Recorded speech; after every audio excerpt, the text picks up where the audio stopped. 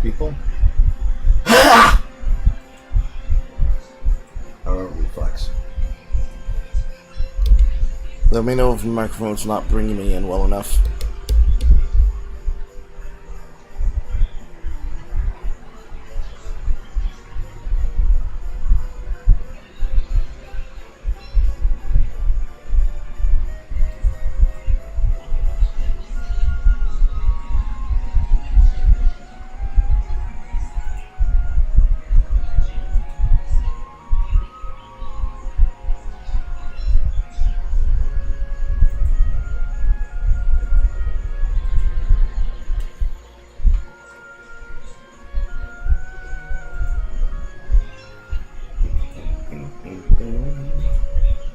And this live stream link. And post this. And post all. Push notifications. Produce. Post. Post. There you go.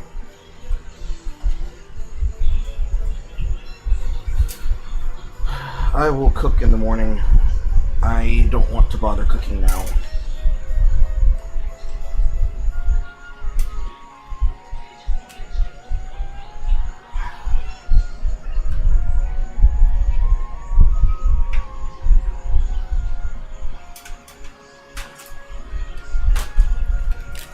I'll go check one fucking thing.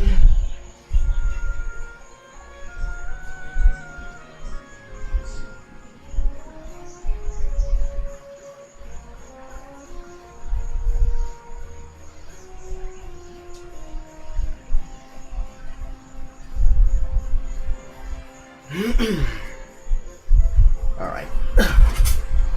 Night and day difference between the air from my window when it's open versus the air in my bedroom when it's not.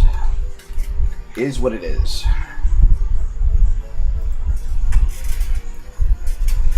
The upside of having already played this game and beaten it once is that because I've played it on 2D, that means I technically have to have a new experience. Why is my shit not conducting?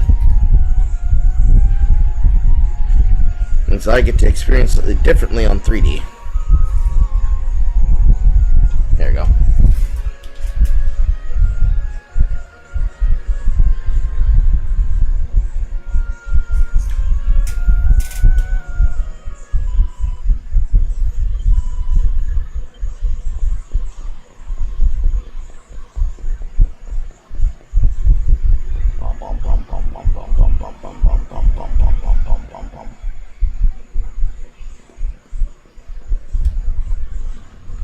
Sorry for all the people who end up basically not getting to see cutscenes because I'm skipping through them, but let's get out of here. It is what it is. And then the game turns into a Crash Bandicoot segment inside of a magma world.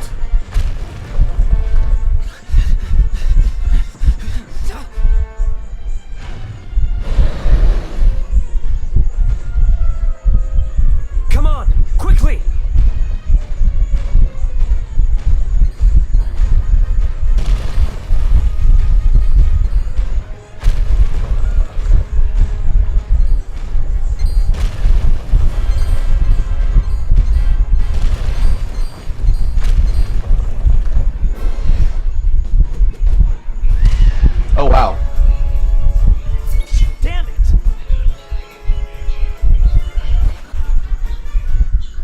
So they add monsters in this segment to force you to run. And then if you get caught, you have to start over again. Oh my god! Oh my god! You can't even pause during this. Oh, that's so toxic! Oh, that's so toxic!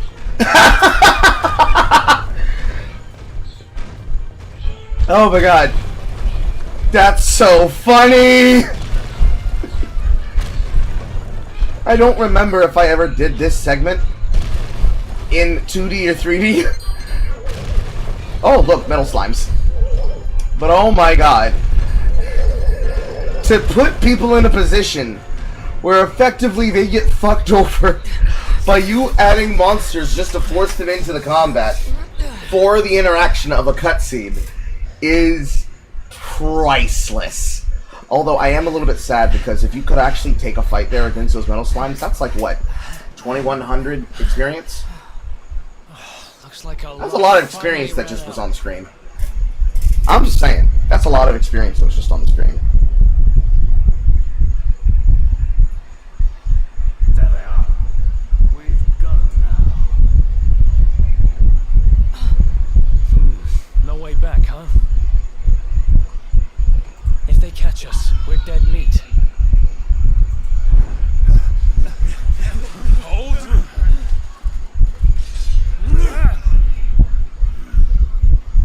Let's do this. I believe in you. I believe in the Luminary. I don't have much choice. Come on. Let's not do anything stupid now.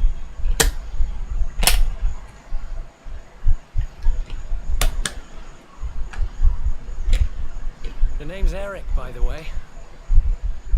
And thus the Luminary and Eric can commit to an action that is only rivaled by Thelma and Louise. And I'm skipping the opening cutscene because fuck the sisters. I am not a fan of the sister team. I'm a fan of the thin one.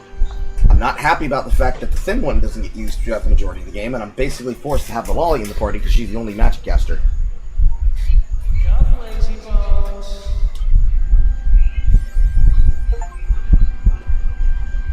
And we do immediately what any hero does. Immediately after waking up after a long fall, we burglarize the building we came from.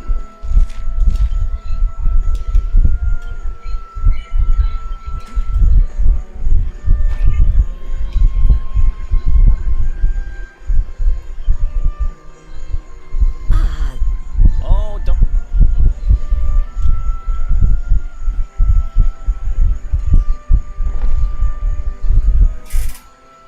Beep. Leave me alone. I already know. Yeah.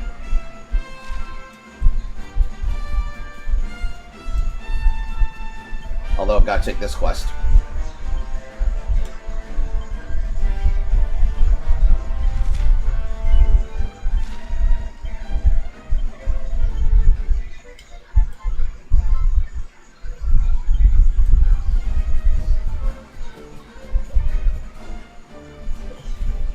Smash! Smash! The one thing that's going to be a definite challenge in 3D is that I'm going to have to find all of these items in the places where they are in 3D and not in the open field zones where they usually would be in 2D. It also means it's going to be a bitch to actually power farm, because in 2D you get random encounters, in 3D you have to engage combat. It's going to be fun. So fun. So fun.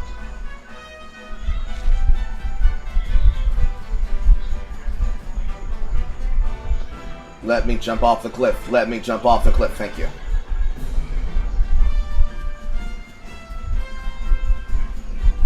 I am looking for sparkles. Beachy sparkles.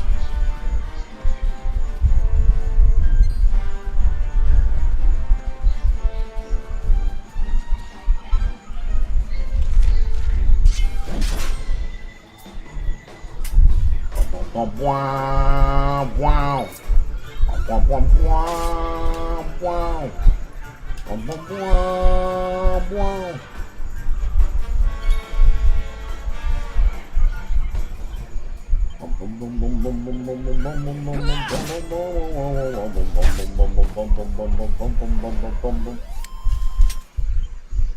Ha! Easy.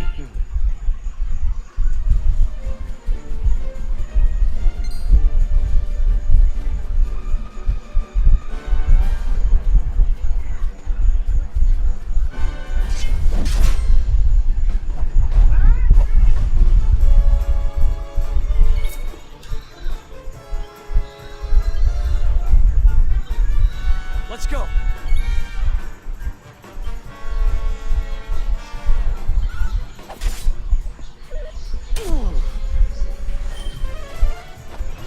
They shouldn't deal enough damage to kill me. No.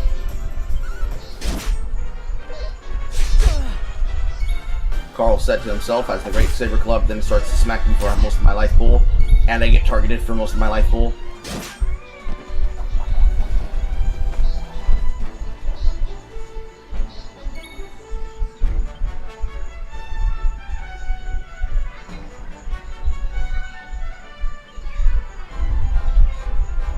That's right. The items have to be on them to use them. He might die. Hey, you okay? No, I am not.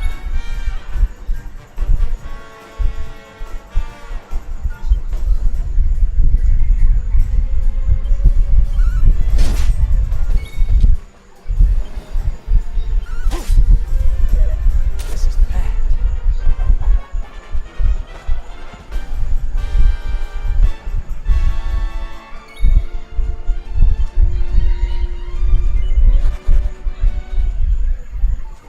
Too many at once.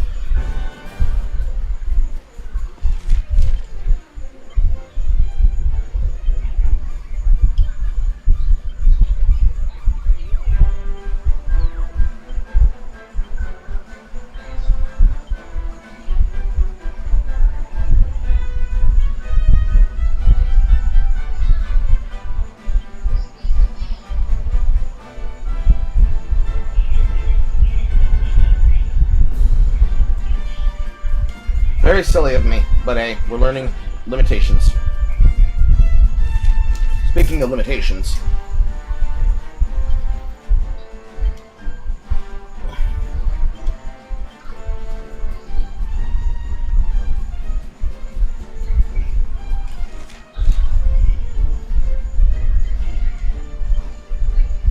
if I remember correctly, dagger is single target, boomerang is multi-target.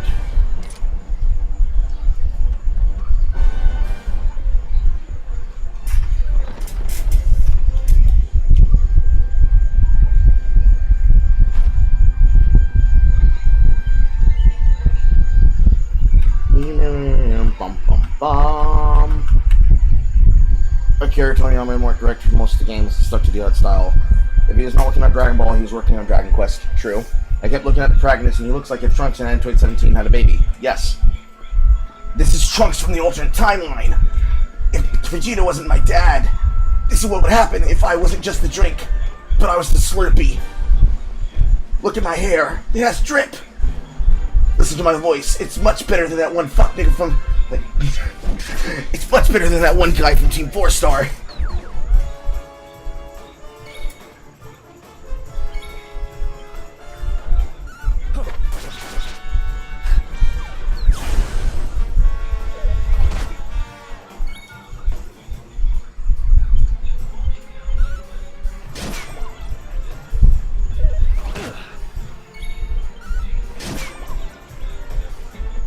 That is what I needed in that first situation. Stupid of me not to equip the multi-boomerang.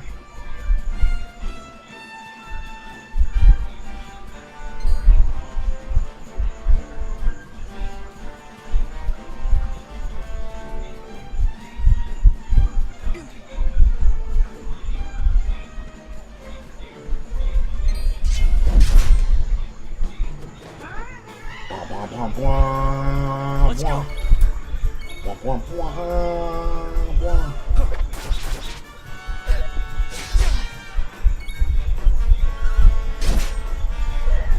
Hit me for a 2-piece. Hit me for a 2-piece. Hit me for a 2-piece. All I do it because I do it for you. Another one, bite. Do you know me?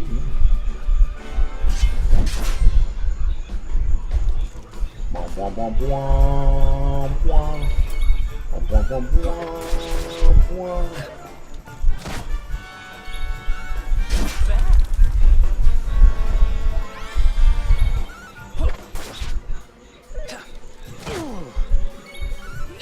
Nice. Who else wants some? Not quite yet. Womp womp womp womp womp.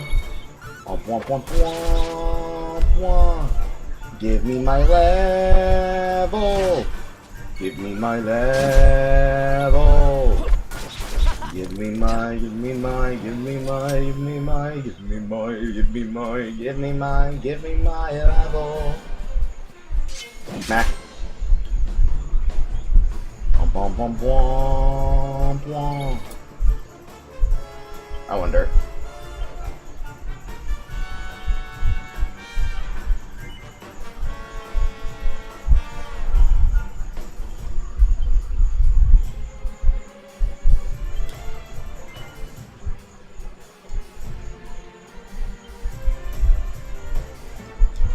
See, I wish that there was a setting for specifically just everybody fight on random for auto battle at a push of a button, but I'm pretty sure I would have to do tactics and then everyone and then show no mercy, or fight wisely, or mix it up, or don't use HP.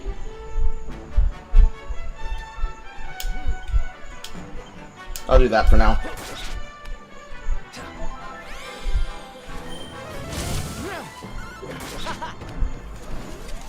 Another one bites the dust. Every time they level up, they get skill points. Go to the gambling on this lineage. You can go to Skill Builder, use your points, and get new abilities while expanding their repertoire. Boomerangs, boomerangs, boomerangs. User Bruiser.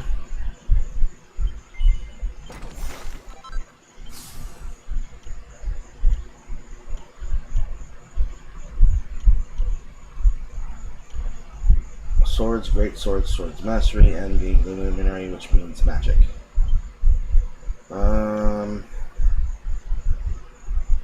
Eventually we go towards this, because I know this is strong.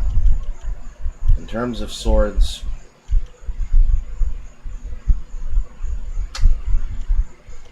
I like great swords, but I also like the fact that I'm going to need to have Falcon Slash. And also, this is the first pet power piece, so...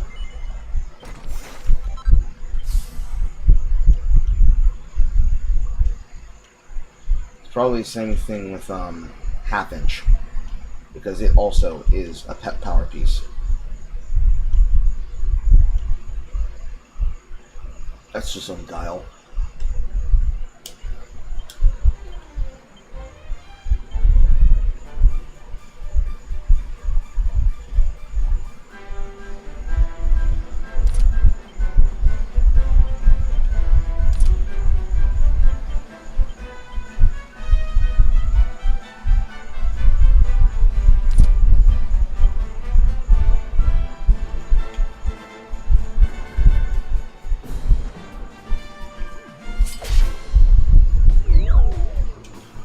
Boom, boom, boom, boom, boom, boom, boom, boom, boom, boom, boom, smack. Let's do Boom, this. boom, boom. Dragon Quest is Warhammer Fantasy. What it is, Dragon Ball being 40k. True. So true, King. Very true. Hello, Avalon. Carl, if you were magically changed into a woman, would you get a sex change and turn back to a man? And if that was to happen, would you be double transgender? Also, hello. Well, first of all, if I was to become a woman, randomly, the first thing I'm doing is I'm growing the Bible Black Fudacock, okay? That's the first thing I'm doing, alright? Because what it means is that if I'm given the choice, that means I have my sister's body type while retaining all of my sexual prowess. And I'm going to put that on my woman first, to know that even as a woman, I'm still that man. That's on God. Smack. Second thing I'm doing The second thing I'm doing is that if I have to, because I wouldn't want to, because there's advantages that will be afforded to me as a woman that wouldn't be afforded to me as a man. If I had to, I would find a way in which to keep the male aspects of my personality while retaining all the female parts. So it'd be like that possession that happened in Batman Beyond when Ra's al Ghul basically took over the body of his daughter Talia.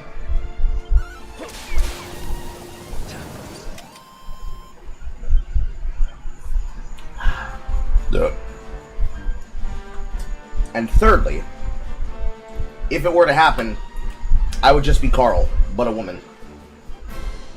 And then truly, truly, the legacy of Carlissa would become real!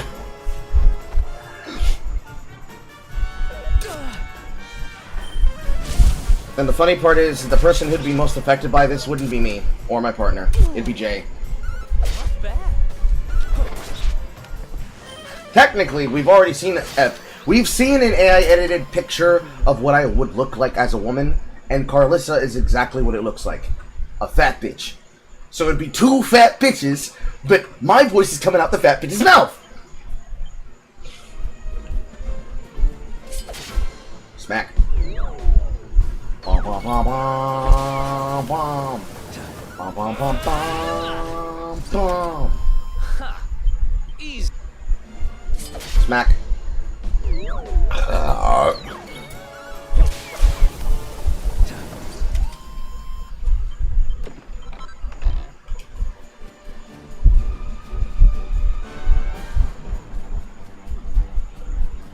Bum, bum.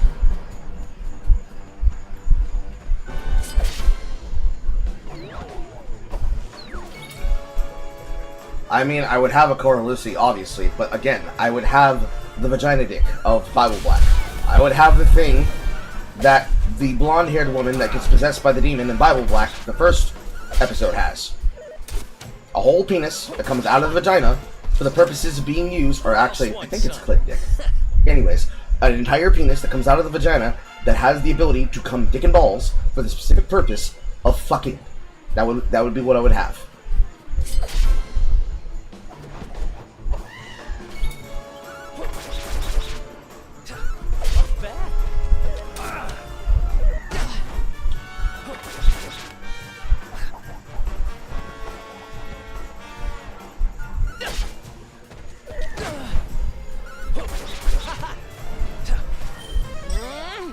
Oh good, I got heal now. So now I can actually do an auto battle.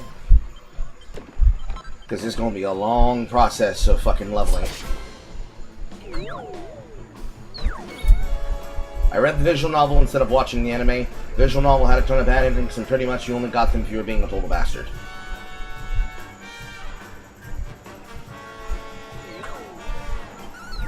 I see. Honestly, Minase got a raw deal. Because he was just surrounded by so many fuckable baddies. How was he supposed to resist a fuckable baddie coming into his house, sucking his dick, and making him feel bad that he's giving a girl a facial, while his childhood friend barges in while he's got her face up on the bed? And then, at the end of the H title, he dies. That's bullshit.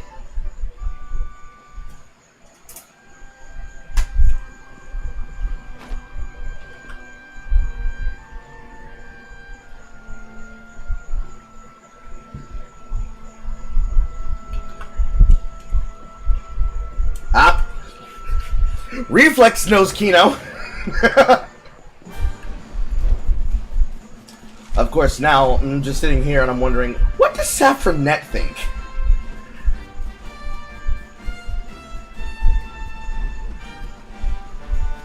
Smack. Boom, boom, boom, boom.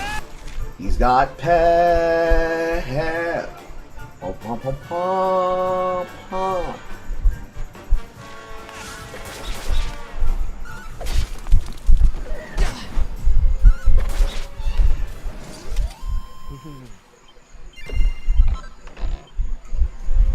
Smack. Pom, Pom pom. Pom pom pom. Pom pom pom pom. You got 3, you got 5. To get this, I need to do 3 more points. This is accuracy when wielding. This is accuracy when wielding. This is for metal-bodied foes, which is going to be the mush things. And this is Toomerang, hit all enemies twice. Power throw, accuracy while wielding, and the capstone once you learn the last skill. I need to get half inch. You jacking niggas out here. This is power while wielding, this is critical chance while wielding. And unfortunately you have to take this 8-point dip both ways in order to go there, which is bullshit, but it is what it is.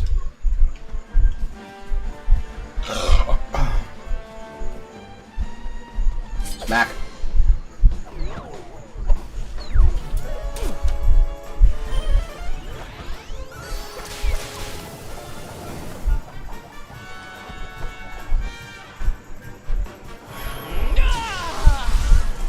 And now they're both Super Saiyajin Blue.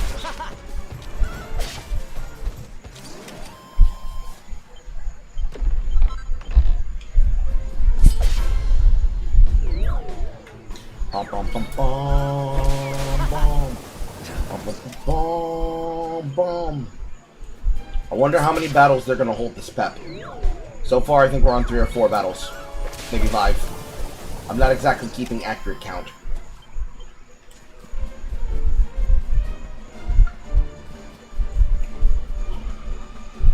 Mac.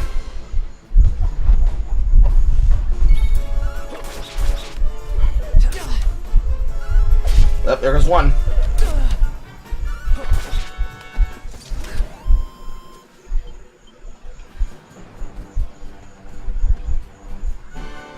Stab. Let's go.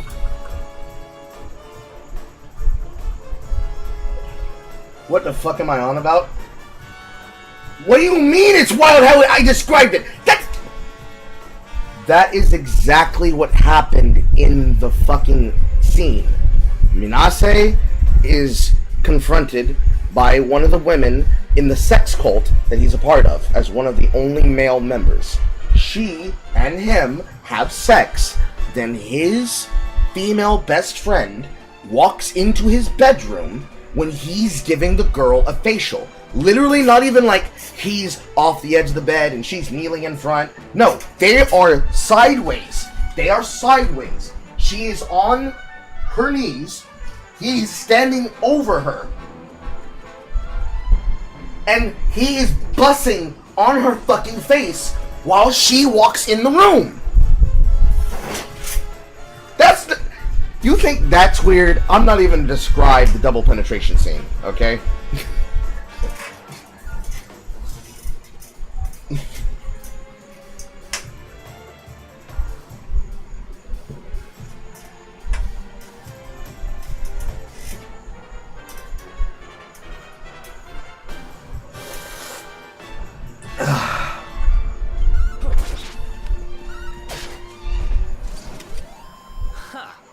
Easy.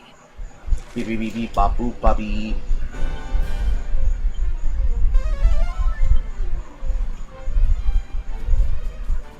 Where's that treasure? Give me your money!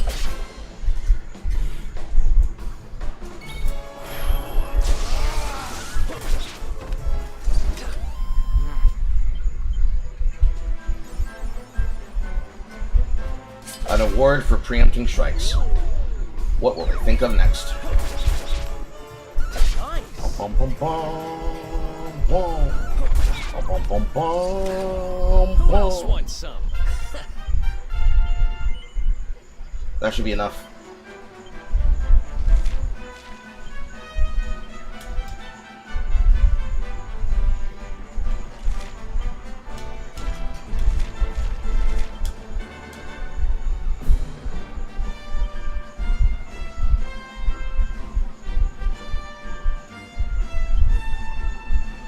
Oh, I forgot the feature. I forgot this feature exists.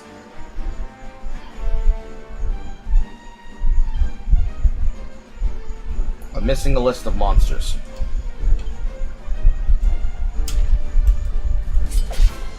Oh, found one chest. Let's do this. Nice. Another one bites the dust. If you look at my following list, it's a very specific thing. Just don't do it on stream. No, I don't intend to. She's a big girl. Saffronet can look it up. There are plenty of porn sites that host it. She could probably find Disciple if she looks hard enough. You can just say to getting your dick sucked, and you can also say, ah, my childhood friend, join us. I have loved you my entire life, like there are multiple solutions to this problem. I'm pretty sure in one of the endings he does get to do that. The version I remember, however, is the OVAs. It is the reason why the particular scene from Bible Black that lives in my brain is the specific scene where Manasseh does a ritual. And he uses the ritual puppets to basically make a man fall in love with one of the women in his school. And in the scene, what basically happens is that this person that he's put under this hexing ritual is incessantly fucking the dog shit. Like, he is in her guts. He is in her guts, fucking the shit out of her in front of the entire school, bareback, up against the lockers. He's just thrusting. And she's attached to him, just fucking in her subspace, just and then people in the hallway try to pull them together. And the way that the English VAs delivered the lines fry my brain to this day, because the man says, no, let me go, I want to fuck her, no! And she's screaming like, no, like she needs the penis or she'll die. Because between that, the DP scene, and the scene of them on the bed, that's literally the majority of my brain's ability to remember what was in that H title. Everything else, blink! I'd have to rewatch it all again. It's like barely remembering the specific scene of the Rat Man from the Okinkydin Clinic. And I would like to say, when I mentioned that scene specifically from the Okinkydin Clinic, it is Saffronet that recognized what I was talking about. So, what the fuck do you mean, Saf? You're just as nasty as the rest of us. And that's okay.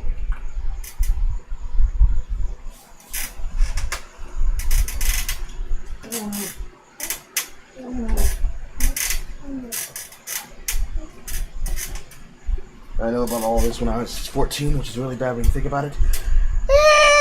You could have been doing worse things. You could have been unboxing life skins on CS:GO, then being scammed by Team Money Mountain and T Pro Syndicate. In terms of things that could have been happening when you were 14, that's like the best thing that could have happened to you. The funny thing is, I always thought Bible Black is the kind of 2 out of 10 on the fucked up meter. It's funny, but it was never like stomach churning for me or anything else. Yeah, if you want something that's really disgusting, you would have to find something like the Fruits of Stalia. Then again, they're out here animating and making versions of these that you can watch that don't have the porn scenes. Lol, true, but I wouldn't encourage it. Oh, of course not. These children should never grow up doing it. My stepson, my stepson is not going to know what a hentai is. Certainly, he's going to end up coming across porn, because what's going to happen is that he's going to hear his mother from the other room one night, and he's going to be like, Dad, are you hurting Mom? And I'm going to look him right in his fucking eyes and be like, no, son. Your mother's crying because she can't handle that dick. And I'm going to walk away, and out from across the hall, when he goes to his mother and asks, Mom, why did Dad say that you can't take that dick because that back is weak? I'm going to hear a shrill Carl across the house, and I'm going to know that my job is done. Why, Carl, why would you say such a thing in which to potentially get yourself in trouble with your partner? Because I'm exactly where I want to be. Leave me alone. I'm exactly where I want to be. Leave me alone. If I needed to be saved, I'd ask for it.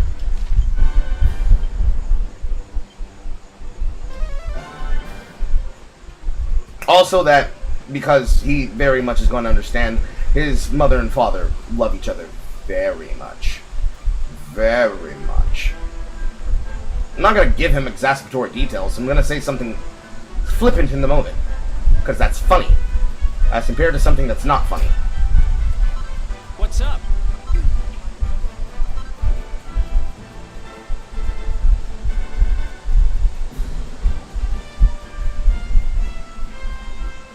That's it? Fuck.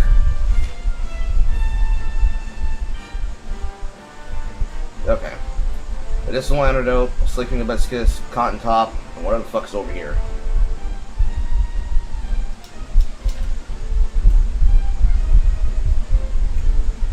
Go down. Thank you.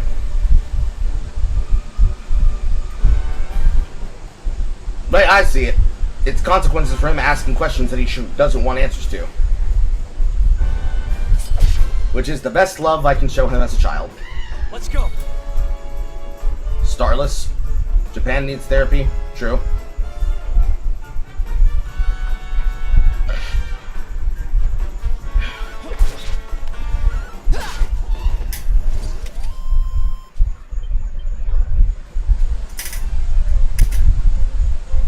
I heard a dog bark.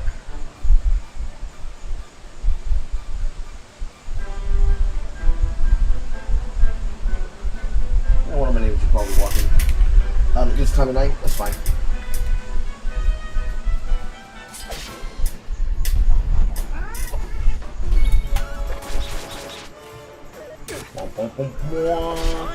I saw hentai in CD video stores, but at the time I didn't know what it was until years later. The one that I remember is called Dragon Peak. Dragon Pink. Dragon Pink. Dragon Pink. It doesn't come to mind. I'm not registering.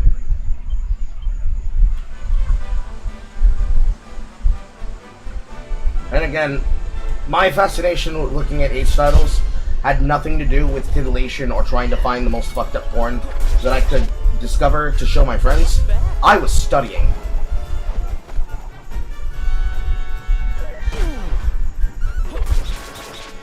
This is like the most cringiest thing a person could potentially judge me for. When I was young and didn't have any experience, before I then gained all the experience. My controller disconnected, it said. Reconnect my shit then. Fuck. Don't you disconnect me. I would look at the content of the porn to gain insight. And through gaining insight, I became really good at sex. Because unlike the alleged accusation that they gave about men, saying men just look at porn and expect women to do things, I was looking at hentai and being like, interesting. And ironically enough, a lot of it useful. Lots of it.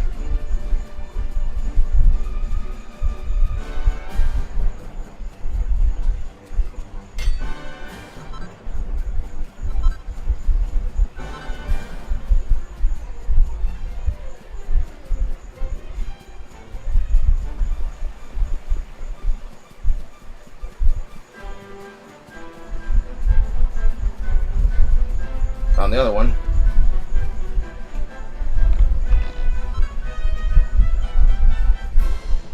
I think the one in particular that I first discovered without necessarily looking for it was called Minkui. There's a specific genre of hentai that was very prolific at that time on the internet. It was the kind that had this sheen to the skin that it looks like the skin's perpetually moist. That was the kind I kept seeing and finding. And for me, I care nothing for the female form in living color. I do not care about the skins and bodies of women, which is to say, I don't care about body types.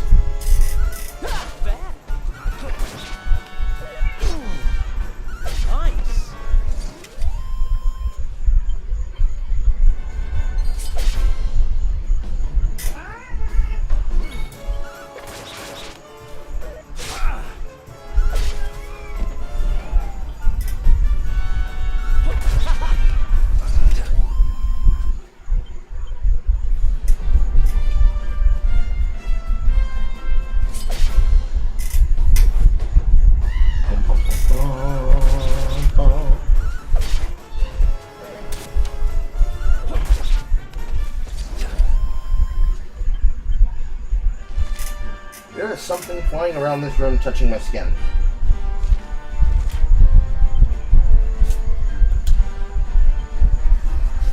Beast Bone, and then the last two are next to Heliodor.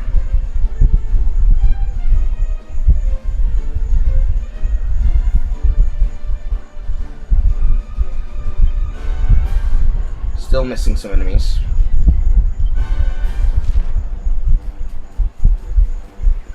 No, this is going to be one of them.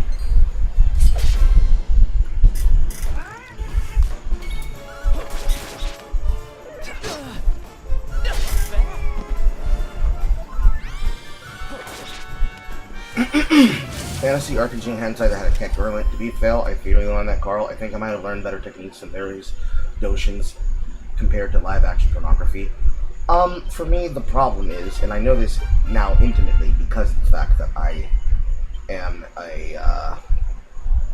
because I've now been experienced in the ways of women.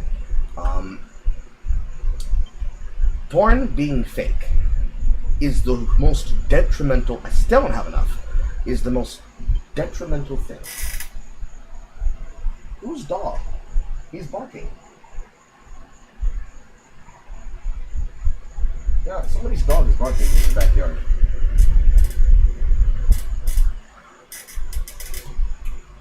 That's what I was saying. My controller isn't working. My controller isn't working. My controller isn't working. Why not?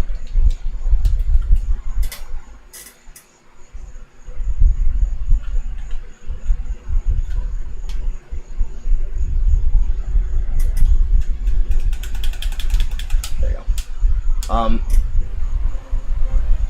The porn industry at the time, especially considering that in the time in which this began, this was when I was moving from California to where I live now. There was gonzo porn, which was the closest you could get to IRL, literally woman off the street, man on the street, get in the back of this bang bucks and suck this guy's dick, which turns into you taking 4 cream pies in 25 minutes type shit. That became a backbone of what most people thought porn is and should be compared to what it actually was when you were consumptive of it as it was being made. Then there was the obvious scripted porn, and then there was the porn with a plot, and then of course the fourth party, the hentais and the fucking narrative stories. Yep, that is somebody's dog. All of them had the same problem if they were made with IRL actors and actresses, which is that these bitches obviously are not enjoying his penis. It's obviously not real. It's obviously bad. Since it's not real porn, it is very boring. There's nothing to be learned here. There's no strategy that can be accessed. It's literally something that should be disrespected and ignored because there's not a single viable thing that I can learn from it. Which is the number one problem. Which is why I am saying this. It is the most ineffective way, other than learning from the woman in which you're having the sex with, on how to touch them. Because, obviously, it's about presentation, not about actual enjoyment. Meanwhile, the things that were happening in hentai was actually for the enjoyment of the woman. It just so happened to be that because it was for the enjoyment of the woman, it also happened to be positioned in such a way that it was, like, believably repeatable.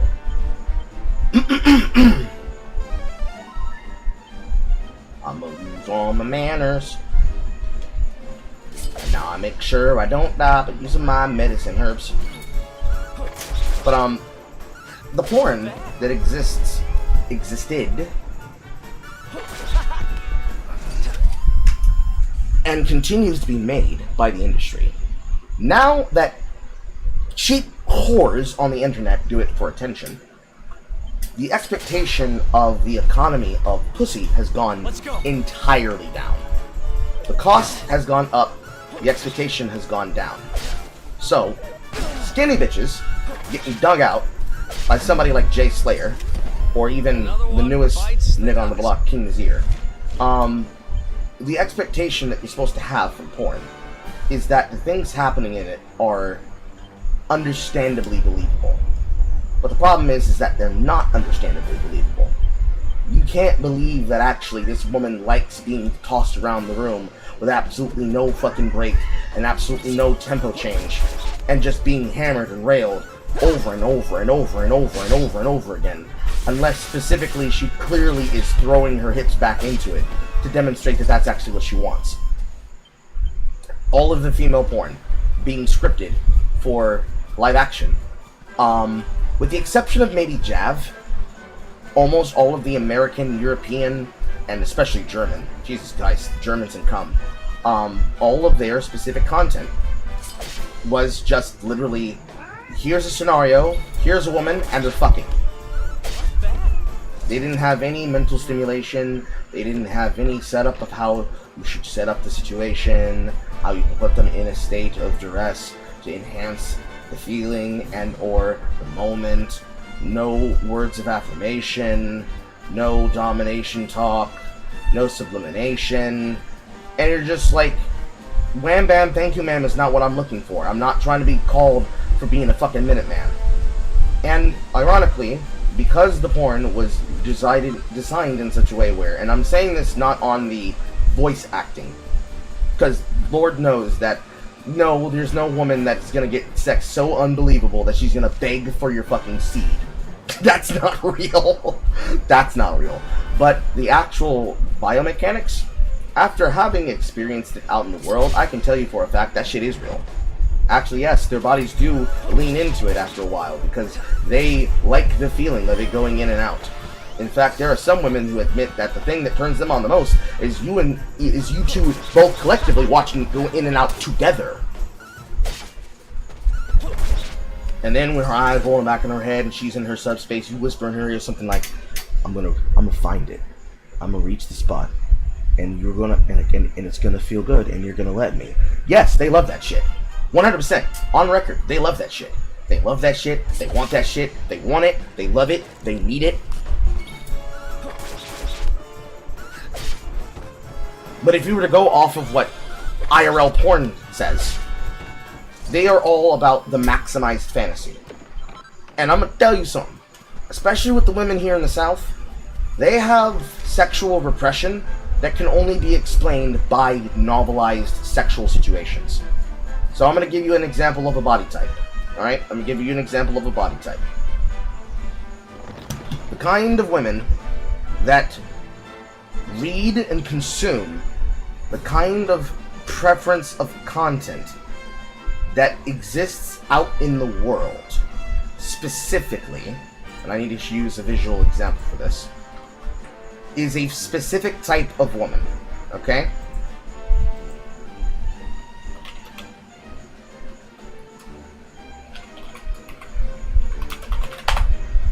Hopefully it finds what I'm looking for when I say homely plus-size women. Southern women. Not what I'm looking for.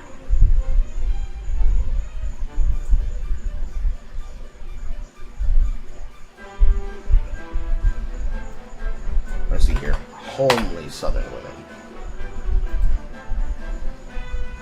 Let's see here. Looking for one, looking for one, looking for one. No, not those. No, not those. No, not those. Those are that's what they look like when they get older. No, not those. No, not those. Jesus Christ. If I type Southernly, all I start getting is pictures of old women. That is not what I'm looking for. And the kind of Southern woman I'm looking for is not what's pulling up in front of me. So, I'm looking for a specific body type. Aged 25 to 35. No, that's not what I'm looking for either. Technically, this could work, but this is an Asian woman. I'm looking for somebody inside in my area. Let's see here. Homely Southern Wolf and Waffle House. No. No. No. No. Fuck, this is gonna be harder than I thought.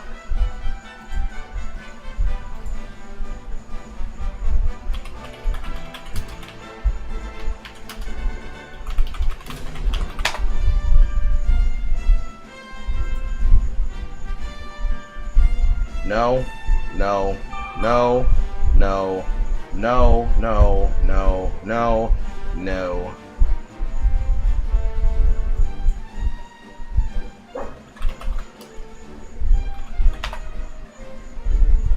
This is kind of closer to what I'm looking for, but I might just have to use a picture from my own Facebook.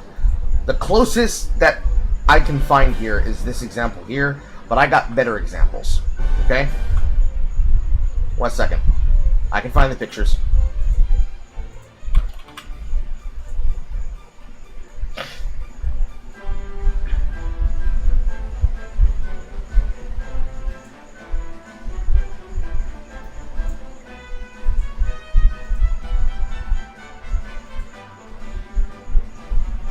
Okay.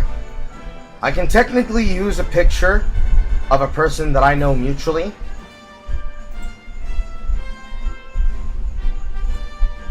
I'm going to use several different examples if I have some.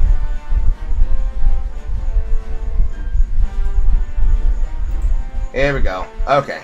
Here we go. Here we go. Here we go. Here we go. Here we go. Here we go. Okay. So these images come directly from when I used to work for Smoothie King. I'm not trying to dox these people, I'm not trying to embarrass these people, I'm using this for the demonstration of communicating a specific thing that I need this image for. Okay? This is me, with the crew that I used to work at, for the building that has now been put on the market to be sold, because apparently it's being closed. What we're looking at here is these two women here. You see the way that the skin looks under the light, and you see how the clothes and their faces look, and the space in which their face has, where it's very heart-shaped and Bella-like, but compared to the redhead, the blonde woman just looks like she can bake a really good apple pie.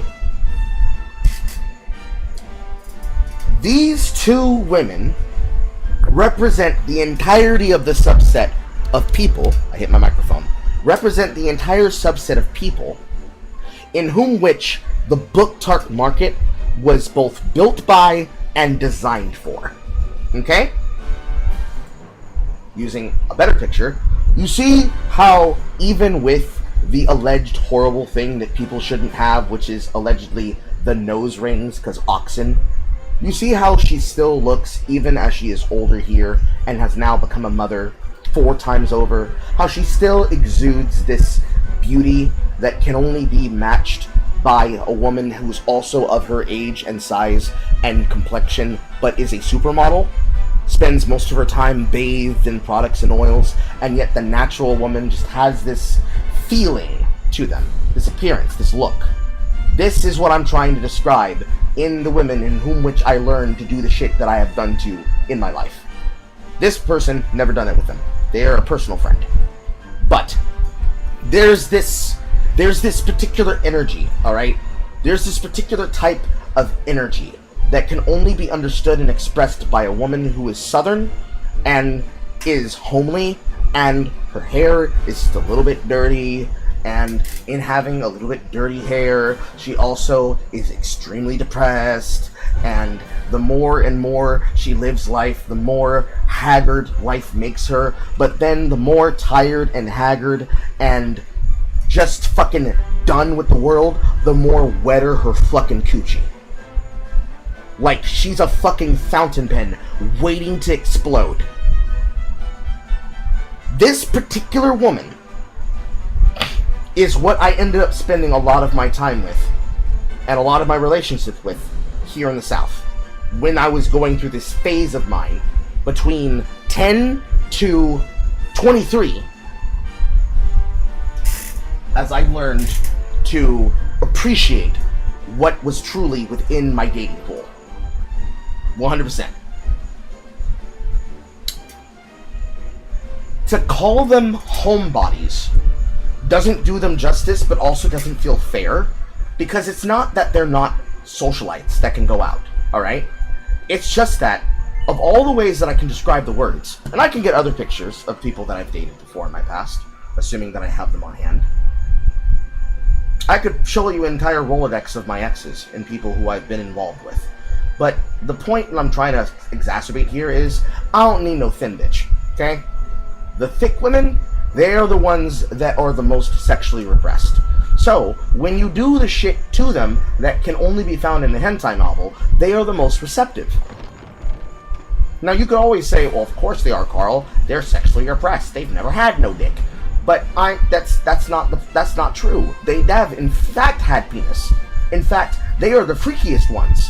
Like, no, Becky, I'm not interested in you and your back. You're like, no, I didn't come here and then you got a friend for me. Like, no, I want your friend. No, I want your girl. I got a friend for you.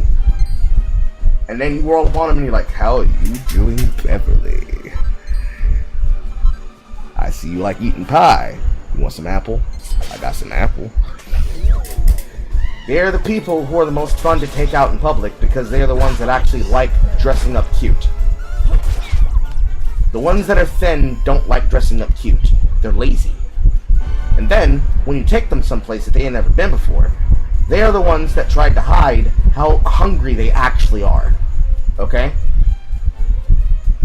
Now, to demonstrate this point, I can actually just now go to TikTok, because now that I've shown you the example, I can now show you the theory, okay? So, just cut the sound for a second. So, keep in mind exactly the examples that I just communicated to you. Alright, keep it in mind. Keep it in mind. Now I'm going to show you one of the examples of women that I'm discussing.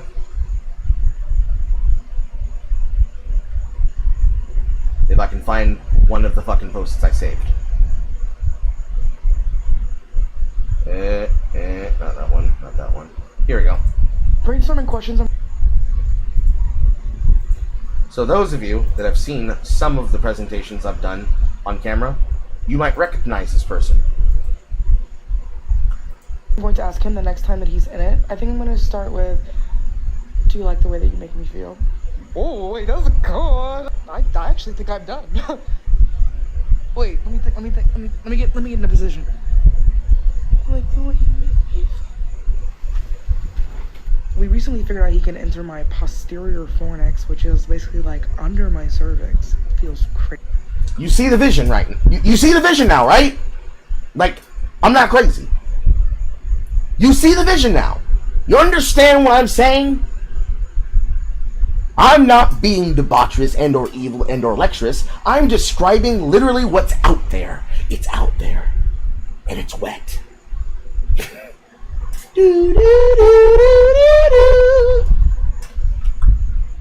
Crazy, by the way. Brainstorming questions I'm going to ask him the next time that he's in it. I think I'm going to start with, do you like the way that you make me feel? Oh, wait, that was good. I actually think I'm done. Wait, let me get in a position. Like the way you make me feel. We recently figured out he can enter my posterior. Now, mind you, this is just one of the black ones. I can find some examples of different races. Let's see here. We've got white. You gave him the pussy, he left. You right. You dropped your harasser, he left. You right. You tricked on that nigga, he left. You right. You gave him attention, he left. You right. He played in your face and he left. He left. Nigga ain't have no job. You right. Nigga ain't have no car. You right. The lies, the bitches, the DMs, the hoes, you shouldn't be saying. You gave him the pussy, he left. You right. And then, assuming that I can find the other one, you've got the trailer trash. Although this one right here, this one is probably a really good example, because this facial right here is what most of those women look like in general. There's a reason. Like, this woman's entire face card is what most of those friends that I'm describing with the thick bitches look like. Eat this up all day, every day, especially when they got them big old eyes. Audio not coming through. What do you mean? I can see my audio on here. You must be okay, I can see the problem. You're only watching through you're watching through through just the server. I'm showing this on camera. You're so spoiled. Okay.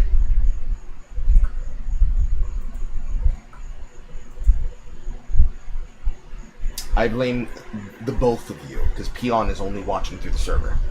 Okay? Okay. Because I turned the sound off on the game so that I can play this on camera.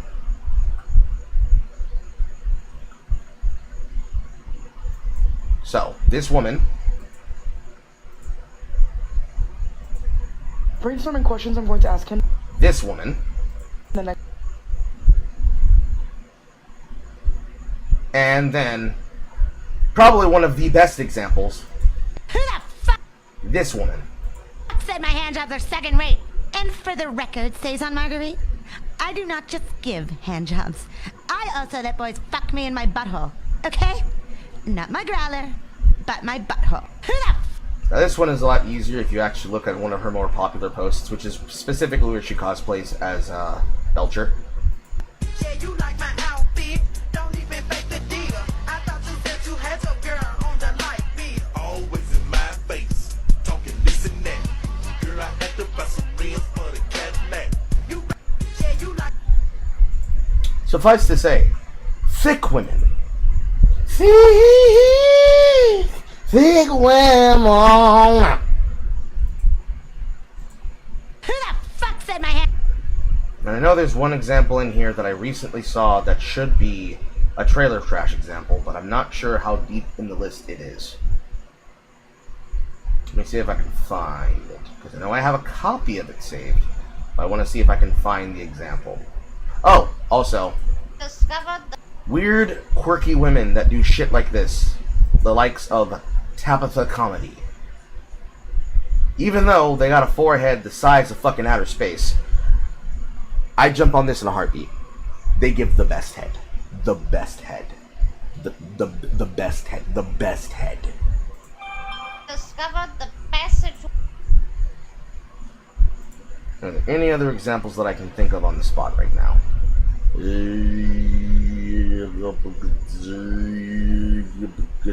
Probably this one. And the one thing I This one is just basically the equivalent of a white hood rat. Trailer trash. struggle with is finding pants. The closest you can get to like a cute looking woman who can approach the nasty nature of somebody who could be a Kenko sister. That are ready for the facilities of this fat appa. I mean, that shit is a meat mound. Like, it should go without having to necessarily say. Very pretty, even when they have their hair up. And I think this is the prettiest you can go. The, quote, homeliest you can go is probably the Humble Demon.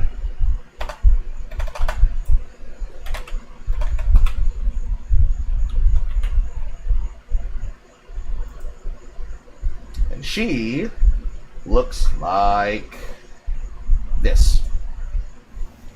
Pretty brown, take you down. I wanna spend my time with you. Pretty brown, take you down. I wanna spend my life with you. I wanna spend my life with you. I wanna spend my life with you. It's usually the way that this girl dresses up, is she usually tries to dress like this. As most people recognize her as the mischievous ass-beat Billy Bouncer. And then, you know, dressing gore. I taste this like candy. Want your rock with me? I taste this like candy. Want your wall out with me? I taste this like candy. And now, after this conversation, it should be very obvious and very clear to every single person here who knows who I am, why I chose Star as my partner. Yes, exactly, for those reasons. Yes, sir. Yes, sir. Ha ha ha ha.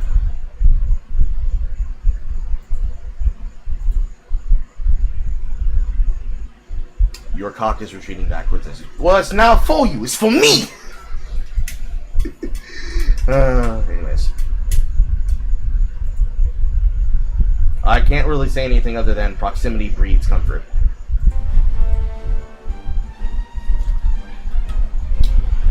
What should I look for in a partner if I want to be able to cooperate in missions, plots, and conspiracies without running into conflict or problems? Or just what to look for to avoid problems and conflicts? When we are describing what you should look for, you are not looking for appearances, you are not looking for appeal in her face card. You are looking for what you feel when you think about being in a room alone with them and you are not trying to sexually touch them. The answer of what you think of to yourself with others when you are when you are thinking of a person that you want to date to marry is the definition of what you should expect to feel when you are looking for a partner.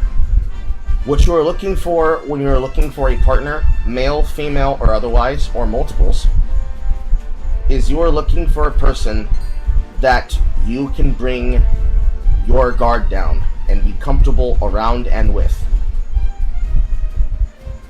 And in the same breath of being comfortable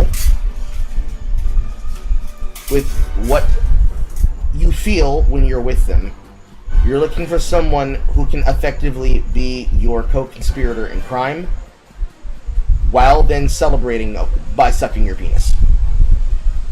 Until you nut. And then swallowing and asking, can we go for Waffle House? While giggling. Which is to say, you're looking for a person who can be ride or die, which is a very hard and difficult and arduous thing to look for in a partner, because most people that are going to be available in the dating pool now are going to have baggage, and you have to micromanage their baggage while also dealing with the consequences that come from them having been harmed and broken by other people, because they're so used to defending themselves and having their guard up that they're going to try to stop you from being able to connect to them in a meaningful way that gives you the ability to care about them and what they care about most in their life. Because that's just how the cookie crumbles. I need the night. I think these enemies are in the night path. So, what you're looking for, ultimately, is you're looking for 3 key categorical things. You're looking for the way that you feel when you're alone and you're thinking about them. You're looking for the way that you feel when they're out in public with you and you're interacting with them. And you're looking for the way that you feel when you are getting opinions and getting assistance from them about things that you otherwise would not necessarily have the chance to get the appeal of. So what that sounds like is, when I am with Star, it is no different than me being with my partner, as much as I could say it is being with my best friend, who I just happen to also put my penis into. That's number 1. There is no reason why I could not include her in a decision. A few more battles and then I can move to the next zone. I want to fight at night. I want to fight at night. You will not let me fight at night. Fukami! But you are looking for a partner that feels less like your girlfriend and less like your wife and more like your homie who you happen to dap up and is responsible for having spawned your children. I should be taking these fights.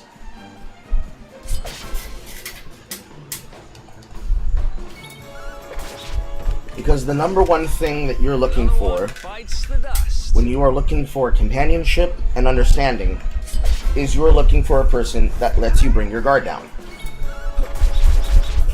If, for any reason, you feel like you can't bring your guard down about your partner, you need to analyze the reason why you feel that. If it's something that they did, you need to address it with them so that you can be back in a position and zone of comfort. Basically, if they treat you like you can't trust them with information, that is a sign that there is something you need to address in your relationship that has gone unaddressed and needs to be communicated. Which is unfortunately another way of saying you have to act like a woman. Not so much that you're living in your feelings, but that you're responding to what your feelings are telling you, and you are trying to visualize whether or not your feelings are giving you the intonation that tell you the equivalent, the male equivalent of what the ick is. And the male equivalent of the ick, and this is important, write this down. The male equivalent of the ick is the desire to not put in the effort to fight for neutral. That's what you're looking for. The desire and effort to fight for neutral is your body telling you if this person is or is not worth the time to explain things to. Do they correct you? Do they help you? Do they try to understand you? Or do they nitpick and nag you? Wrong side, Carl. Do they nitpick and nag you?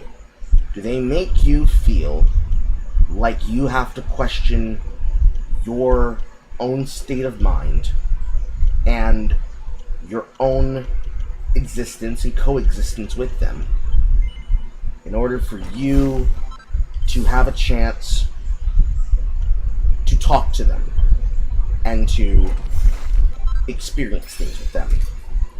Itemized kill, and to experience things with them in such a way where it feels like they intentionally make you question your sanity, so you no longer want to include them in decisions.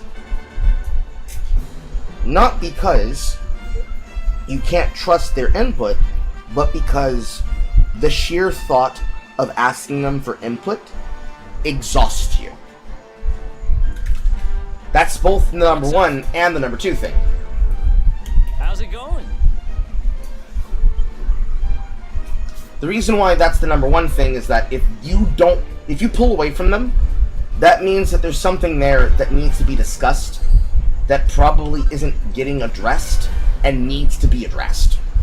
But then the number two thing is that if you can treat them like you treat a friend, and you can joke with them, and you can play with them, just as much as you can try to seduce them and sexualize them, it is because you need to be capable of putting your faith and your trust in them in such a way where your comfort zone becomes them. Like your house, your family, your home. Like your house, your family, your home, everything should feel like if I'm nearby them, I'm just as happy as if I was in my man cave. That's what ultimately having your partner should feel like. It should feel like everything that you do with them is an enhancement, not a detriment. If it feels like a detriment at all times, or specifically in a few situations, and there are pushes and pulls in relationships, but we're talking about over the course of years of experience, not a new relationship where you're still learning each other's boundaries and getting off the ground, because that's effort, that's work, that's maintenance. And effort and work and maintenance, shiny! Effort and work and maintenance, when it is done for the purposes of upkeeping, maintaining, and repairing how you manage with them on a daily basis, that is effort, that is the definition of emotional labor.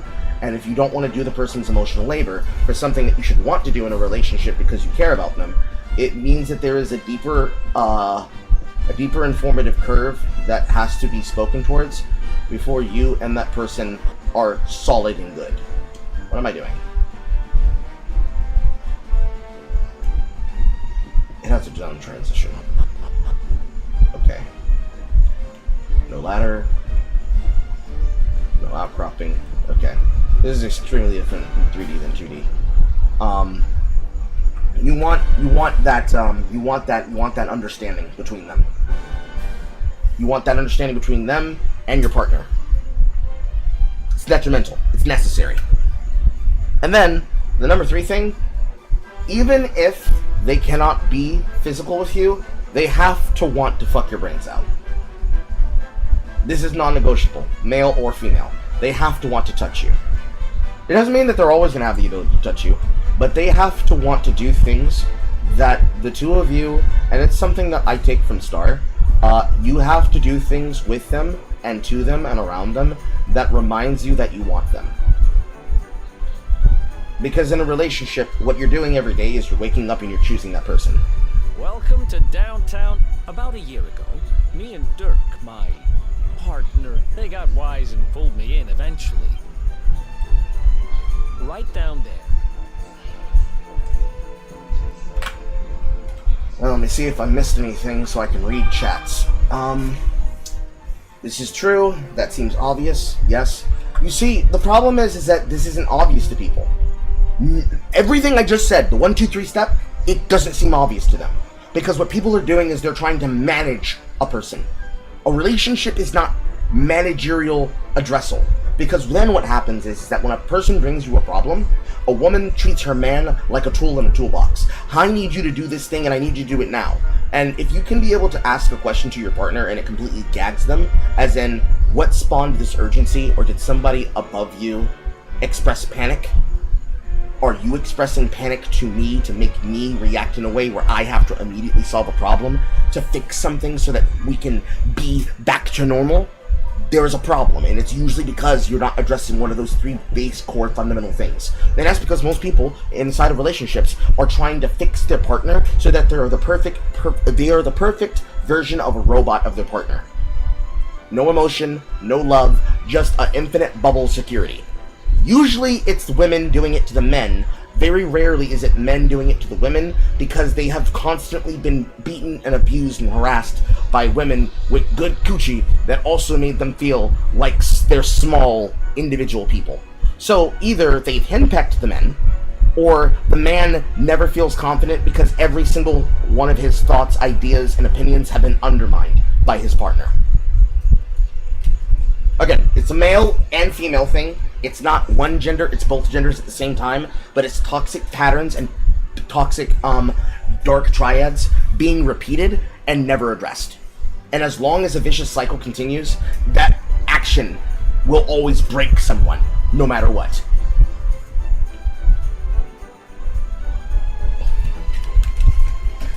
There is something stinging me, and I can tell because now I have a fucking welt on my cheek. There might be a mosquito on my arm.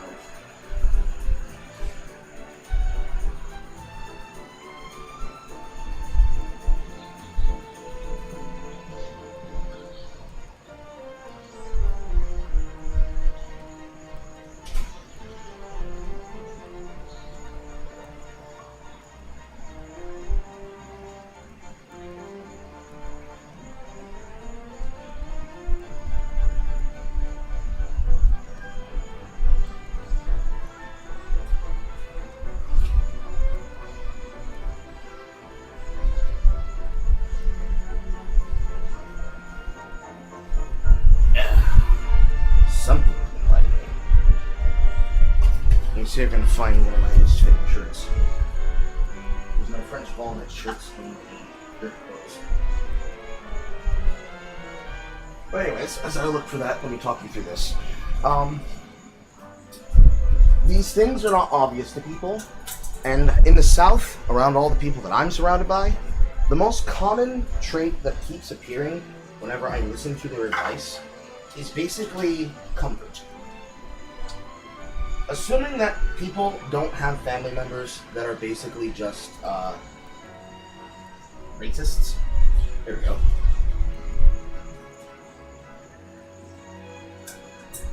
Especially for the relationships that I've had with these homely, heavy-set, librarian, desperate in the face, wet in the sheets, glory-ass looking girls, is that they feel like they go unappreciated. They feel unappreciated by the people that they date. They feel unseen, unheard, and unloved by the people that they've given chances to. So in the perpetual cycle of why do good girls give attention to dumb jocks, and why do dumb jocks want to go for the fat-titted bimbo, these types of women usually self-destruct because they don't feel like they're being given the same kind of affection and cycles that they can get from men that they believe would be a dream to have, but they don't feel like they deserve. And so they do negative things that make them seem needy, aggressive, abusive, or bitchy. Bitchy is probably the most common adjective and noun that these women use for themselves. So, in being bitchy, they either train their partner to not challenge them, or they train their partner that every single proposition of a concept or idea has to be decided when the woman decides that she's ready to give an answer, and or that every single thing that he offers is always going to be questioned and nitpicked until it's exactly perfect. It's really, really bad. It's probably the worst shit that happens. Because that's probably the deepest wound that you can inflict on a guy. Because he literally will not know what he did wrong. You have to be confident enough to say, no, you're shit testing me. We're going to make a decision, and we're going to live with the decision.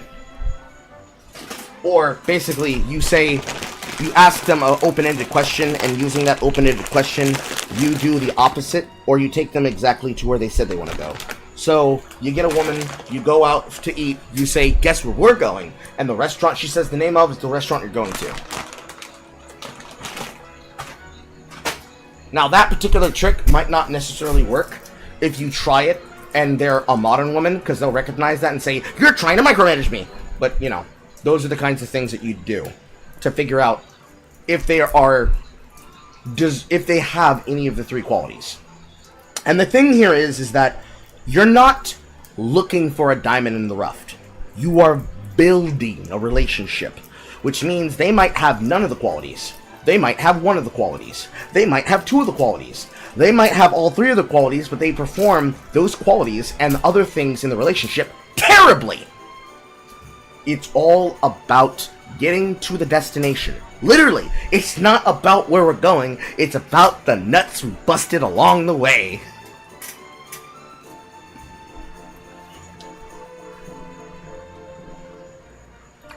Which, to put that simply, there's nothing more sexy to women than self-confidence and leadership. And good communication.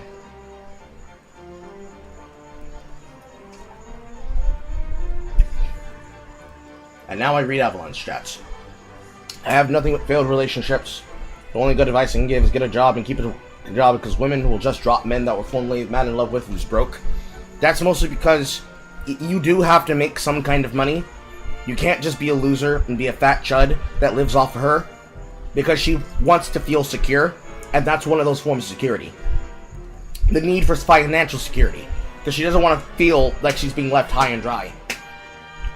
There are some men that could probably pull off being kept men in a relationship, but in order for them to have the right to ask for that, they basically have to be the best kind of stay-at-home dad, so that she never has to worry, because she knows she has you in the corner.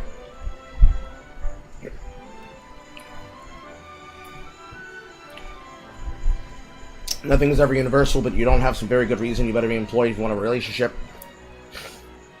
Carl, I had a perfectly functional relationship with a woman, and then my dog died. I cried, and it was like a switch flicked in her head, and she lost all respect for me.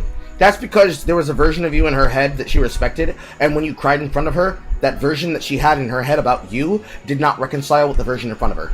She thought that you should basically always be stoic and never show your emotions.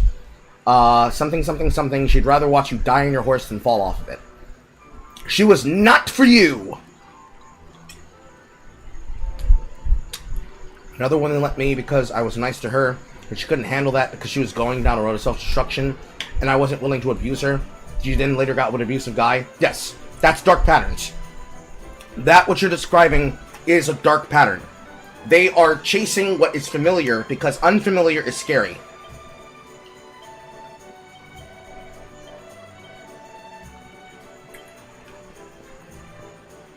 Those are usually the most dangerous relationships. Mainly because you don't have lots of ways in which you can be able to affirm that they will not end up being toxic down the road.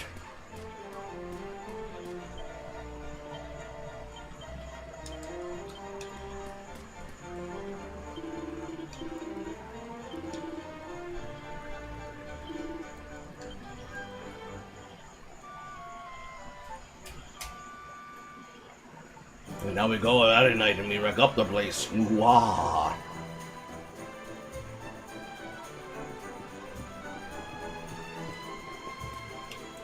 Save node.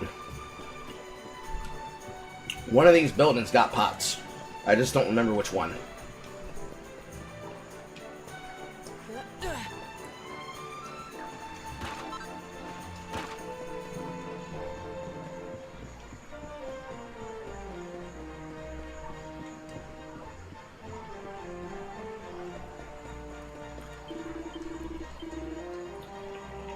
Copper sword. Copper chopper.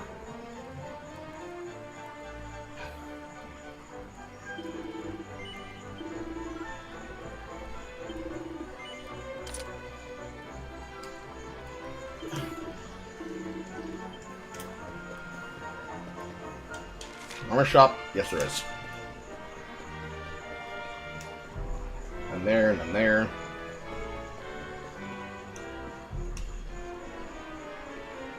This is the spot. Keep...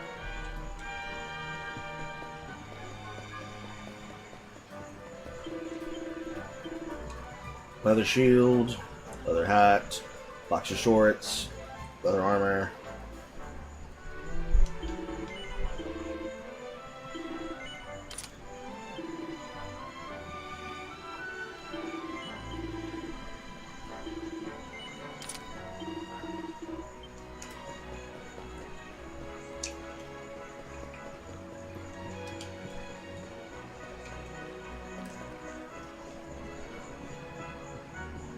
God damn it, I hate this camera.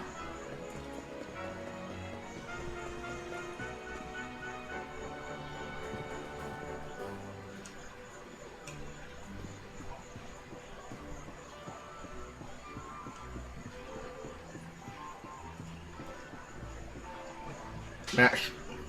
Smash.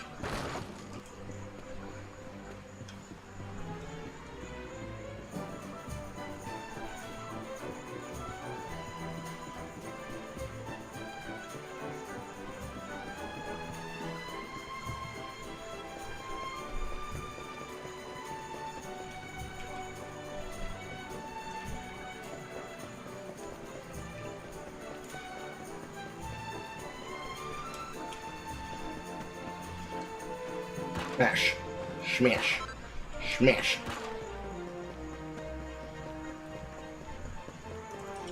I think that's all of them that are available for now.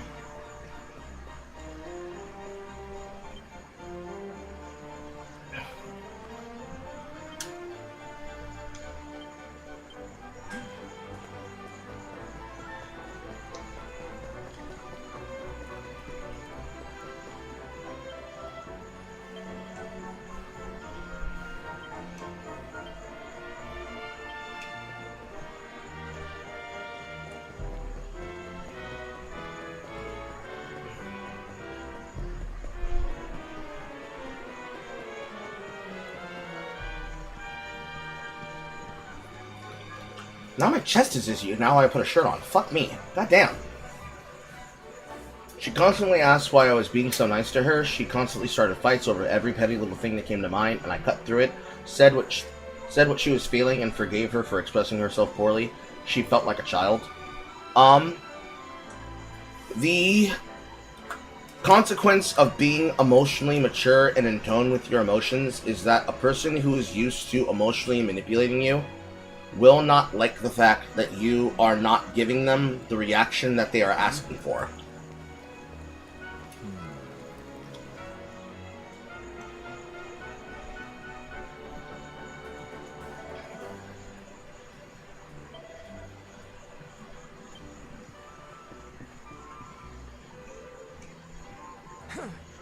It is one of the many problems with toxic people in toxic relationships. Can't. You saw her heading back to the inn?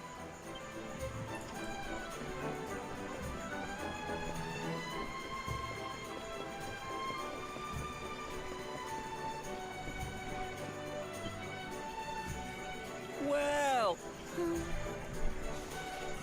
Welcome to our humble. Strike a light! If it ain't me favourite little tea leaf! Last I heard, they'd locked you up and thrown away the key! Hang about. You've gone and escaped, ain't ya? You and your friend here are the fugitives everyone's talking about! Well, I know not to stick me big nose in where... Don't worry. I just need to know. Dirk, eh? Didn't he open some fancy That can't be right. Wait a second. Look, in this part of town you don't go up. You're right.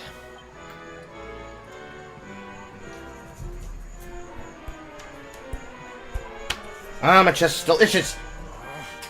That no good traitor?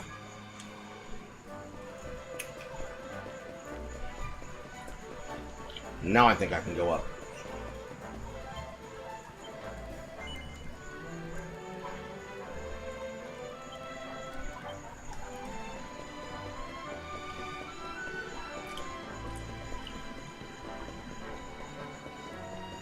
I doubt I can get 2,000 coins without selling equipment.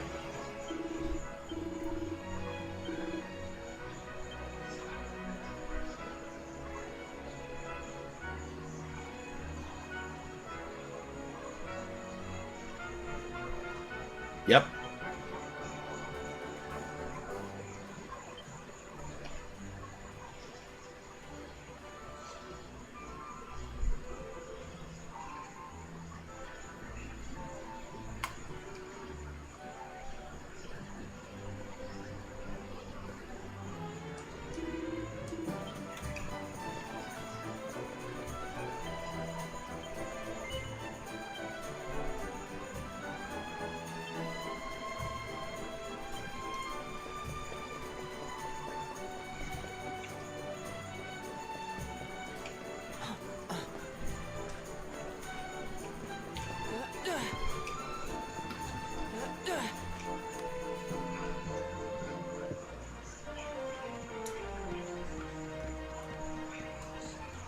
I wish there was a classic climb button.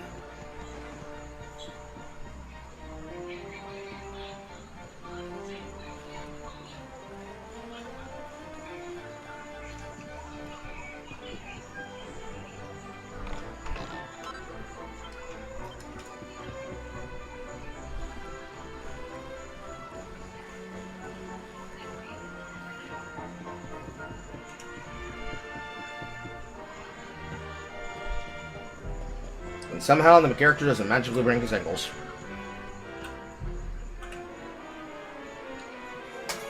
You've encountered a set apart situations, and aside from the people wanting me to pay for their internet or fly them out to the country, those are my interactions. Did I miss something? I feel like I missed something.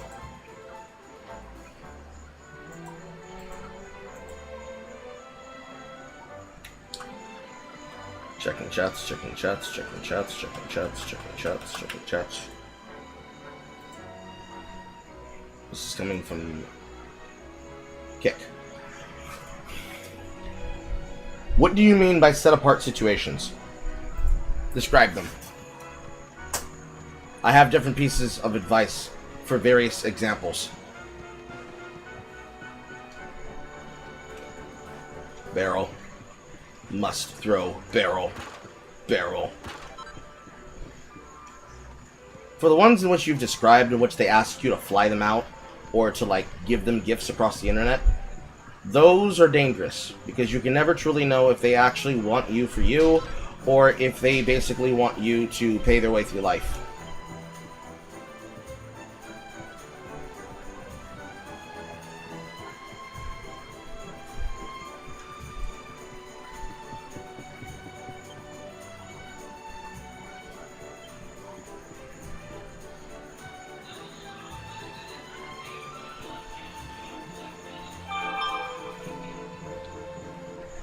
Ba ba ba ba ba ba ba. Ba ba ba ba ba ba ba.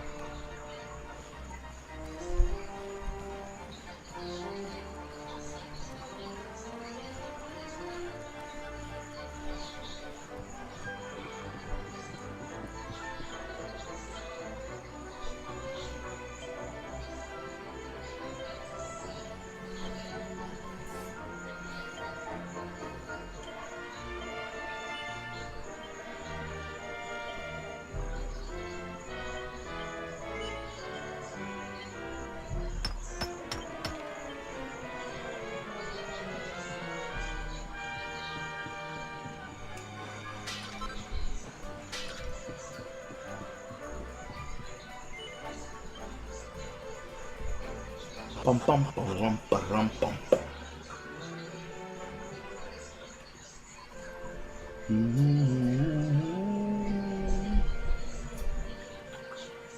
I missed half of that. Opposite sucks exist, and there's well actually sex in terms of dating. Okay, but you still need to describe them. Unless you did, and I'm missing something. Because the chats are not updating quickly enough. Not there. Not there. To be honest, I think the incel red pill phenomenon is less attractive men that can't find women and more men with very good personalities who have been warped over time due to loneliness. That's partially it, but there's more to it than that. You cannot describe the male loneliness epidemic in very simple terms. You have to describe it for what it is. I think to be jaded, you have to be had hope in the first place. Correct. Thought a lot about how to be good to their partner. Inexperienced types that were mostly originally very kind. Keep in mind, my moniker is pretty far. I produce syntax errors since it's hard to read this far away to edit what I'm saying.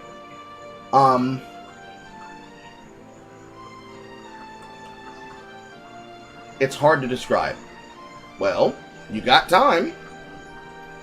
While you think of that, I know how I'm going to respond to what he said. The thing that is the problem is that the male loneliness epidemic is the result of a very specific flagellation of character. It is a very specific response to the flagellation of character and a decided choice to rob you of certain ways in which you choose to respond and be treated by people. These things are very specific. They require very specific levels of discerning. And they are descriptively the reason why, for some men, they find dating to be hard. The number one problem is that for most women, they don't want a man, they want comfort.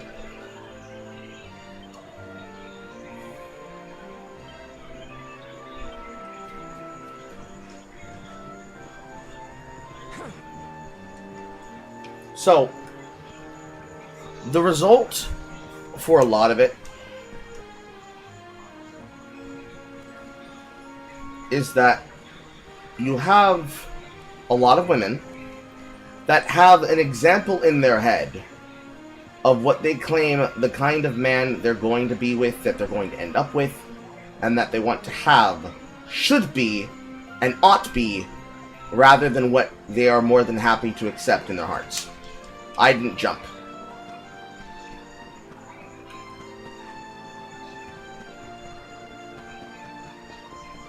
And the thing about this that creates this disharmony of reaction, of take, of consideration, is that these men that are more than happy to open their hearts up and give their love to a partner are effectively being told that they're not good enough, and that's why they deserve to be cheated on, and that's also why they are incapable of truly fulfilling what these women allegedly want and need. This time, Carl, make sure to press the jump button and not the confirm button. So, in the case of the male loneliness epidemic, what women say it is men not meeting the standard. What it actually is women telling a man he doesn't deserve to be happy as a response to being made unhappy by men in their lives that have fallen short for them.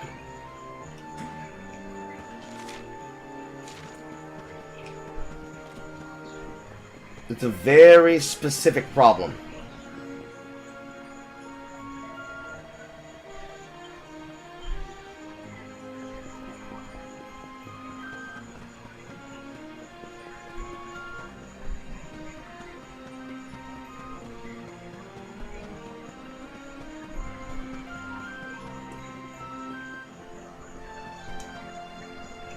I hate the fact I have to do this twice. Or actually not twice, thrice. I failed to jump the first time.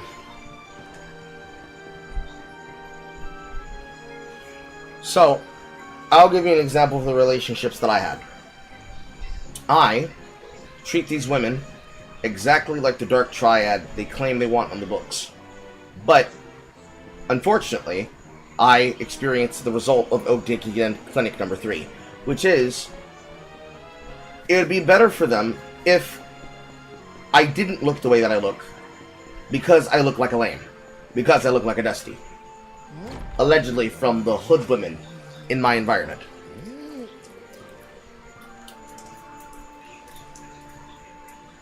Wow, nice place you got here.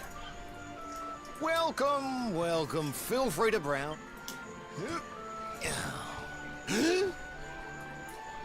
That's good, because I'm looking for something very... Long time no...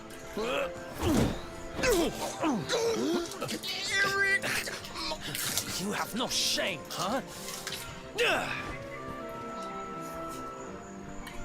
You always were full of it, Dirk. But this really takes the cake. Admit it. You sold me out and sold the orb so you could buy this place, didn't you? I never. I promise you, I never sold you out. I was worried sick about you. I only opened this place to try and help you. Turn this off for a second. Keep in mind, my monitor is pretty far, blah, blah, blah. Women should want to be emotionally stable and long, strong-willed men who want to make them feel safe. Being funny is a big bonus, but what men want is sympathy. It's partially a supply and demand problem. Women are unwilling to be sympathetic, and men are unwilling to stoically accept that. It's a lot worse than that, actually. No, it's a lot worse than that. And ironically, I have TikTok clips to prove it.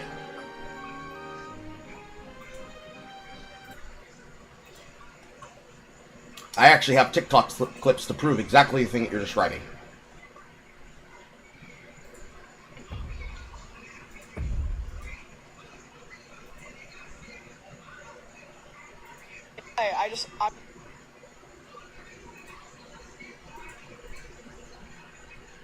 I'm like just attracting douchebags. Like I'm not seeking them out. But the thing is that you are seeking them out. Like, you're attracting good guys, like that one guy you were talking to, and then he moved like 10 minutes further away, and you use that as an excuse to not talk to him, when I liked him. And he was like one of the only guys you've ever talked to that I liked. Okay, well, it wasn't that he moved. He was just like, he was a little too clingy, and like I don't do well with... Oh my fucking god. I don't do well with you clingy. Want a douchebag that doesn't want anything to do with you, and you want to chase him around, so you're not ready for a relationship, like I said the other day. I feel like I am. I just need a balance of douchebag and clingy. Like, I don't... Somebody that's, like, maybe wants something to do with me, but isn't clingy. Case in point as to what I was saying in my video yesterday. And this is...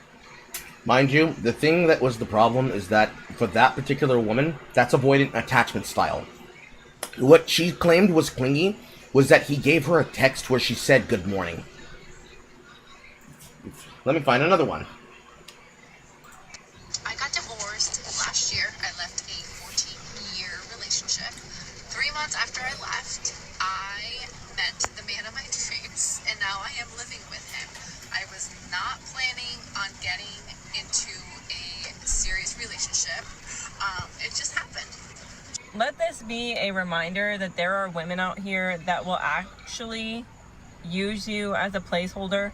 Let this be a reminder that when she tells you that it's not the guy that you should be worried about, let this be a reminder that if she's posting her butt cheeks all over the internet, she's gonna dump your ass.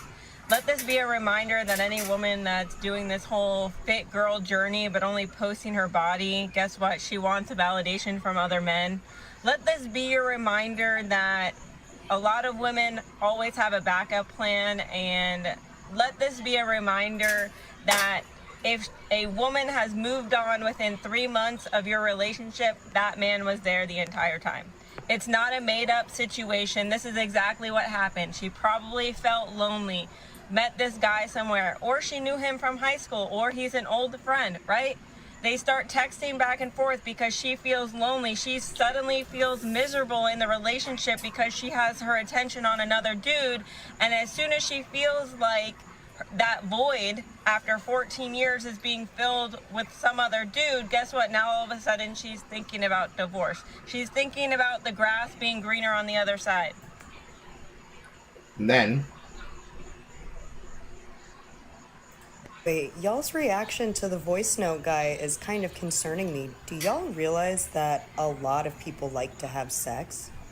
Y'all know this, right? Like, a lot of people, probably at least half of the human population, enjoys having sex and wants to have sex on a first date, or not even have a first date and have sex. Y'all realize this, right? I need you to confirm to me that you know that this is a part of reality. But because we live in puritanical society, most people that enjoy sex and want sex are not as bold to ask for it as directly. So instead, do you know what they do? They manipulate, coerce, and guilt people into having sex with them.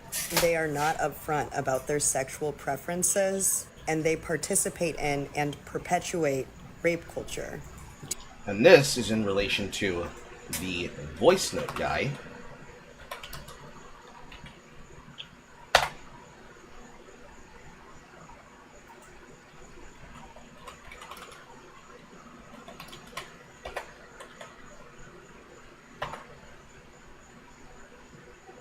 Had a good time tonight. Definitely think you are lovely. However, I would love to, if we're going to go to your place on Thursday, I mean, I am looking to have that physical intimacy to see if, like, I am sexually compatible with you. So, like, if I'm going to come over, like, I would be hoping to, like, hook up, have sex, have a good time, have, like, that romantic spark and that physical spark there for my own sake, because it's hard for me to continue dating someone and seeing them if I don't know if I'm sexually compatible. So I know you said I don't know about that, so like I guess my thing is like, what would be the point of me coming over then if we're not gonna like hook up and like cuddle and like be intimate with each other? And if that's what you don't want, that's fine, but like I think we should just like end it here then, respectfully, just because first date, that's fine, like, you want to get to know each other, I'm all about that, but, like, I am looking to have that physical aspect there, and I don't want to continue seeing someone if I don't know if that's good, if that's not there or not. So, up to you, let me know. I'm happy to, if you do want me to come over, I'm happy to do so. Would love to have a good time, and, you know, we can have some wine, hang out, and chill, but if you're not trying to hook up, then like I think we should just go our separate ways. Let me know. And this, along with several other posts, ultimately leads to communication styles that have several different pieces of topics that effectively, where is it? Is it this one? If I put this to your head and I say name a... No, not this one.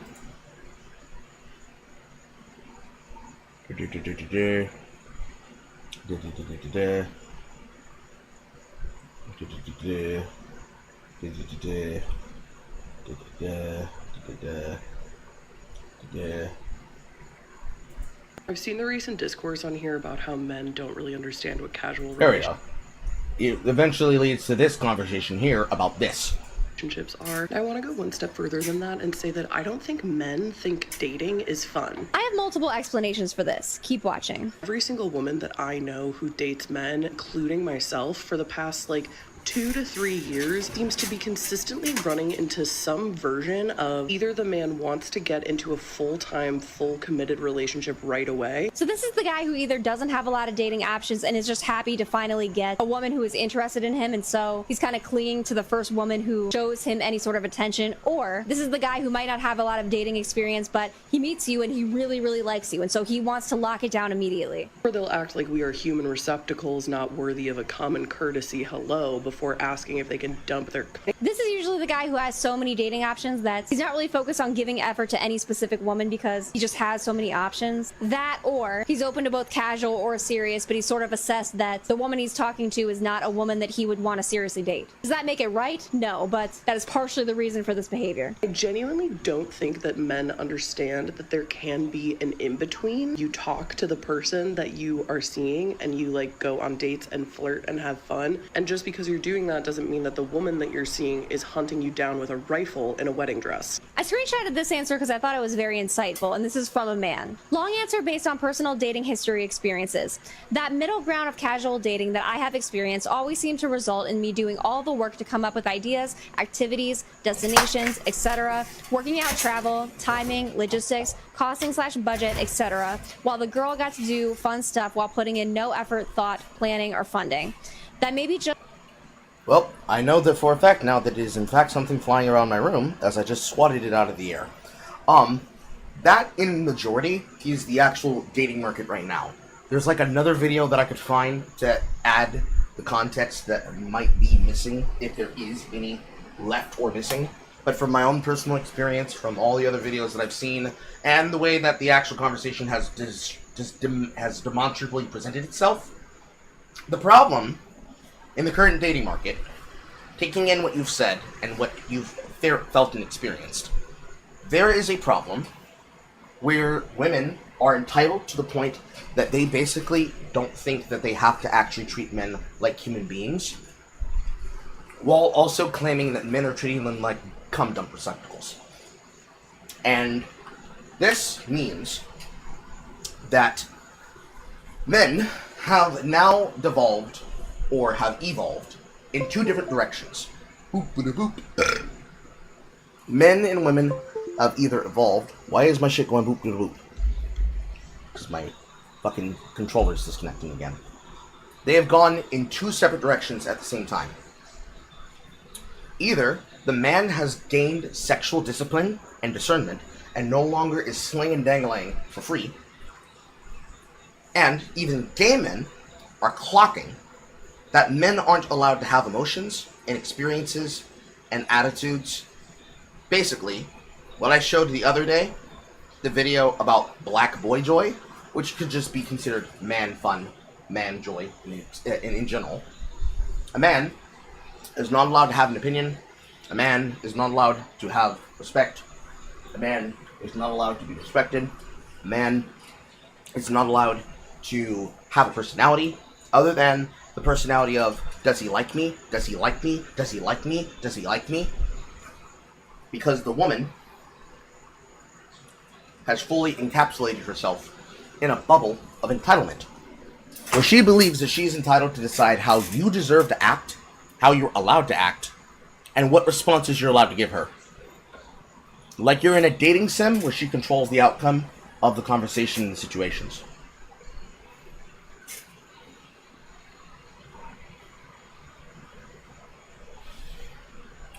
Then, on the other side of the conversation, men, because sexual discernment has dictated them to recognize that they have the ability to do so, especially if they are the type of man that has all the ability to have as many freedoms as they want. They recognize that they have the ability to just force an ultimatum on the girl, where he can say, I have so many options, are we fucking or what? And the woman will take it. She will let it. You've seen examples of the type of women that I keep track on as like a barometer of what the dating scene is like, of those that are actively dating, and also the women who are married, how they communicate on these topics. They are very clear. Many of them, bussin', wide open. They are so available. They are so ready. But then, they use the standards that they'll hold against those guys against all men in general. And then all men catch hell because I have dated because of the behavior of a group of men.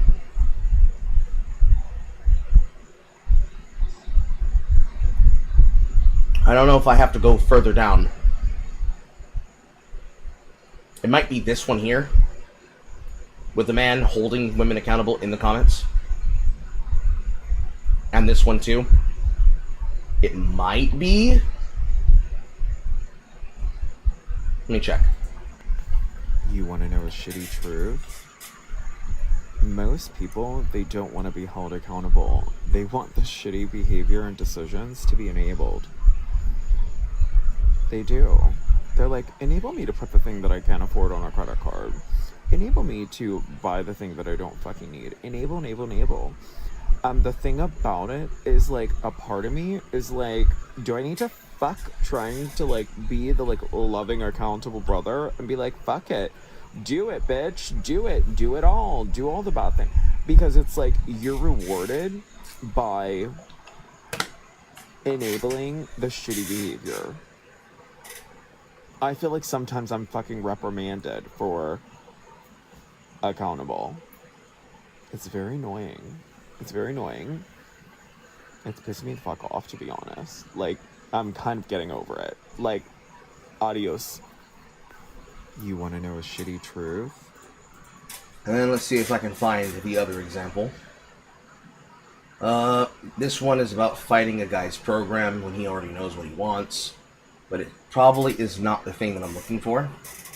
Because this version of what she says is one of the many things that all women collectively say that they find to be shitty. This one is the women being held accountable.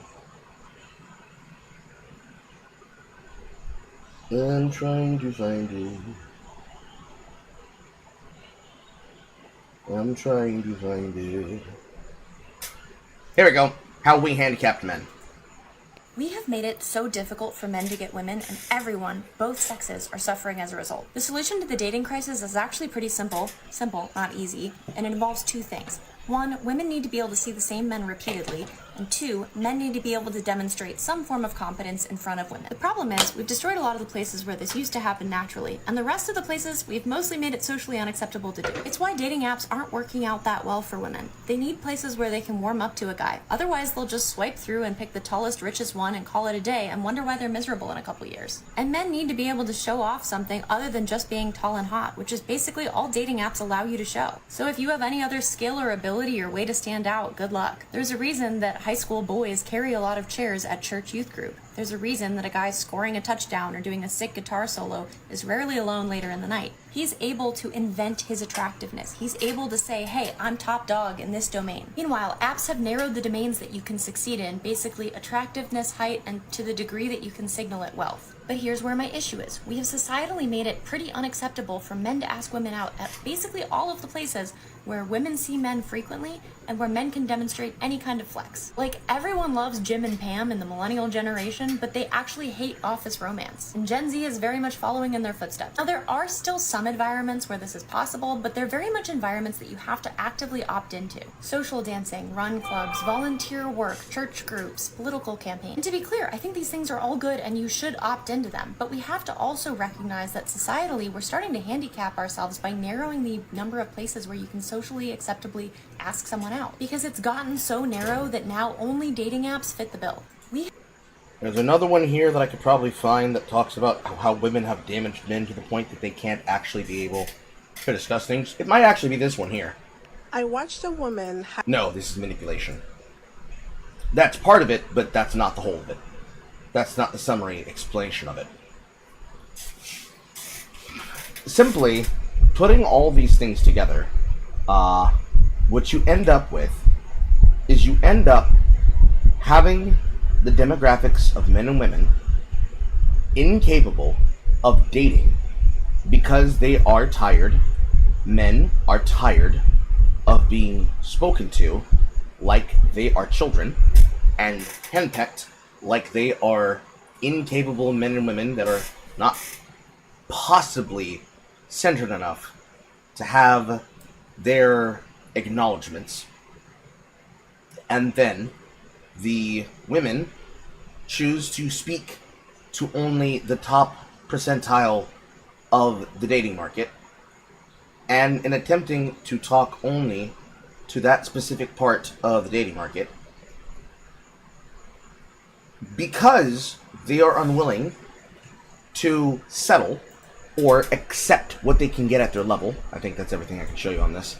Everything that they can accept at their level, they make it into a problem where someone like myself, I at my best mentally am an 8 out of 10, but physically I look like a 4 out of 10, except when I have a beard, in which I look like a 8 out of 10 in personality and a 6 out of 10 in looks. In the dating market, where the women can be found, and men, so men, women, gay men, sapphics. Gay men are capable of snagging men because they're not going to henpeck and nag the shit out of guys and piss them off by constantly belittling their emotional intelligence and questioning their sexual discernment. In the social dating market, the women have devalued their value so minimally low because they just like antagonizing men and making them feel stupid and small. And by doing this, they have removed any and all ability for you to have an actual conversation with them because mentally, they cannot stimulate your mind or your loins.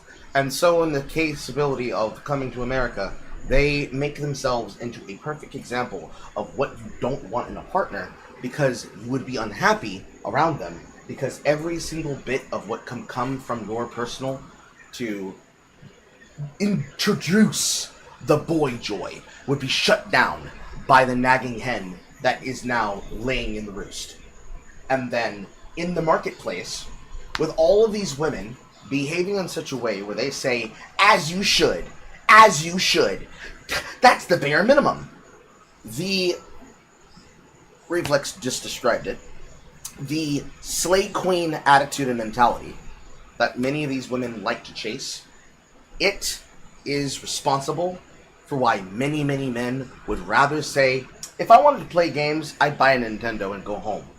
Because many men are tired of the games. Performatively, we are not going to perform masculinity in front of a person where they say, pull out your wallet and buy this for me, when I then say to you, okay, what are you going to do for it? Now, in a relationship, this is different than when you are dating someone. But in this context, we're talking about the dating market.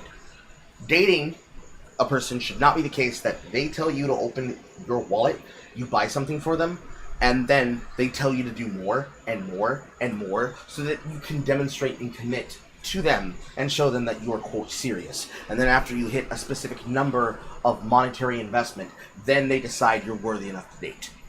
Because that's what leads to the parasocial marketing of the dating apps, where you socially perform your wealth. And from there, a woman decides if you're worth her time. I've dealt with it. Most of us have dealt with it. I'm certain many of you here have dealt with it.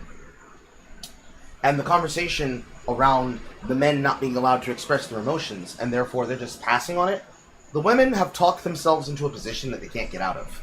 And a lot of it is because, as what that clip said, they destroyed the third space while they were doing so. Can't talk to a woman at work. Can't talk to a woman out in public in the store.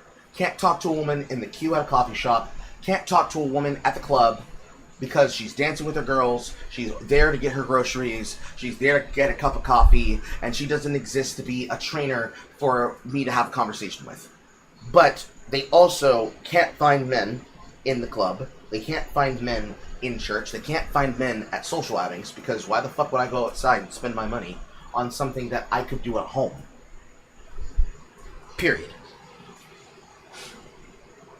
It's a cyclical issue that then becomes enhanced because as new people enter into the dating market, all of those toxic standards get used on them, and they either have the correct reaction and reject it, or they have the incorrect reaction and believe, oh yeah, I can do that too. The women usually take the incorrect action. The men usually take the correct action. So the men are staying at home, playing video games, not socializing, not fighting girlfriends, unless it's women that they already meet across the internet, which is one of the many ways to escape the cycle. Or the women themselves are willing to do something extremely, extremely risky, which usually involves them becoming a lesbian or choosing to become a demi-queer, which is that they want to have a relationship with a person that they form a strong connection with. But for them, a strong connection means, I want you to make me feel safe at all times. I want to feel safe at all times. I want to know all your secrets. And I want you to make me feel like a house pet feels when a house pet curls up in your lap to take a nap.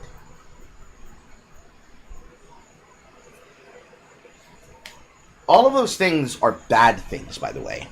You're supposed to have a rough and tumble environment when it comes to your relationships.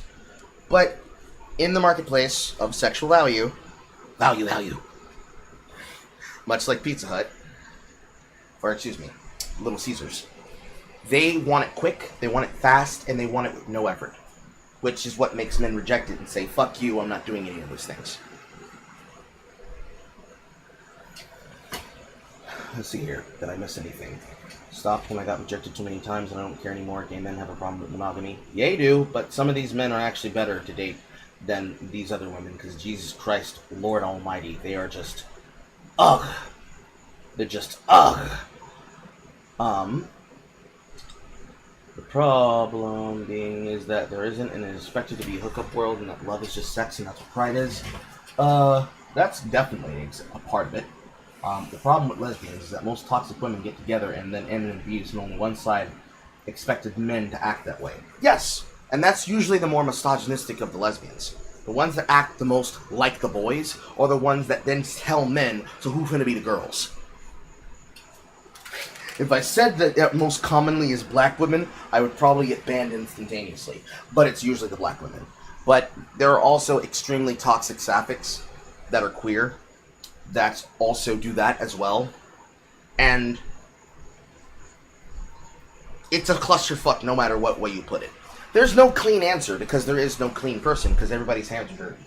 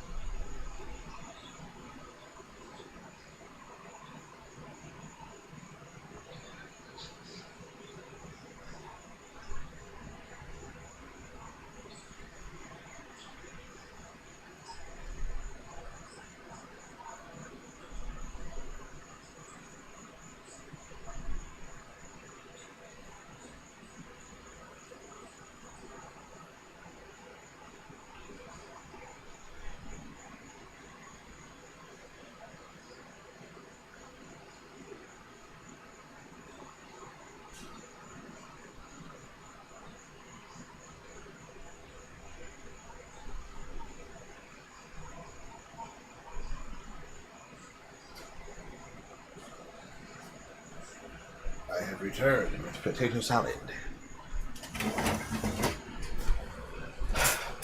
I don't know. If I'm interested in a woman, what I usually think about is what's interesting to me about her. That's just another way of saying what does she bring to the table.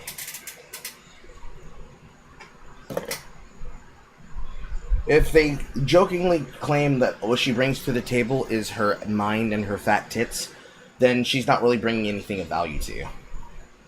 Then you go over to her and you express to her that I've taken notice of it and that I like it about her. Well, that's a good thing to do, because the way in which you speak to a woman's feminine side is you speak to the things that she does because she speaks in emotion, not action. If you get angry at a woman and yell at her, you make her act more masculine, not more feminine. If you notice the things that she changes about herself, like the way that she wears outfits, the particular way that she wears an outfit, the style that she chooses to employ, and how she dresses herself and presents herself, that will be more effective than being like, damn, bitch, why can't you act cute? Unless, of course, she's got, like, kink involved. Praise kink, insult kink. That changes some shit. I legitimately don't think I can find the other clips that go alongside with what I was keeping track of. But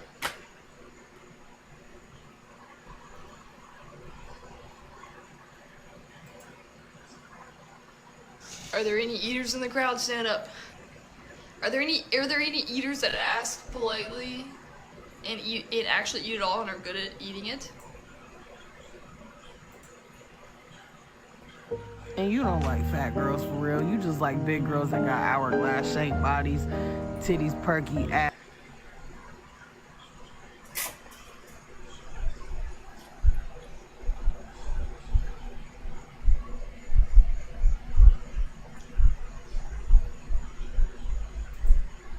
Why is it that the ones that want to be exclusive and commit give me the most boring mid-ass fucking dates ever, but then the ones that are literally community dig give me the most memorable, amazing 10 out of 10 5s? Ah! Okay, I found one. This one was one of the ones that are, like, necessary for you to know. Why is it that the ones that want to be exclusive and commit give me the most boring mid-ass fucking dates ever, but then the ones that are literally community dig give me the most memorable, amazing 10 out of 10 5-star romantic date of my fucking life just for them to fucking tell me that they're just fucking around? They want to get you out those draws. You can't be for real. This is common sense. They are an expert in their field. This is what they do. This is what you probably the fourth date of the week. It's copy and paste. This is the most common of common sense. If you do anything enough, you become an expert in it. That's just how it is. Guys that are being serious and actually want to be exclusive aren't going on 5 dates in 2 weeks. The guys who trying to get you out them draws on the first night probably done been on 5 dates in the past 2 weeks. You probably the third chick that he brought to this place. Dude, I ain't gonna say his name, but my partner before he was married, we live on the beach. So we were always on the beach. I seen it all. Bo would literally go up to a chick and say the exact same thing he just said 2 chicks prior. Literally. And they were giggling and smiling the same way. Took them to the same place, bought them the same flowers, acted the exact same way. He had a blanket that he called his stargazing blanket. Bo could not count how many chicks laid on that blanket. That was one of the first dates that he used to, that was his golden pool. Look at the stars at night on the beach. That was his golden pool. You know what they're doing. Why is it that the ones that want to be exclusive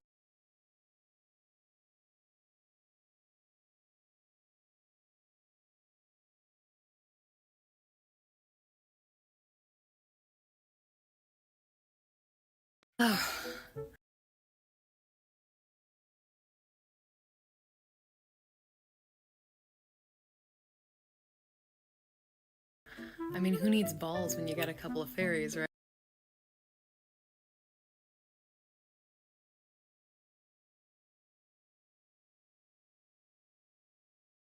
Don't go biting the hand that fingers you.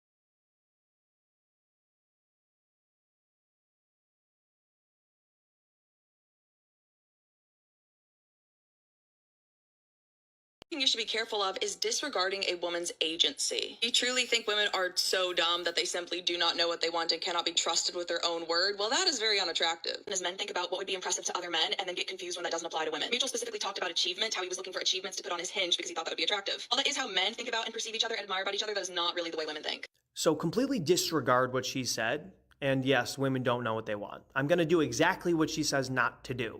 And the reason why men do this is not because they think women are stupid. It's because they observe what women do rather than what they say. I know that's a stereotypical thing, but it's just like me and every single man I've ever known.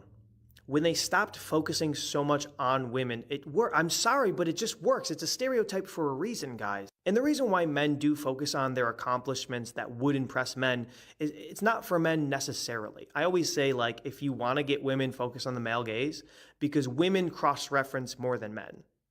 Women won't just look at men and be like, all right, he's attractive, that's it, that's all I need. They will cross-reference with other women, with men, with society.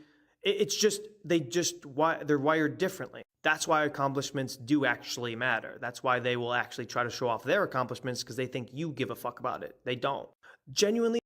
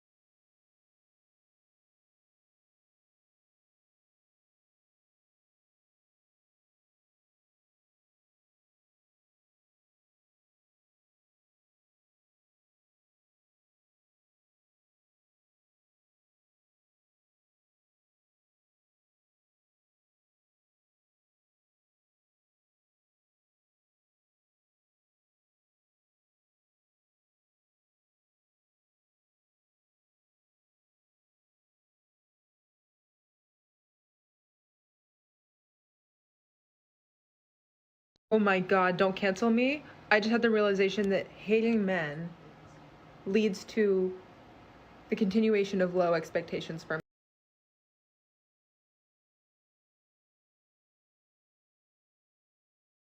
Ah, my microphone was muted, Kappa. I wasn't sure if I was looking or if I could find it, but I think I might have found one of the ones that I was thinking don't of. Cancel me.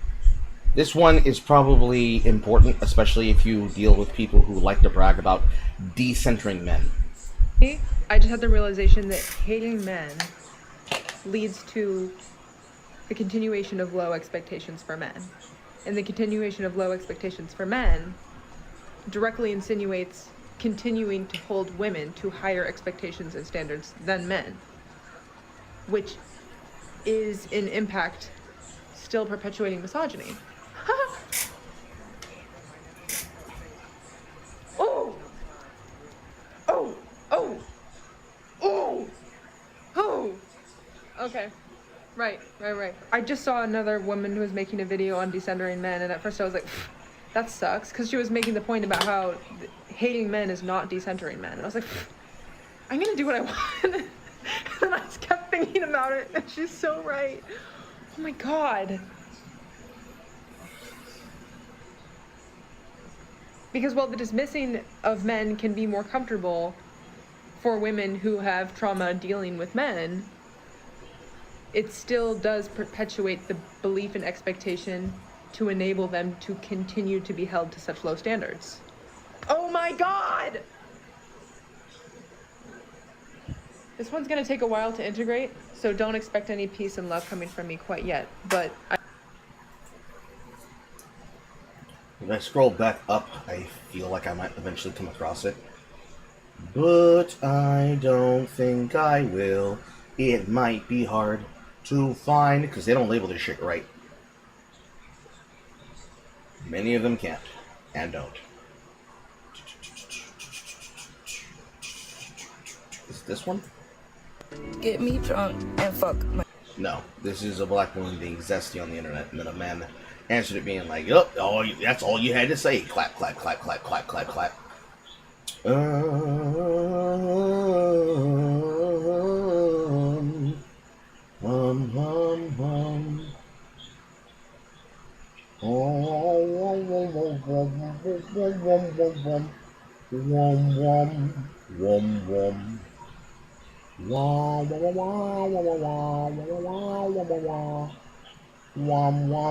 However, I think coming up, wait a minute. I think I might have found it. This one I showed earlier in connection to the voice note guy. This one might have been the one that I was thinking of the entire time. A video went viral last week of a girl that got a voice note from a guy that she was dating, and he was basically saying, hey, if we're going to continue hanging out, I just want you to know that I am seeking a sexual connection, and if you don't want to explore a sexual connection, then we should probably just end this now, because a sexual connection is a priority to me. And this was presented as a negative thing, and the comments were littered with people saying, men aren't lonely enough, etc., etc. And I was sitting there thinking, this is what consent looks like, y'all. Like, we discuss the concept of consent so much, but I don't think people actually understand what it looks like. And that voice note is what consent looks like. It is blunt, it is raw, it is obvious. And that guy gave the girl a chance to be like, oh, okay, this is moving too quickly for me, and that's not how I want to conduct us dating right now. It should be that fucking easy. Consent, especially sexual consent, should be blunt. This is a great opportunity for y'all to increase your sexual education a little bit. I am 37 years old. I have done a lot of dating and a lot of sleeping around, and I have faced a lot of sexual abuse and trauma because these conversations were not held beforehand. I think it's admirable. And I think that if you are unwilling to have upfront and blunt conversations about your sexual health and your sexual expectations with someone that you are likely eventually going to have sex with, then you probably shouldn't be dating anyone at all. Y'all need to learn how to communicate, and you need to understand that the more directly and bluntly you communicate with other people, the better your fucking relationships will be. We are so unfortunately deeply conditioned by like Disney romance rape culture that we have come to believe that like romance is supposed to be like all of this silence and feelings that people are supposed to like be able to perceive. No. Disney rape culture is a crazy fucking sentence fragment, by the way. That's why rape culture exists, because people don't talk about shit. A video. Let's see if I can find another one that particularly communicates the problem. That one's Aaliyah. That's not what I'm looking for. That is recent shit. And unfortunately, because they still don't have it here on the platform, you have to go to your fucking handheld version of the app in order to look at the things that you've seen in your regular time, which is really fucking bullshit. Because it doesn't do it on the website. No. It's not. Alright. I think that was the last thing I could show you. Anyways, the simple problem is that dating is hard. Dating is hard. The entire platform in which you have to date with is rickety. And many of these people are not worthy of the things that you could do and the things that you might feel you deserve. And it is a very big problem because many of these people are not willing to accept what should be default because they don't respect people. And some of them obviously just don't like men. They don't like men, they want to hate men, they want a justification to hate men, blase, blase, blase, blase, blase, blase, blase. Alright.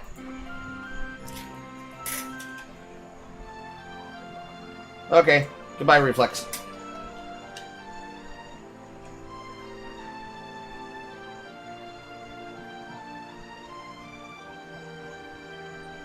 Oh yeah, and how does that work? Look, I was never When you got nabbed, I spent months. In the end, I realised I'd have to give up. Then I used the cash to open up the shop here. Now that you mention it, I did think it... Exact.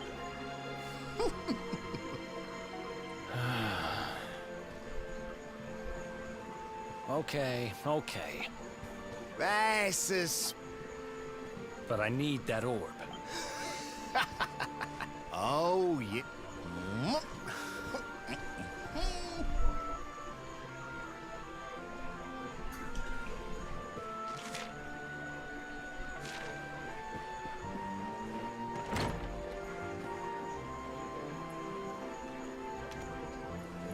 So? After I handed over the orb, I made... Well, a little bird tells me that Hendrik and his men took it... The King's Sparrow?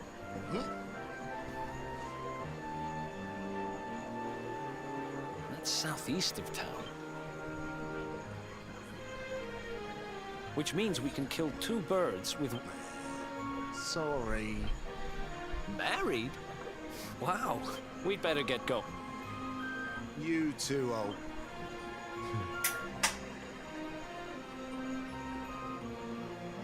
The south gate is crawling with guards. Guess we'll have to go the long way round. If we skirt round the hills to the south, we should be able to approach the King's... We can drop into cobblestone on the way. Watch yourself. They don't call that forest round there the Mangle Grove for... It'll take more than a...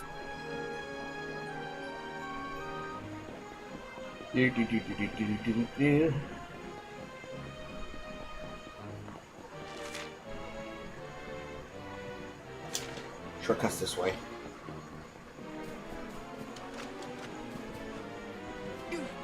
Why can't you let me jump the fence, goddammit?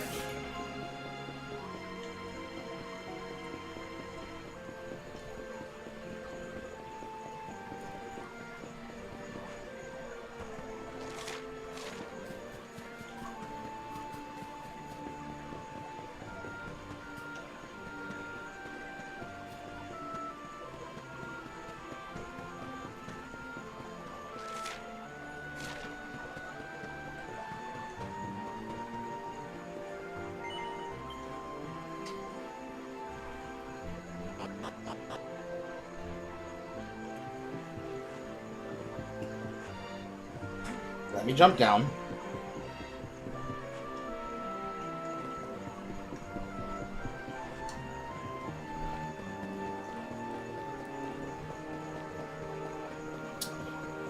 You know what sucks? I saw the red chest as I was jumping off. I saw the red chest underneath the platform as I jumped off.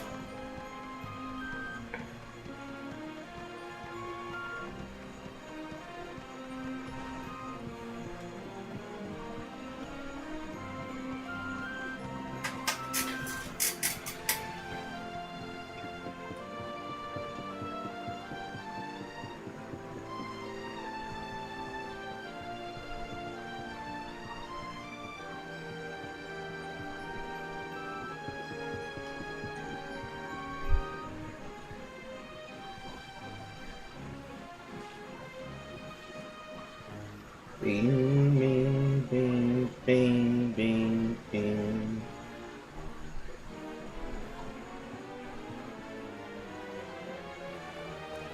No.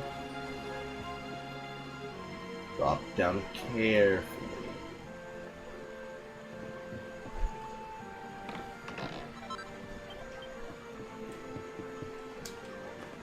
There we go.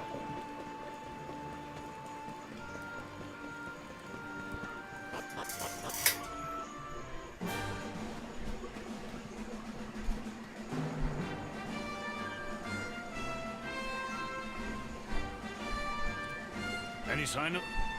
No, nothing. Yeah.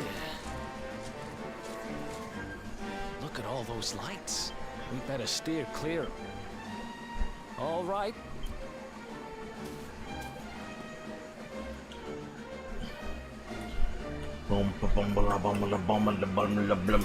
It kind of conforms to my personal understanding of the Industrial Revolution as being a force that essentially created a lot of poor aristocrats, middle-class people with similar mindsets. And then the sexual revolution and feminism created a lot of women of status who just want status and servants. Yes, that is actually a lot of the problem, Apple. In the creation of a class of person that wants society to treat them like perfect, innocent people. There's one of the enemies. They successfully have created a class of people who treat men and women like afterthoughts.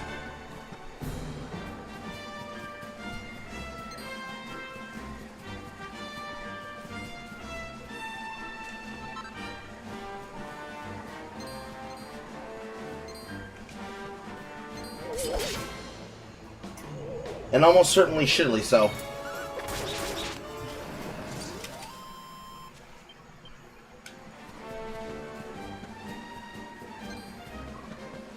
This is one type. Where's the other type?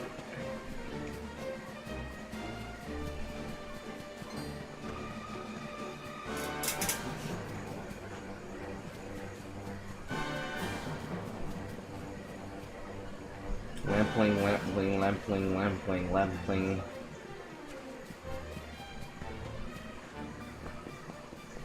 I think that's them.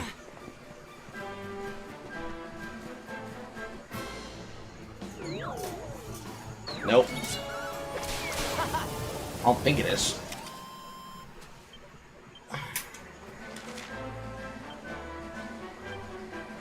Missing one.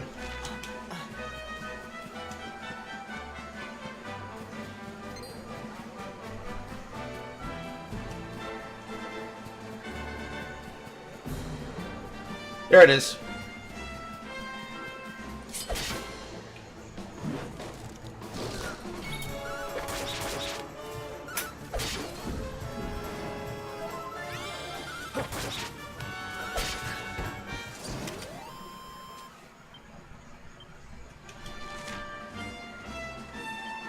Yes. Alright. Medical herb, pink pine, wake robin, strong medicine, magic beast hide, hardy hide, hats, fine furs, lamp lights, wake robins. So the most effective enemy here to kill would be the Great Saber Cat, which I already did.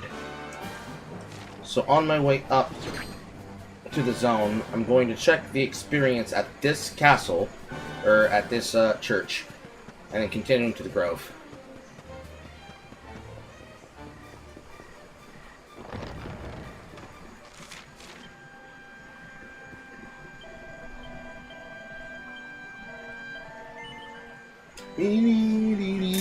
I like the G.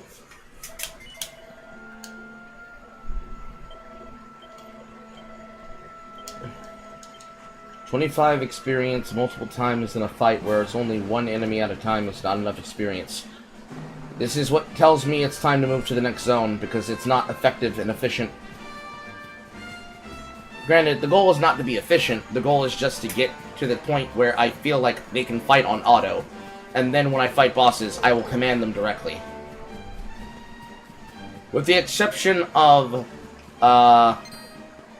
metal slime encounters.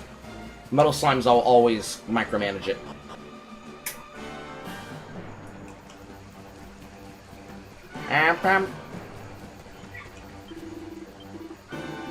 It's your lucky day. I'm a traveling salesman. I can sell you money. Please buy my stuff. I even have a new boomerang that you can buy. Let me give it to you. Yes, you bought my stuff. Money.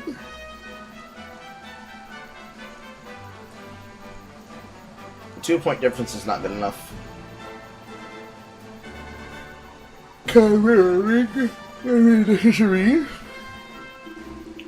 And buy another 5.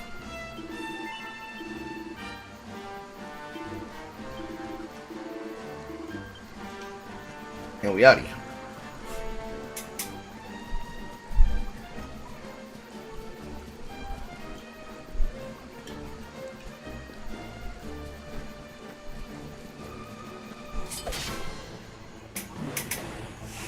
Beat that asshole. I beat that asshole. I beat that asshole. I beat that asshole. Beat that asshole. I beat that asshole. Another one bites the dust.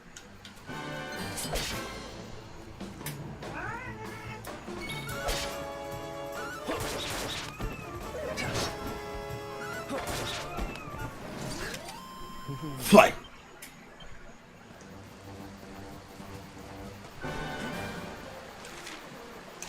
And then from here you get to the road split.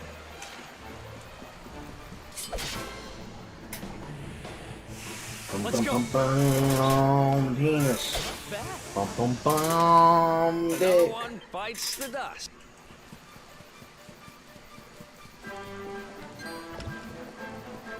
Gets the smoochie.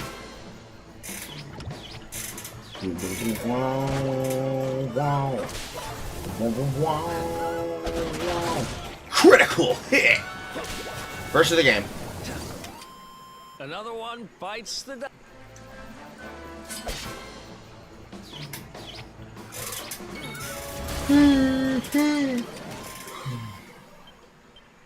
The lips.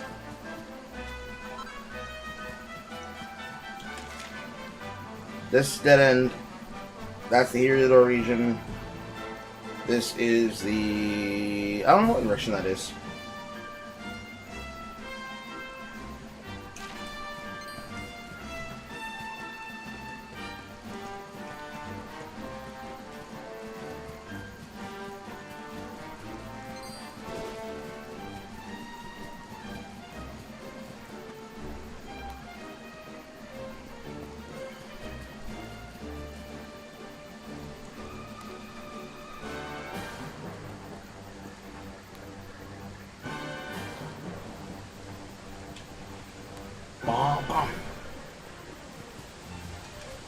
Swing!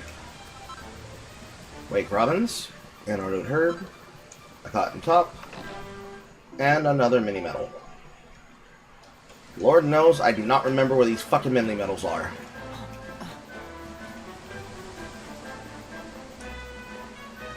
Fortunately, they started making maps in which you could tell the architecture of what was there, so less difficult.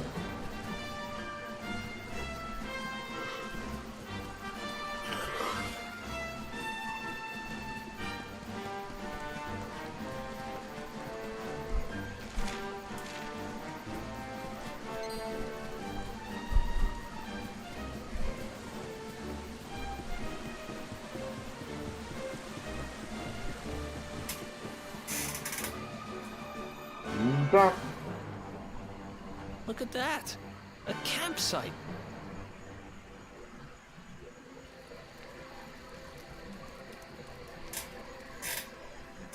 Bum, bum, bum, bum, bum, bum, bum. And now I get the ability to use the fun-sized forge. It's gonna be bullshit and it's gonna suck like a whore. Boom, boom, whoa, whoa, whoa, whoa, whoa, whoa, whoa, whoa.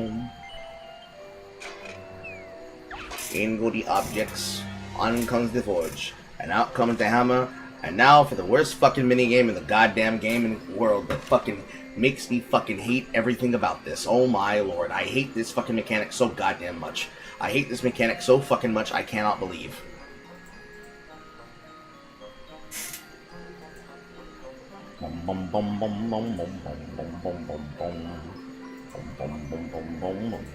Who pinged me in my server?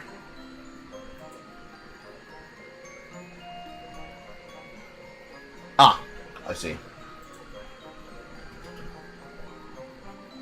This section is one of the most memorable areas in the game for me for some reason.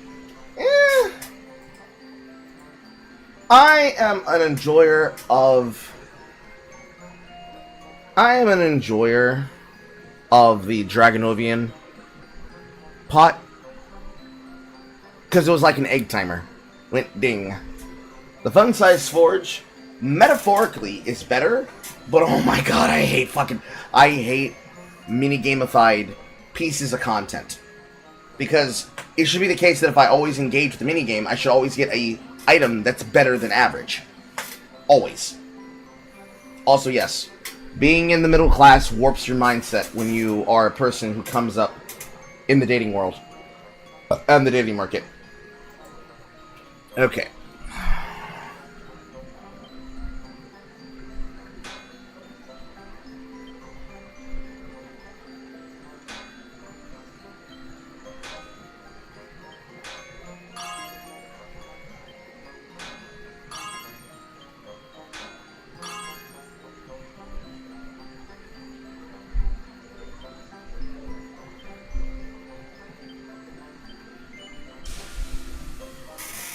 This minigame does not get better until you have access to flourishes.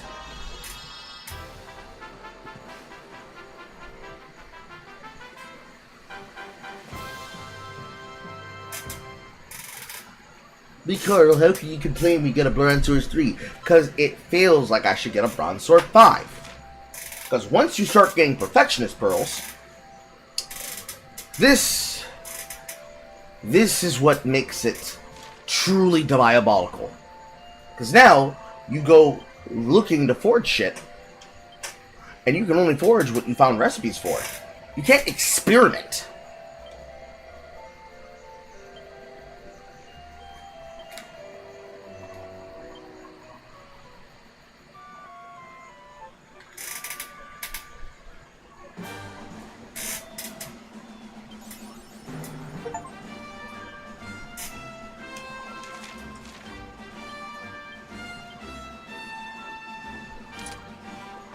And now I have an extremely strong weapon.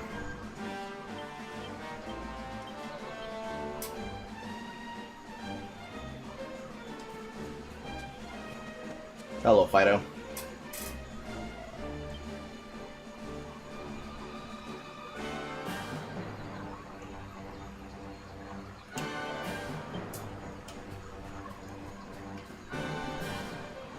Toss.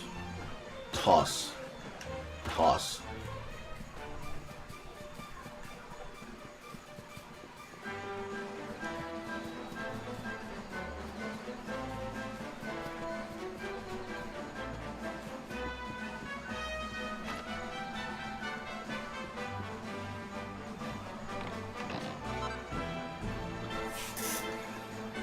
Scale shield, scale armor.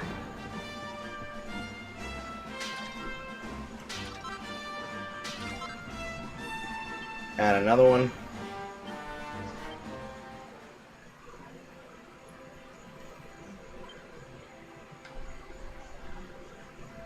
Okay, I lucked out. Not only do I have enough to do both, I literally have enough to make them right now.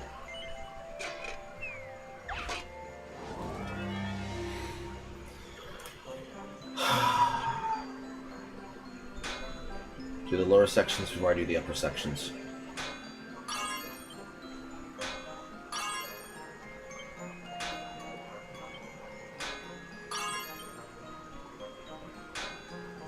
Orca shot.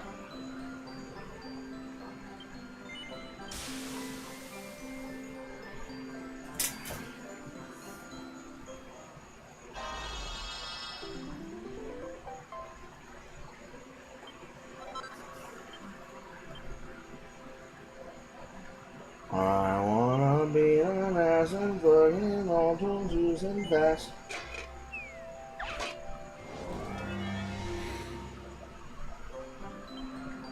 Oh, this one's a nightmare.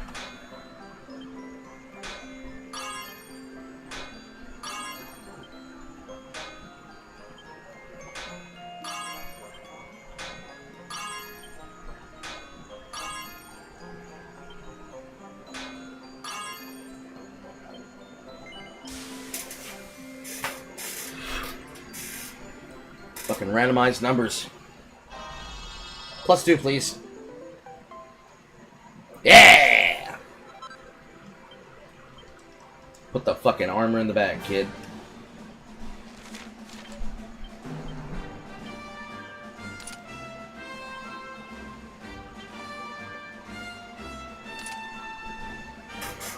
Woohoo!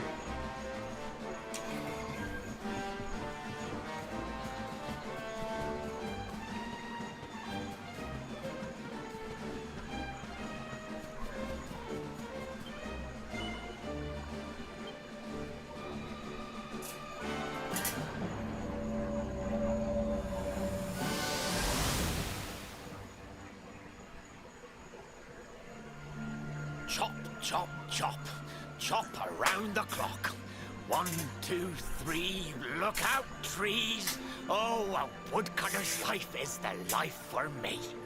What a rhyme. What in the world? I repaired the bridge only yesterday, and now some blighter's gone and destroyed it again. If I ever find out who did this, I swear I'll... Ta-da! You called? Tricky devil at your service. I went to a lot of trouble to smash at this stupid bridge. I'm not about to let you fix it again. Here, get a load of my devilishly tricky shapeshift beam.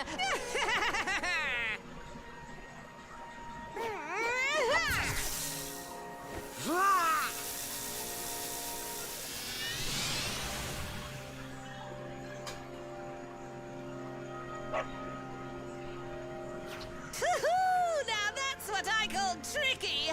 1 minute you're a silly old woodcutter, the next minute you're a smelly old dog.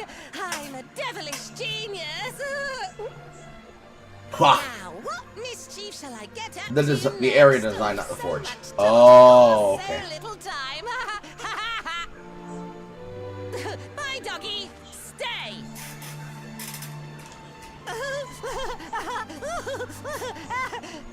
Ooh. An empty treasure chest.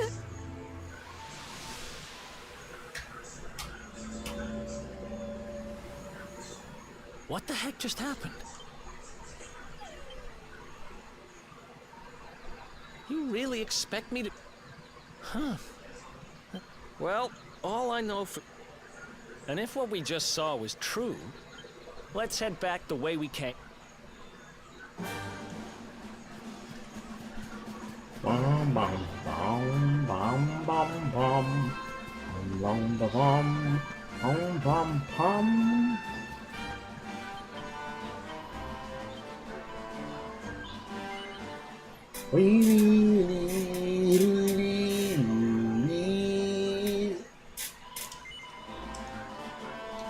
Wait, where am I living level wise? Not that bad.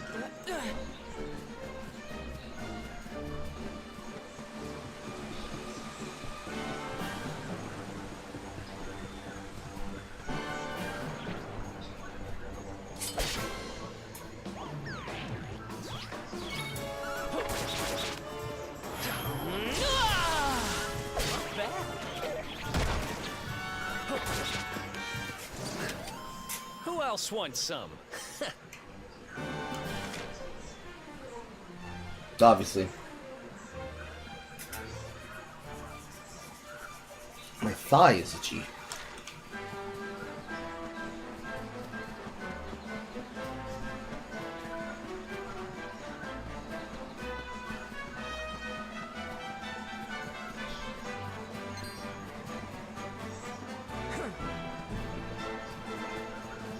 Alright, 6 for blue sparkles.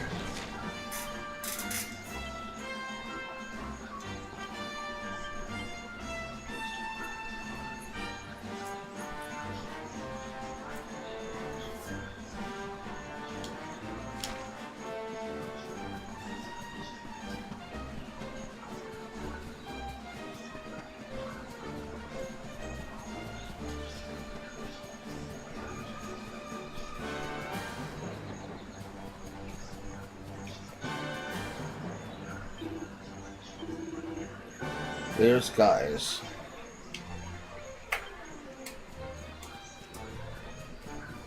I don't think I ever understood the weather cow.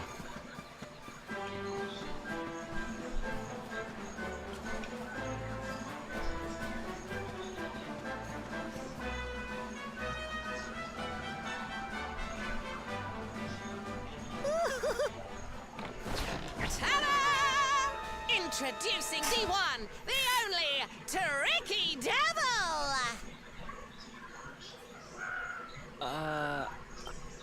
Hey, you're supposed to be Ha!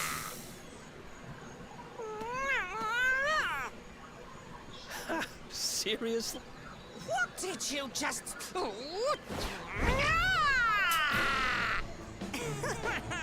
Fucking Vegeta. Like, not even Vegeta. Fucking Vegeta and Frieza ass fucking enemy.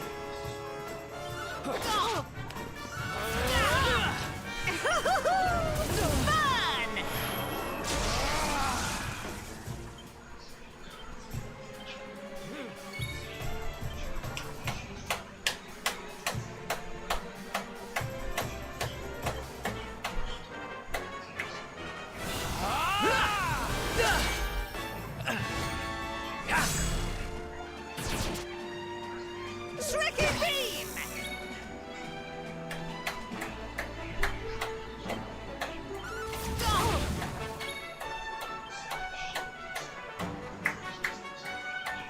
Don't die on me.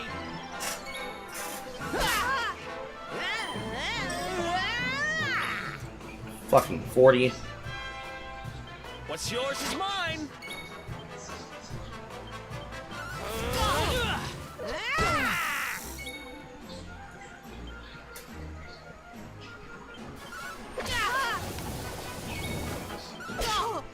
Tricky Beam!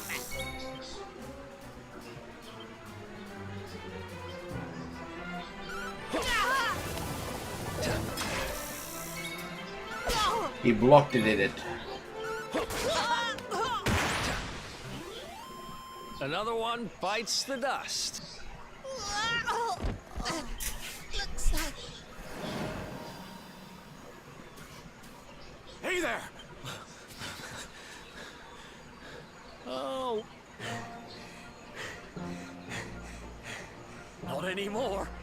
Fine. And I owe you more. It's funny you should ask. It would be my pleasure.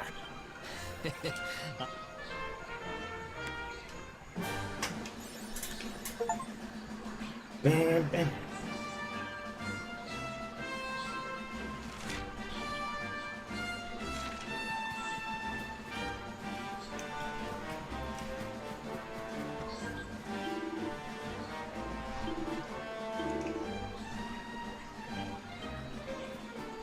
Kappa. Man is upset because he ain't got locks of hair. However, I'm pretty sure that mission that I was given told me that I needed to finish an area. Or I needed to kill a monster. Using it. Yep.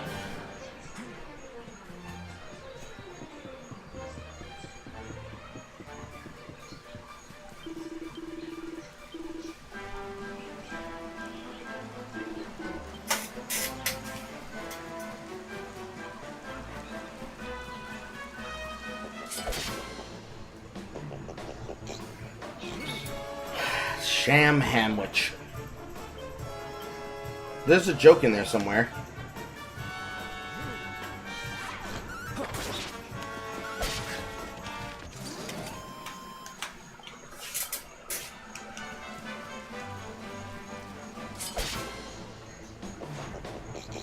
Let's go.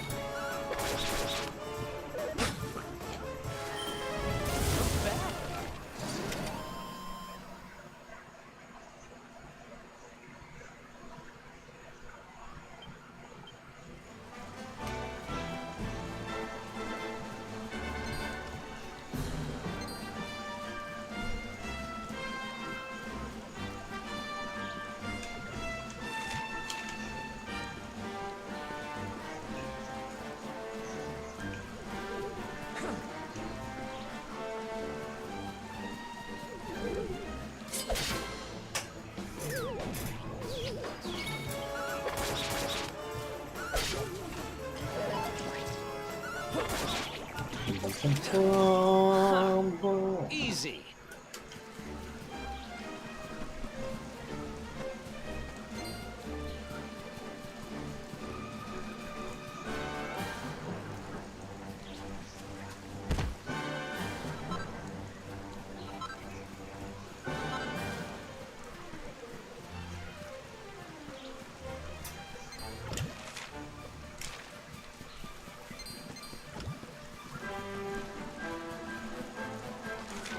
Not all of them. Yes, it is.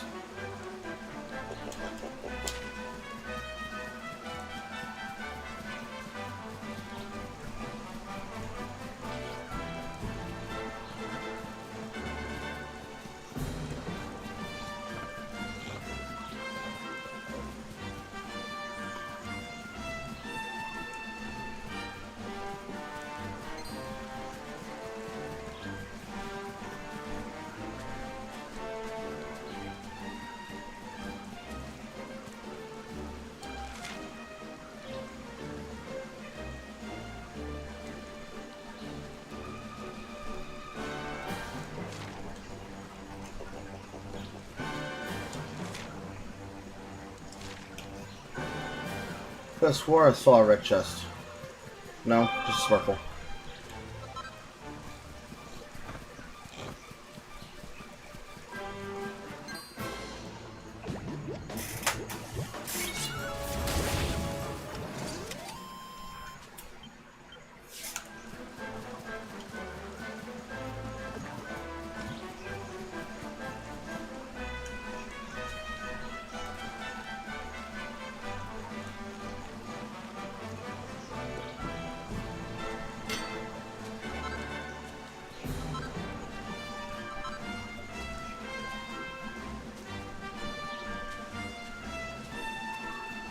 On it.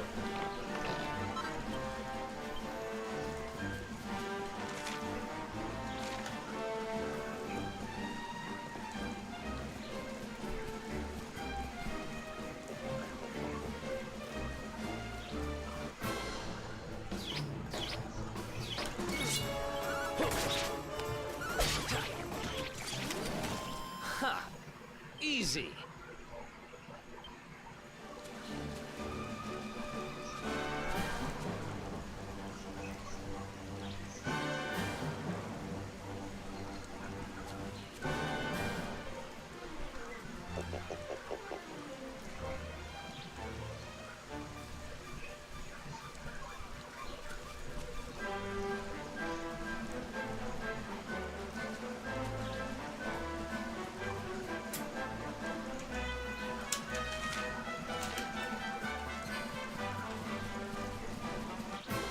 Fuck. Ah. Who else wants some?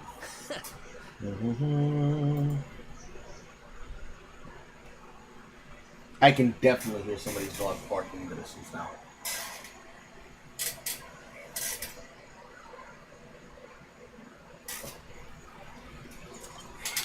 Nice.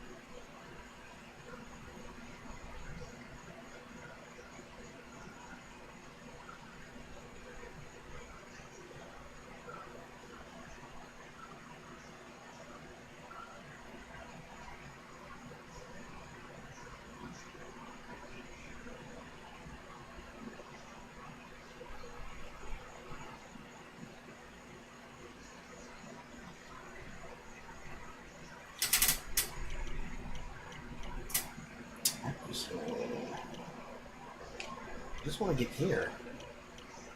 I guess I'm holding.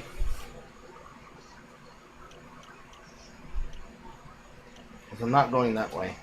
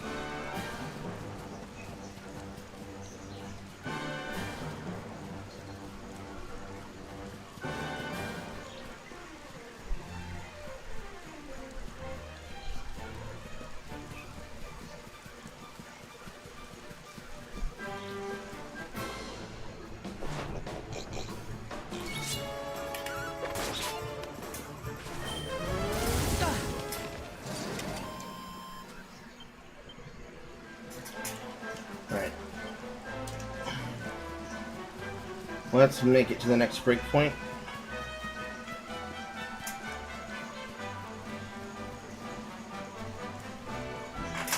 And then I need to cook something. Because I can feel the brain fog coming on from the lack of I didn't eat last night.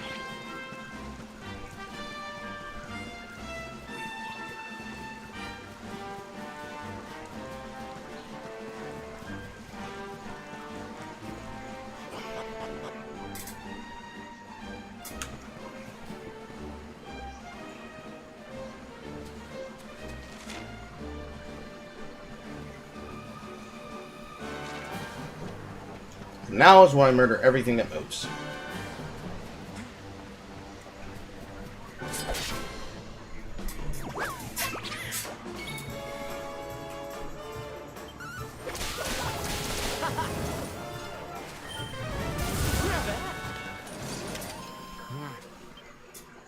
$17 experience.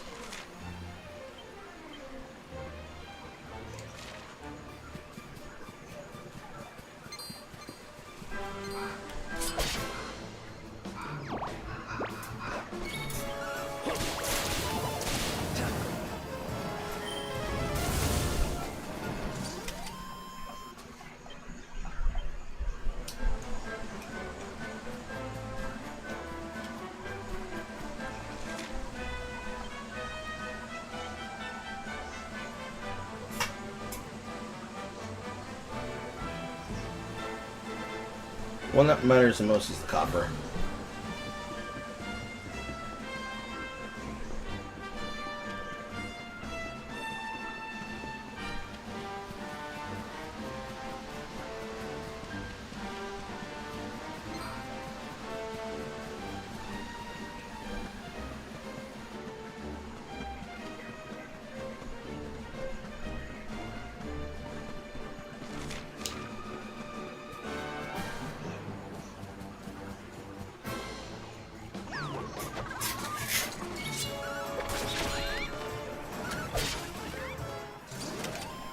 Ha! 10.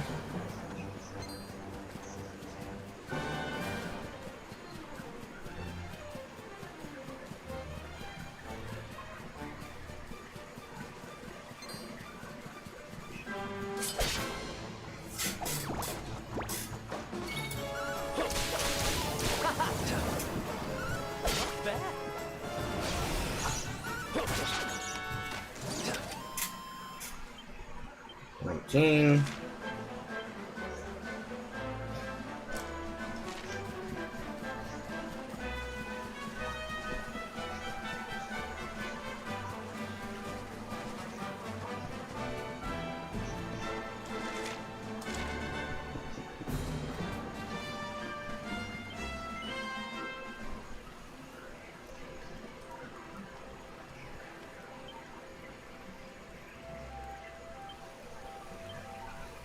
Bing, bing, bing, bing, fuck my dash.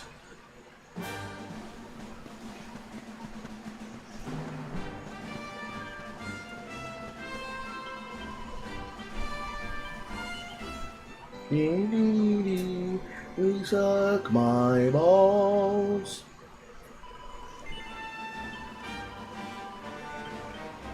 Man, where are we now? Close. Bell, bell, bell.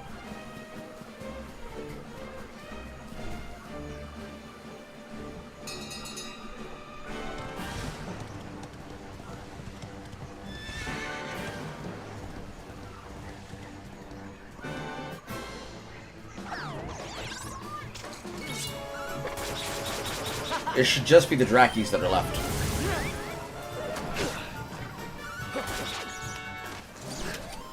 Another one bites the dust. 2 more.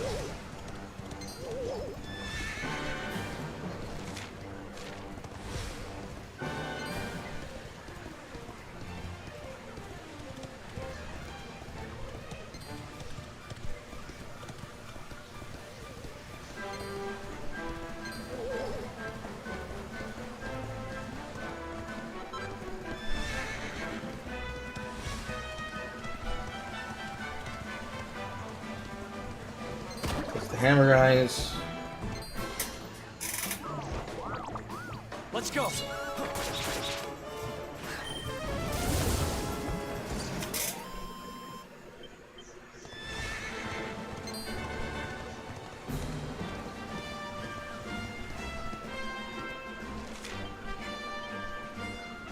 Draki.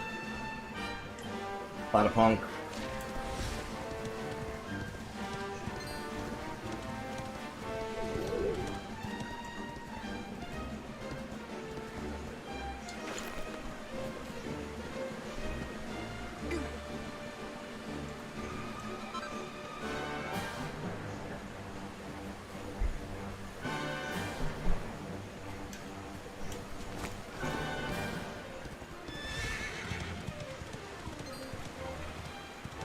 Come on.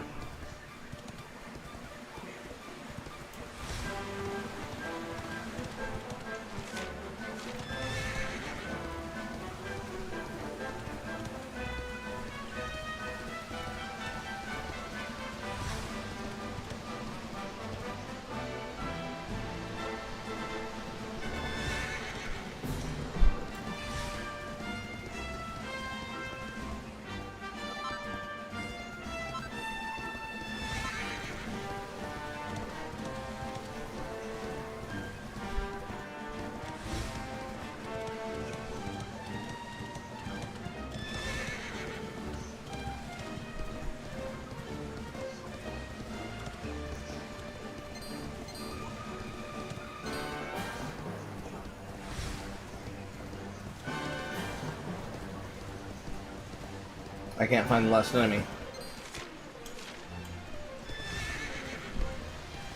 Or enemies, plural. Oh wait, I'm retarded. Frogs are here. Let's go.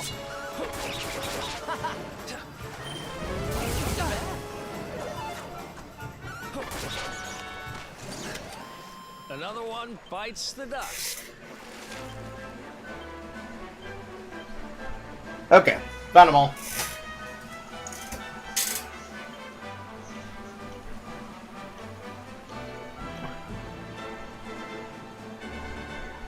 Brazilian shilling drops from this.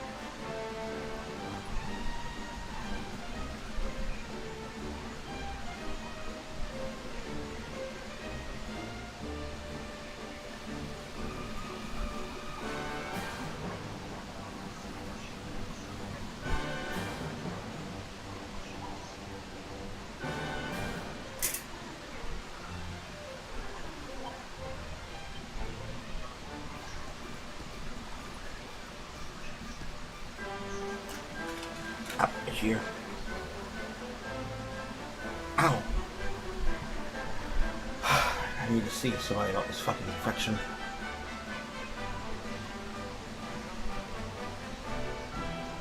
You can get me some recipes if I'm interested in Cuban food. Yeah. Doesn't hurt. I'm already on a Mediterranean diet from my nutritionist to begin with anyways. So if it has a lot of olive oil in it, and it can also be roasted and or cooked over an open flame with olive oil, yes. Let's reset early game. At least stream your character distribution based on what's immediately beneficial, and then later on worry about min-maxing. I already know what I'm going to want. So I'm going into the direction I want anyways. The one that I'd restat is the magic character, and literally she comes with a free restat because she gets her sister's skills anyway. The only thing I'm truly super concerned with is having the knowledge and location of all the enemies and monsters, specifically for the medals.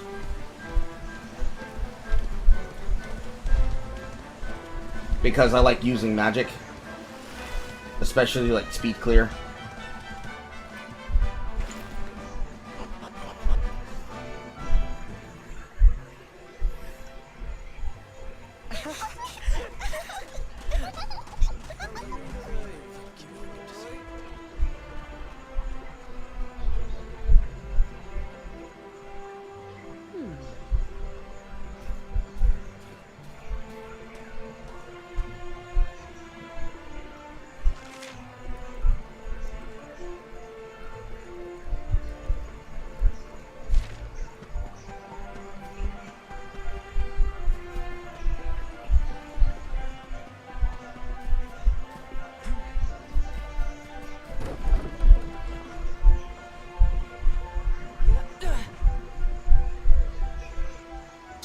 Fucking...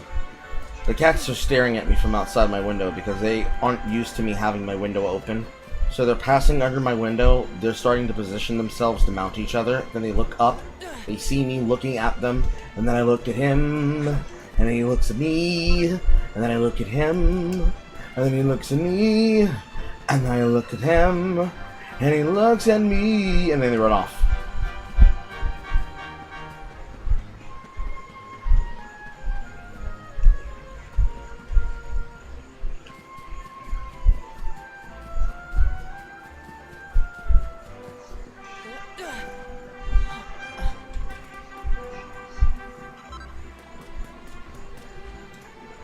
You know what the fucked up part is about this entire sequence? The really, really fucked up part about this entire sequence?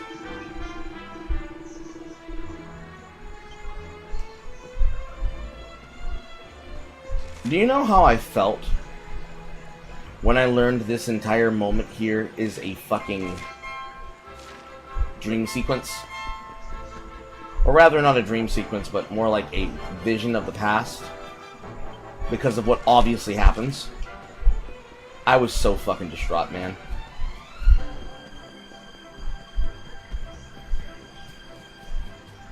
Namely because they make no indication that they ransacked your place. Is that you, dear? You'll be desperate to stuff... What? Who are you? What nonsense? Who do you think you are? Whoever you are, I...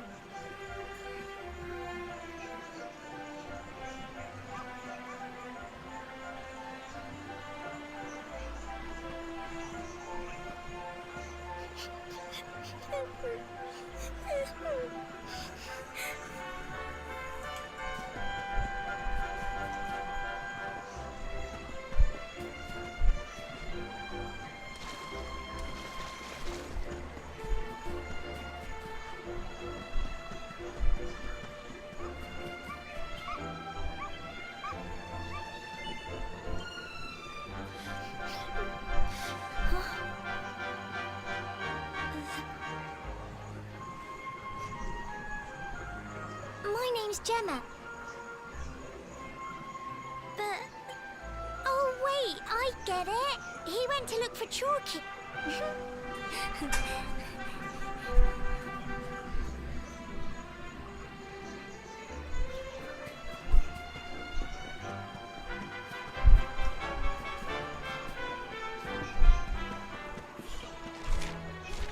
then to the boathouse, right?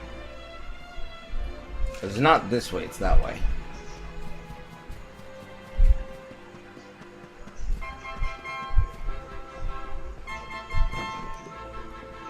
As in here, there are no chests to grab.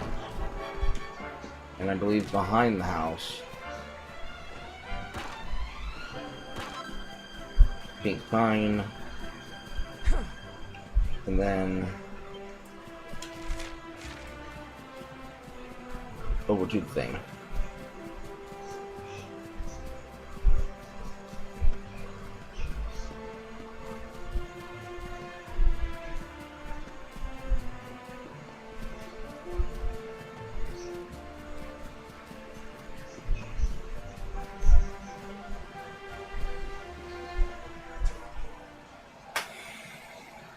Hey, Grandad, can I borrow your ladder? The wind blew Gemma's scarf off and now it's stuck up a tree.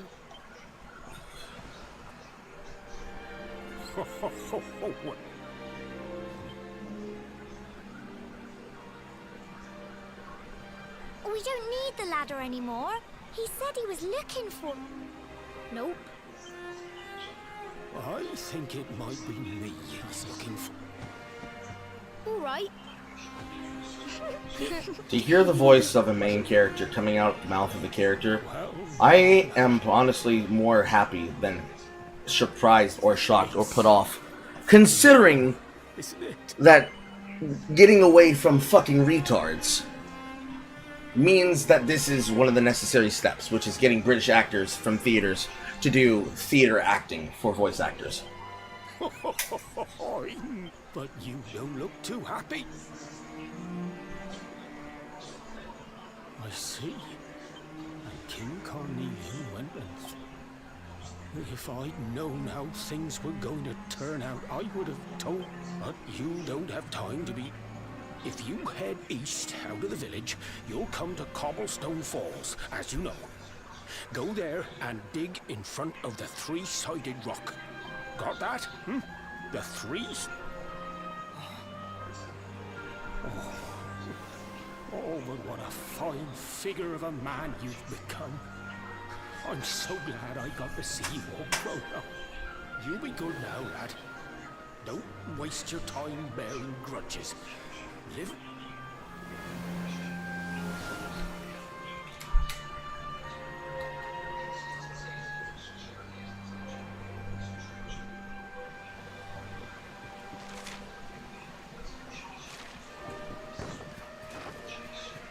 That got punted.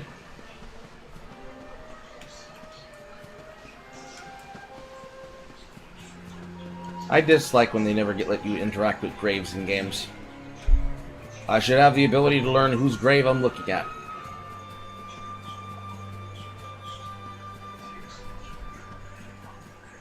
And then you turn the fucking corner and it's ransacked.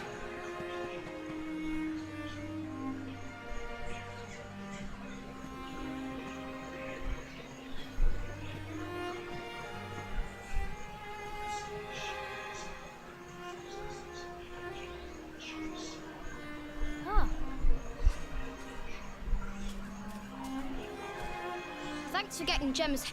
Come back and play.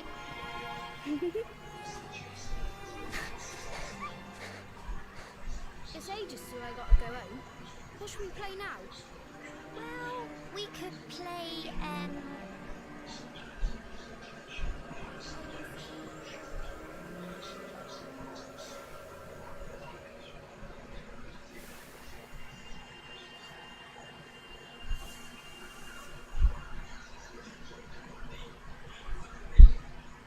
Are you okay? I lost you for a minute.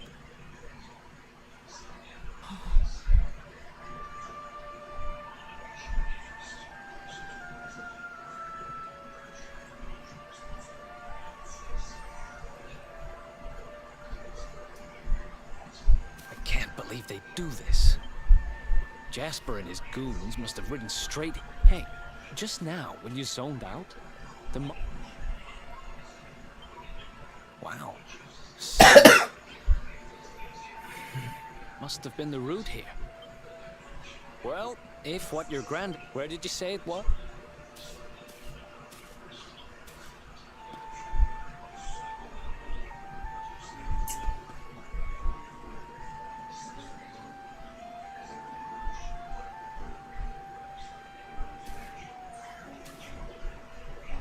Listen, I know this can't be.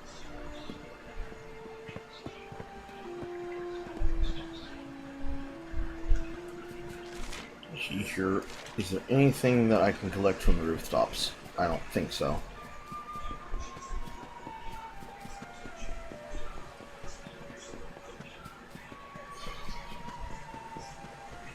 No, not really. Though they give you the bed. Sleeping under the stars.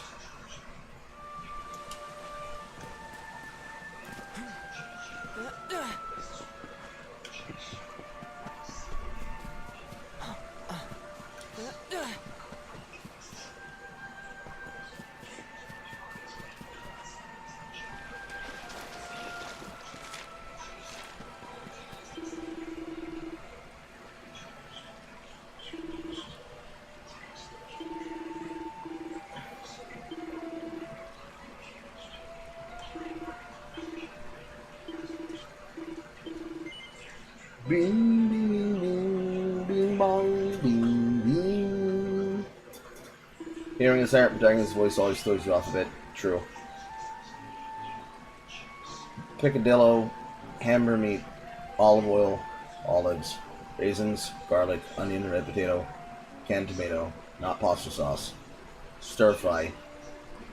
I have tomato paste. I don't use tomato sauce. I almost always start with a stock from paste.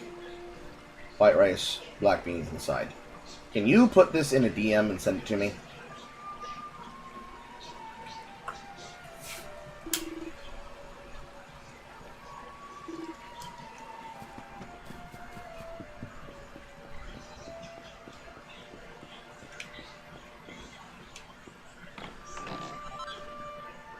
Oh, holy night, I'm going to fuck you blondie. Can I make it now? Yes, I can. Bing bong. Bing bong, bing bong. Fuck your life. Bing bong, bing bong. Fuck your life. So I gotta do those two last.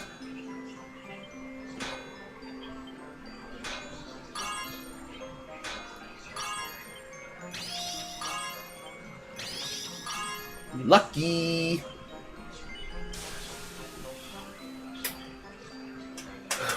That's like a +2, right?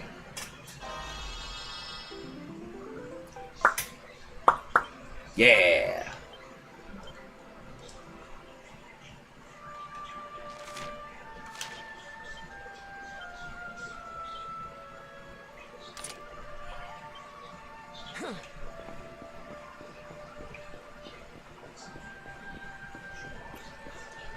Swank.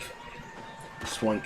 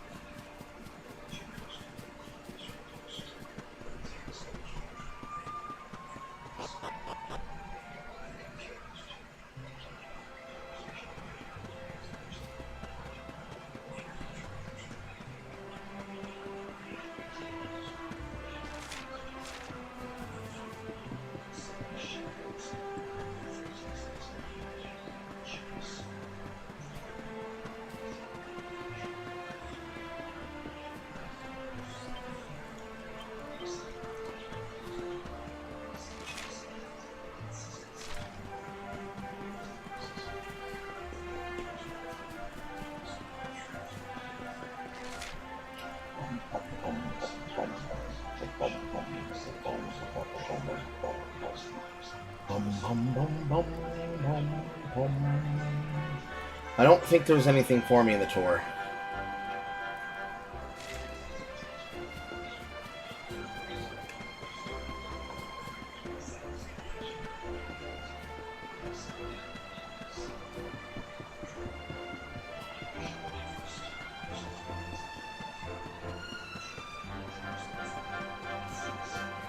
Actually, let me see. Do these Chimera wings take me to the outside?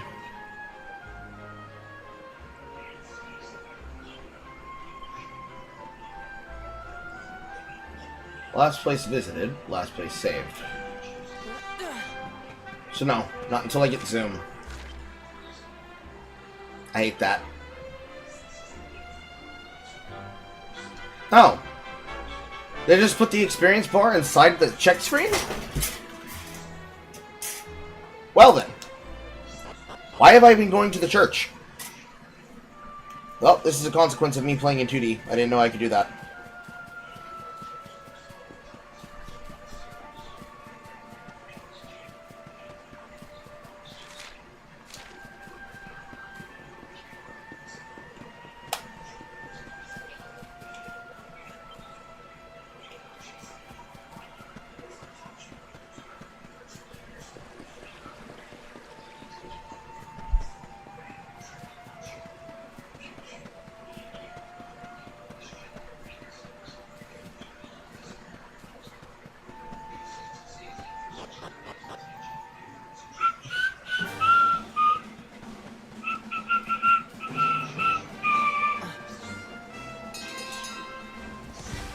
Dingle, dingle, dingle, dingle, dingle, dingle.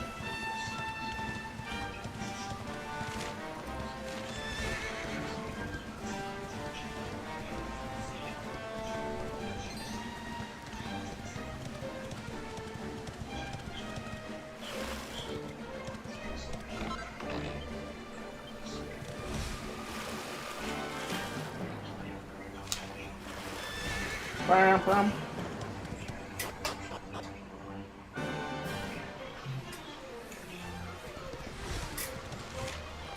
Now,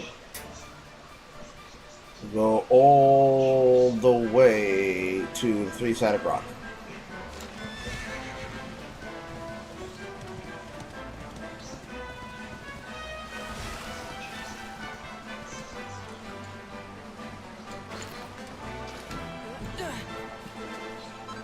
You know, I've been thinking.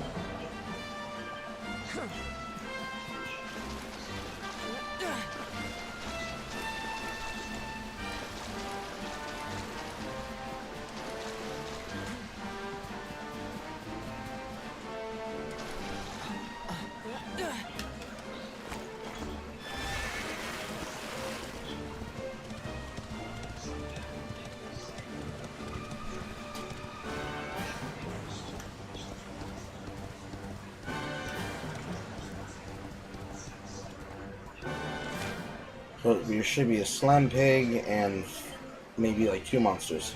Yes. Exactly.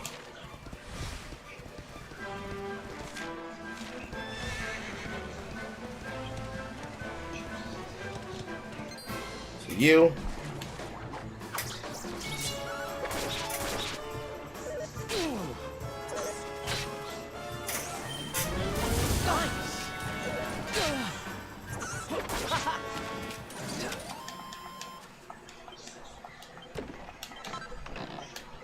And a free copper sword.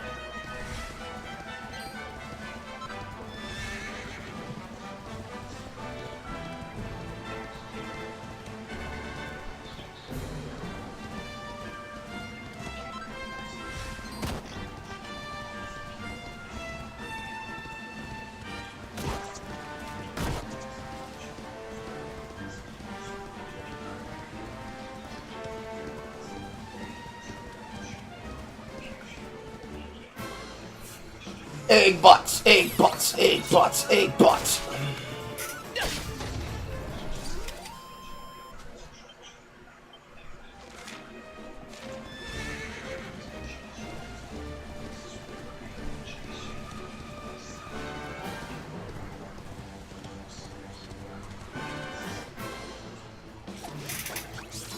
Bum, bum, bum, bum. Bum, bum. Nice quick hit. Now I just need one of them to be available so that I can kill them using the pet. There we go.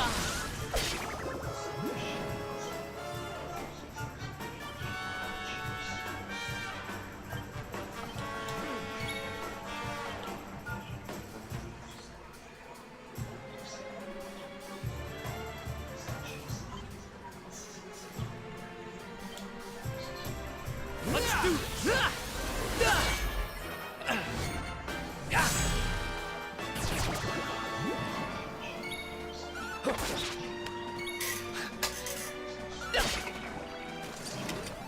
Another one bites the dust. There we go. Easy as pie.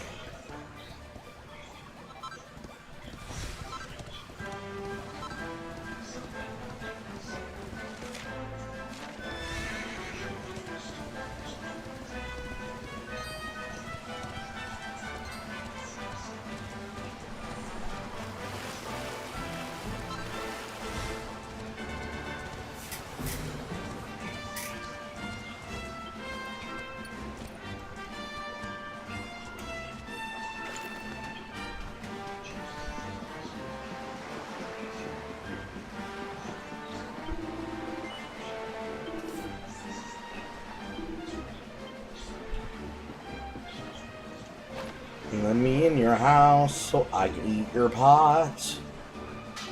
Let me in your house so I can break your pots. You only have one. Well, fuck, that's no fun.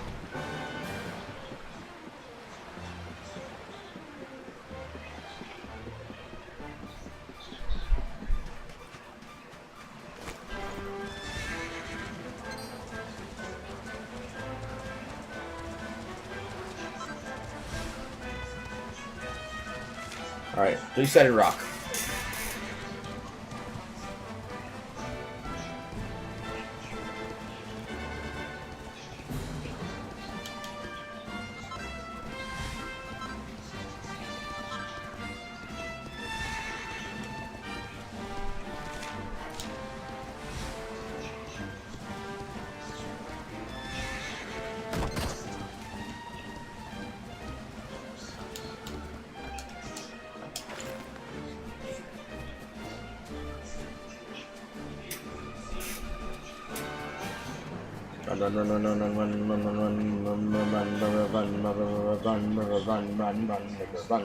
Run.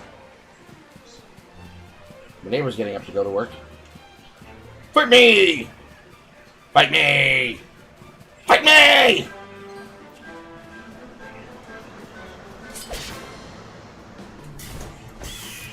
Let's go.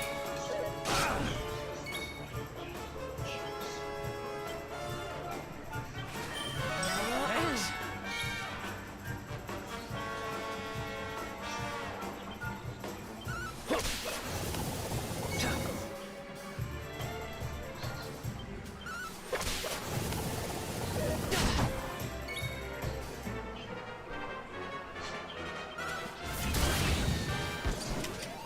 Another one bites the dust. Is that the highest? 35, 21, 17, 19, 18, 17, 15, 15. Yes, it is.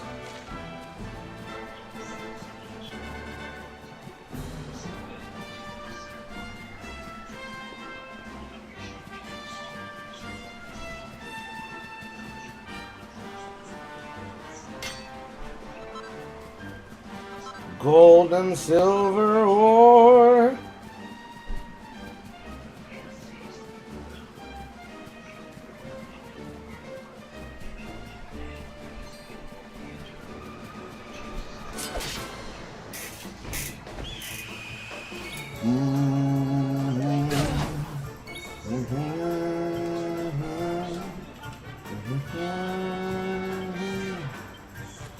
Let's do this.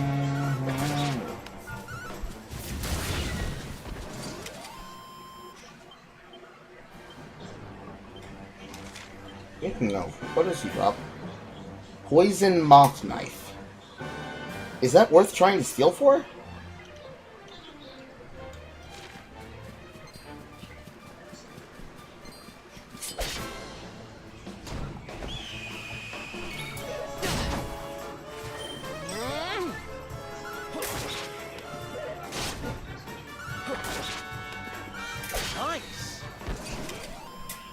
dawn bites the dust.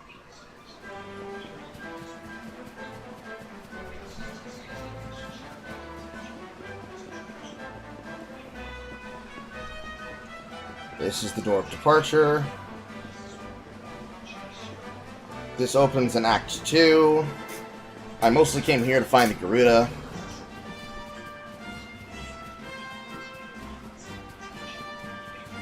Fight me! Fight me! Fight me! Fight me! Fight me! Fight me! Fight me!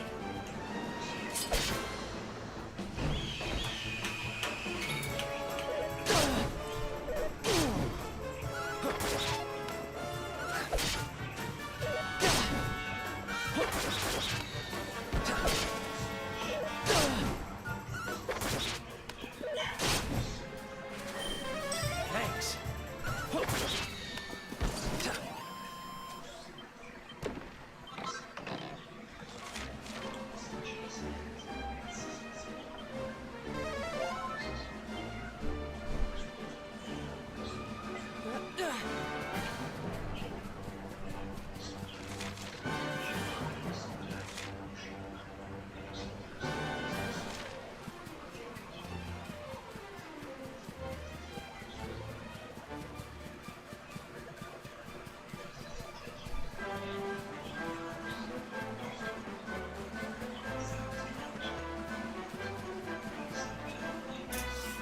Is my horse still here?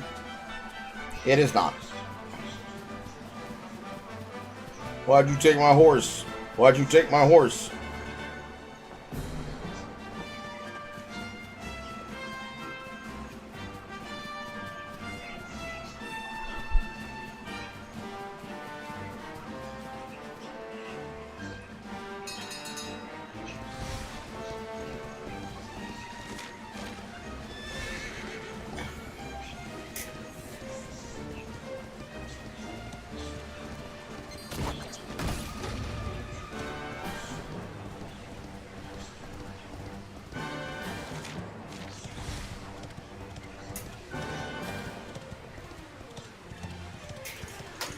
March, march, march, march, march.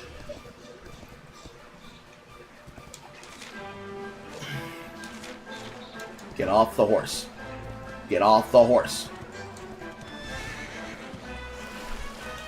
Get off of the horse. I am mashing B and you won't let me off.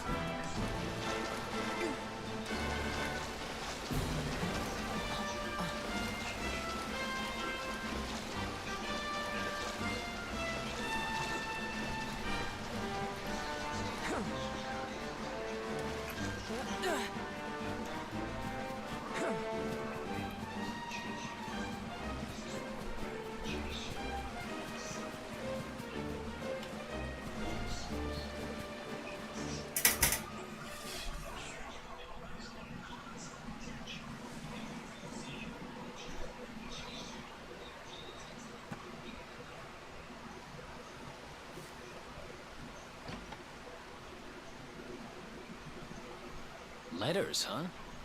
The top one there's seen better days, that's for sure.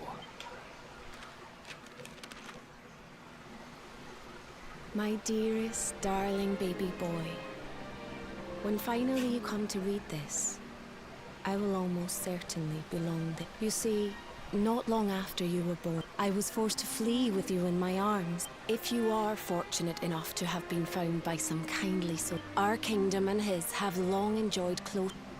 Never forget, my son, you are a prince of the kingdom of Dundrasil. But more than that, you are the luminary. It is you who must stand against the dark. It breaks my heart to leave you, my darling. It's from someone important to you, right? Your mother or something?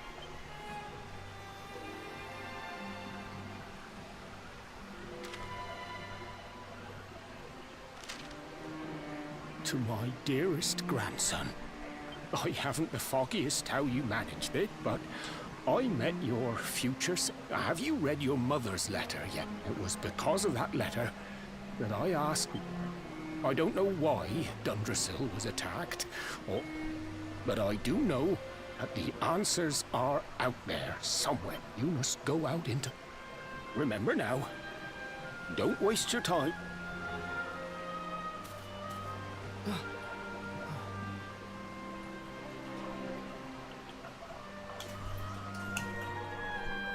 Oh.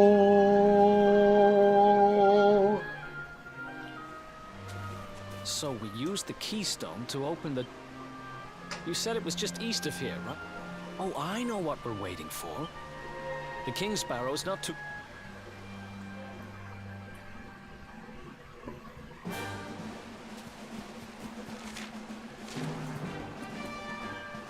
And they took my horse again! What is with y'all making me fucking walk? It's because I'm fat.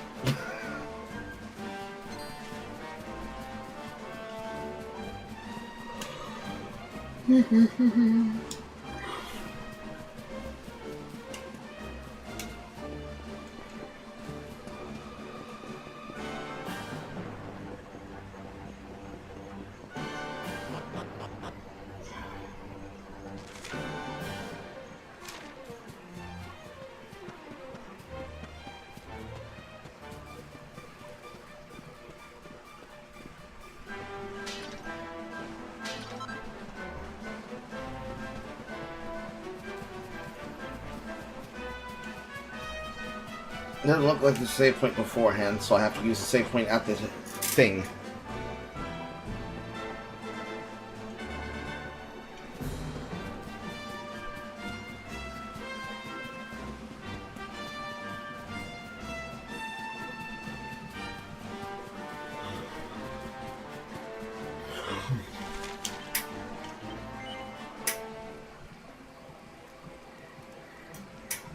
Why are you asking me to forge items?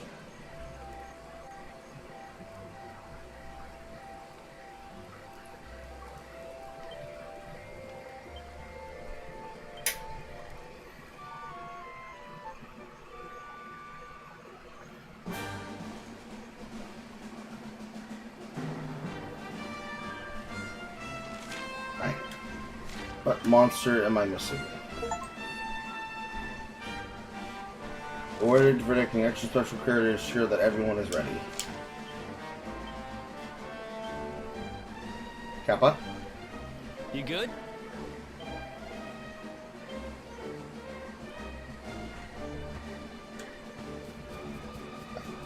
It must be the heal slime.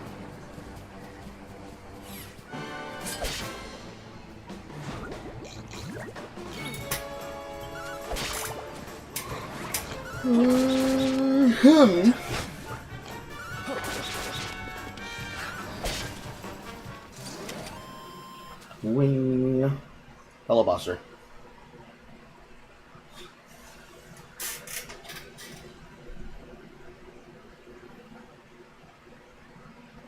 Yeah, that's happening tomorrow.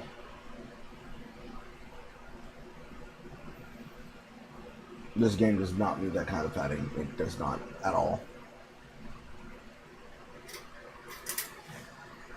Technically, Final Fantasy XIII's problem is that the padding is unnecessary drama sequences. It's not real bad padding. It's just bad enough to be annoying. Yep, that's what's with heal slime. It just is bad enough padding to be annoying. I'm not saving. Or did I save and I'm retorted? No, I did not save. I am not retarded.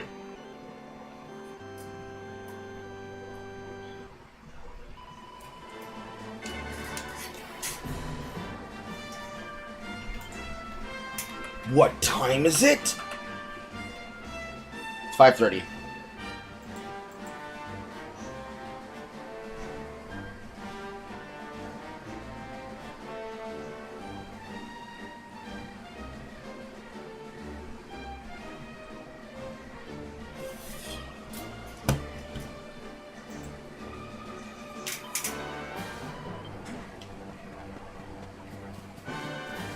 Can I clear the Kingsborough in 30 minutes? Arguably, I probably can.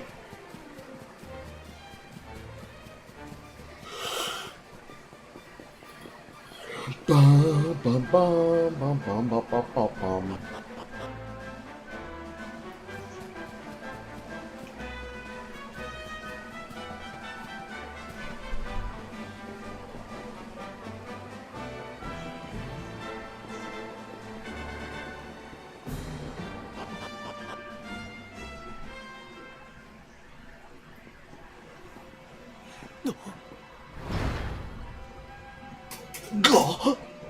Motherfucker hit that Legend of Zelda gasp. Here.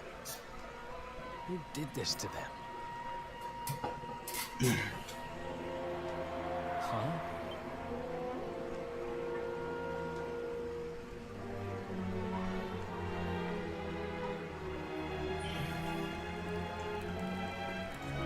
See, he looks dead. He looks dead. He looks laid the fuck out. One of these guys, though, in the scene, he's looking over like he's just unconscious and had a nap.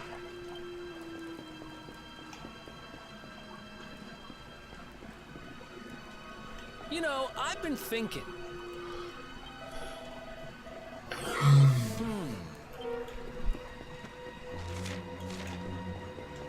I don't remember there being a secret chest inside the main room.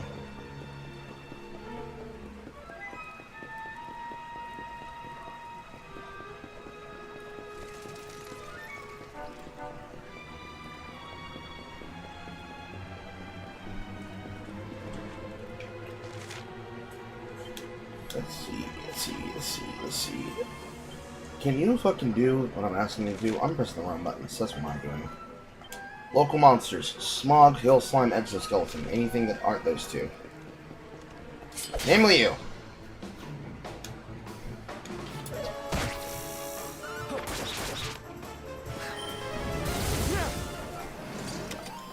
Who else wants some?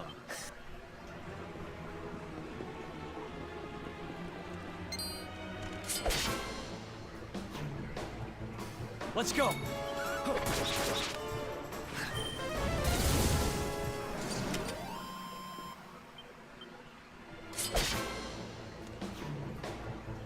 Let's do this.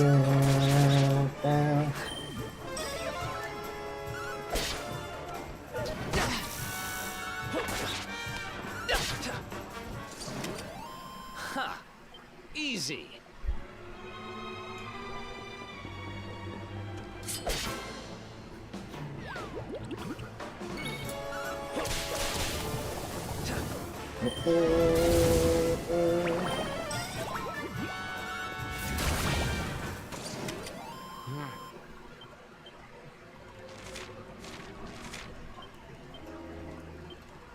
Yep, that's worth it.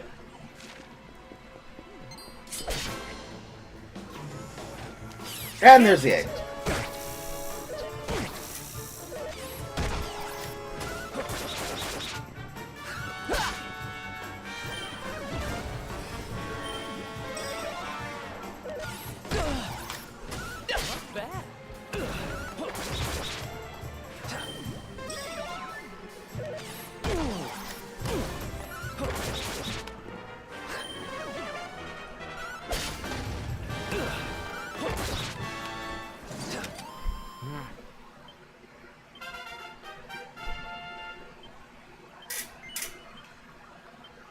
Let's see here. He already has the guile.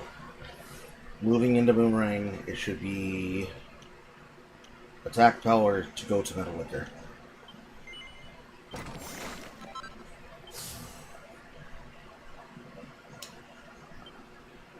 You don't have anything you can learn. No. Because we're saving for Zap.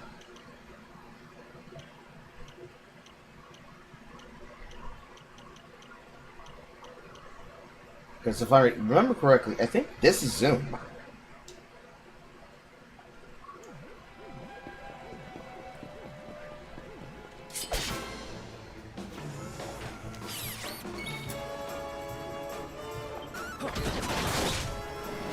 That's crit.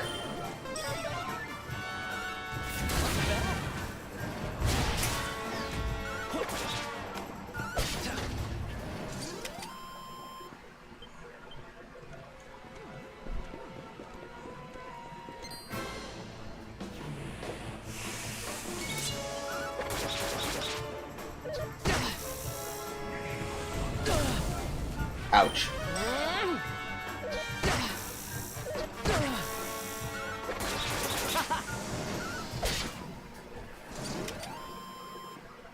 It's about an average of 60 experience every single good combat.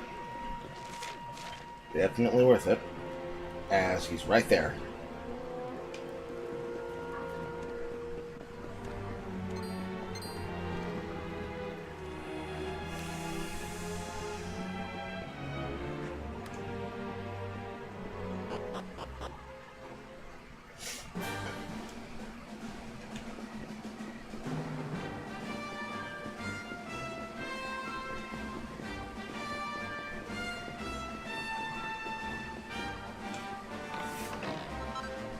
Strength ring. Good. And I think I have like what? 2, 3 seeds? 4. 5.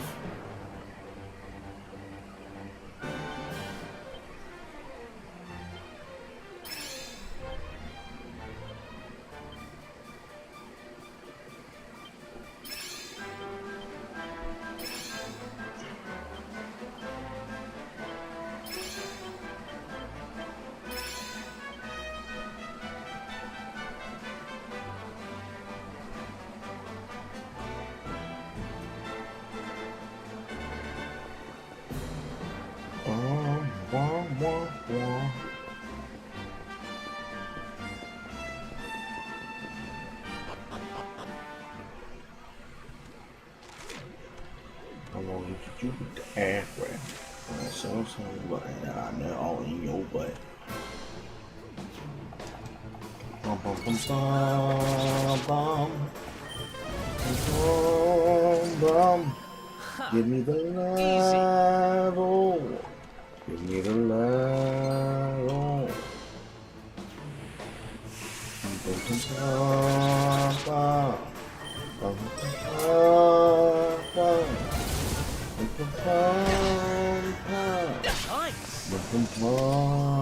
bum. And level. And this side, still not enough.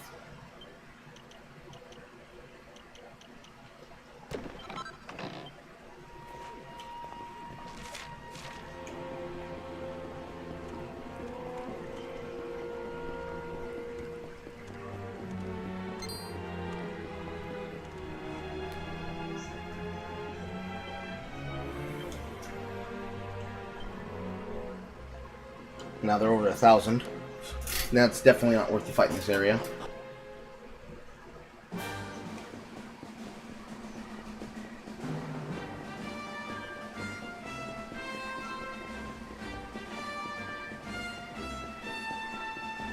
Yoinkers.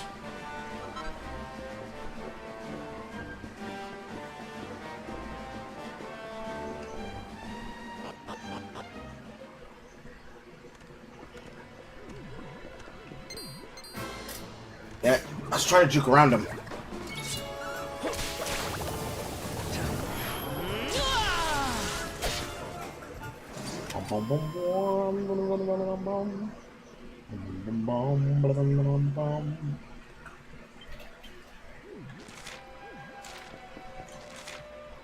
Down, right, up, around, to the edge to go check the corner, and then up the stairs.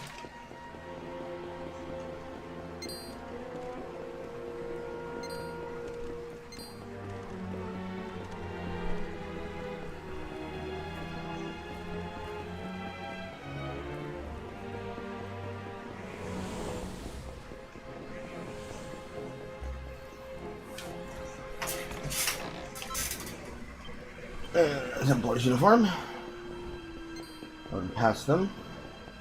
Double back for the sparkle.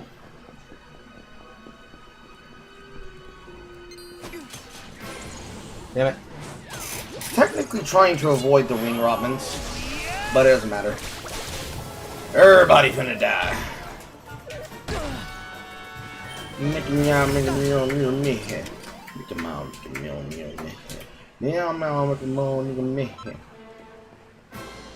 This is like what? 70 experience? So they're now like what? 150, 140 closer?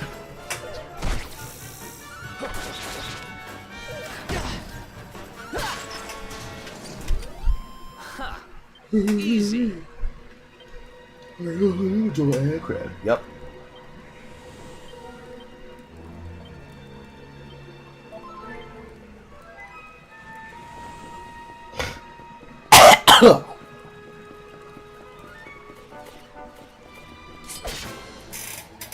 Well, they're gonna offer me 70. That actually makes the capstone breakpoint easier. Another one bites the dust. Oh, how nice of you.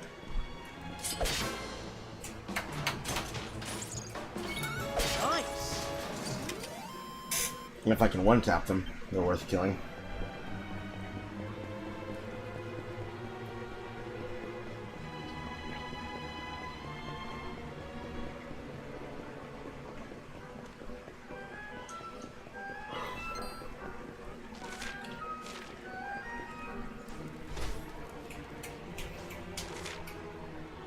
If you saw that monster sparkling when you're out and about, you'll be able to ride it if you can manage to beat it. This will give you access to areas you could otherwise wouldn't get to and using special abilities. Blah blah blah blah blah blah blah.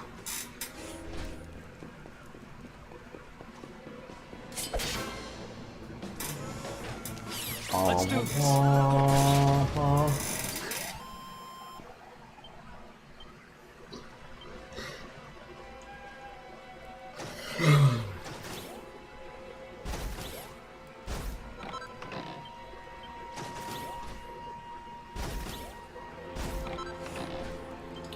Put a feather in your cap.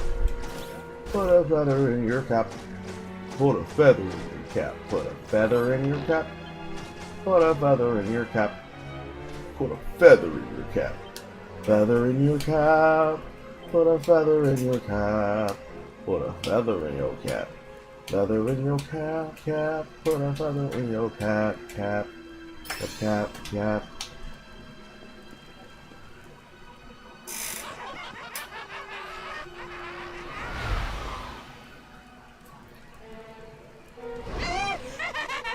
You're taking candy from a baby! This is going to get us into his good books! I just know it! We're sure to get a big reward!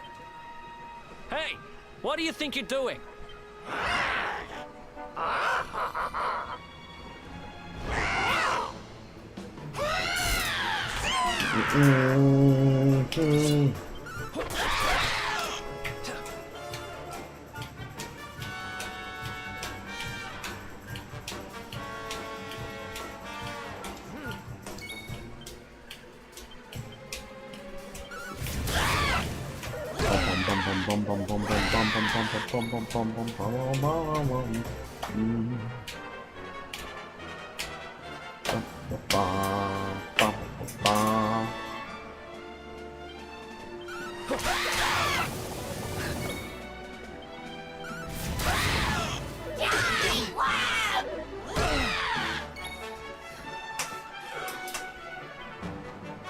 Here.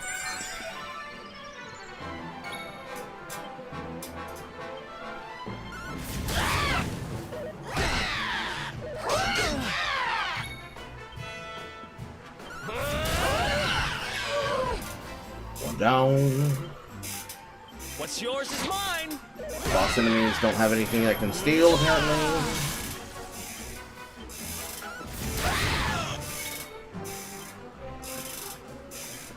Don't die on me.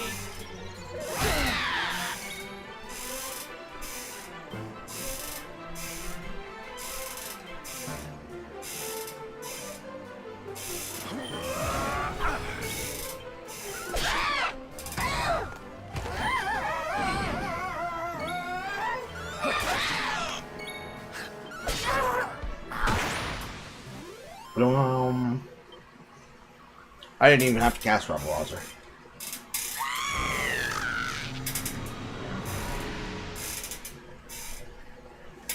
Ha! Amateurs. But who the heck?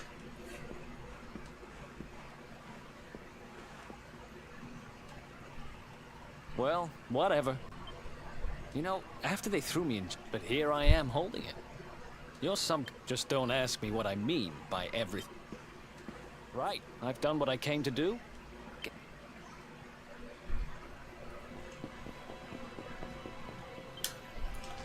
Do I walk up? Yeah, I do. I'm close enough. I'm so close. I'm close enough that I should just skim a level off them and use evac to leave. Let's go.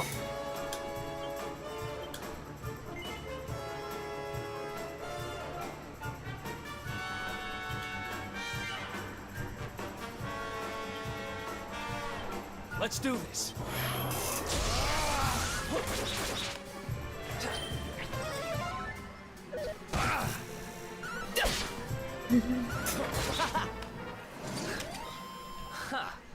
Easy.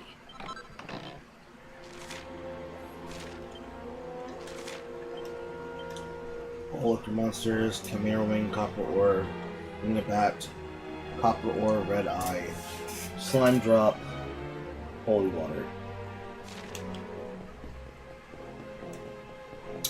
Let's see if I can get a Red Eye drop off them.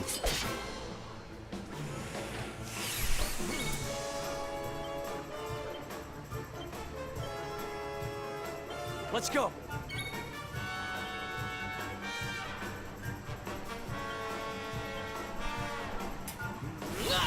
You're up, Parker.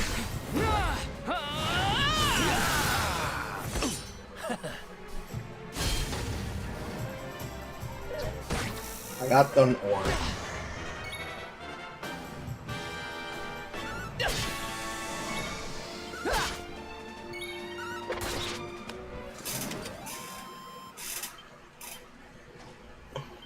That's a little bit of a disappointment, but whatever.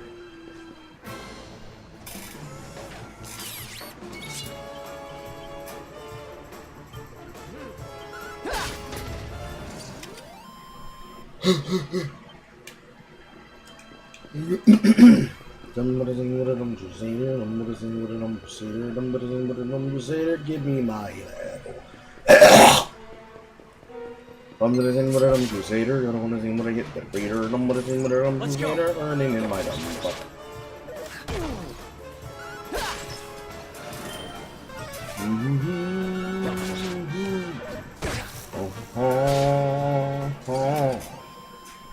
I'm gonna sing what I'm Crusader, I'm gonna sing what I'm Crusader, I'm gonna sing what I'm Crusader, I'm gonna sing what I'm buy it, I'm gonna sing what I'm buy it, I'm gonna sing what I'm put buy it, early in the morning. Easy.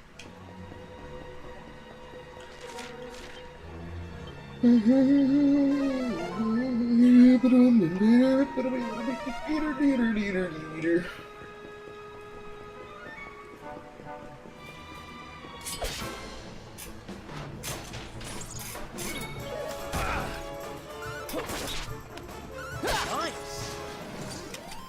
Who else wants some?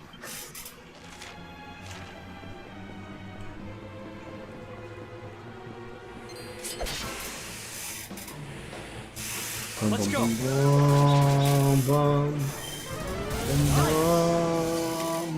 Another one bites the dust.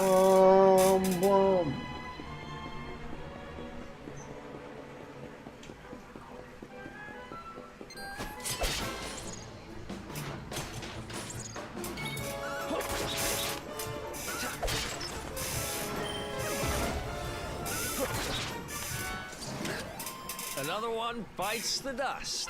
Oh yeah. And there we are. Now he has that. And still not enough. Which puts Hero less than 300 away. So we keep going. That should be 60. Now 40 because that motherfucker left. How dare you? I'm trying to murder you. Oh, it's 50.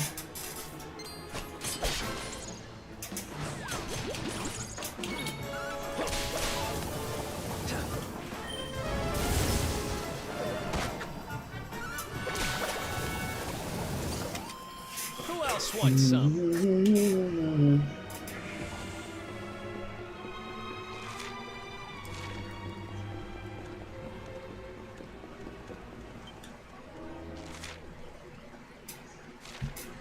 should be 2 more battles.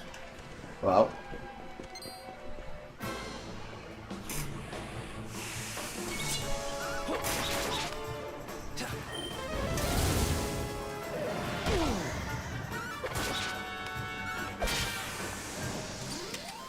Who else wants some?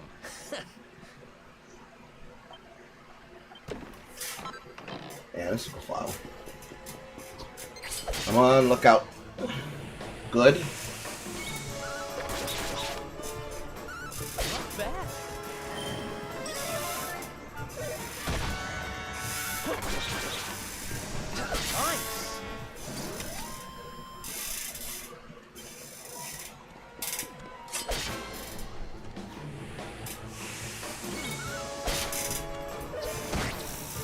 Nice.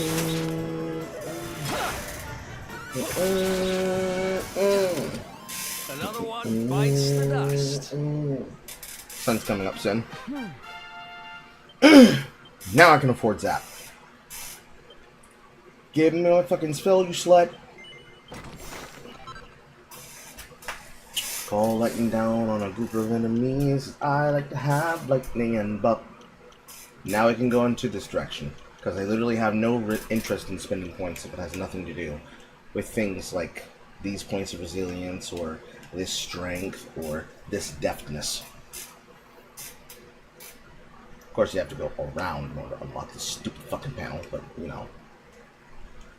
It is what it is. I'd rather get them dragon metal and sword sense than fuck around doing nothing.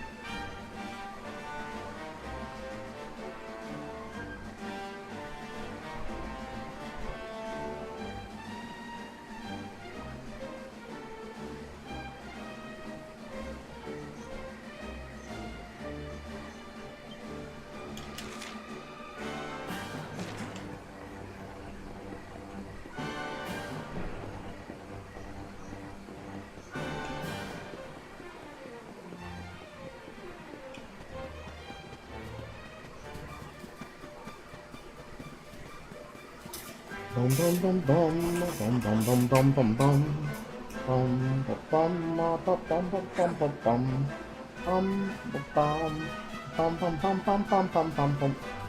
bum bum bum bum.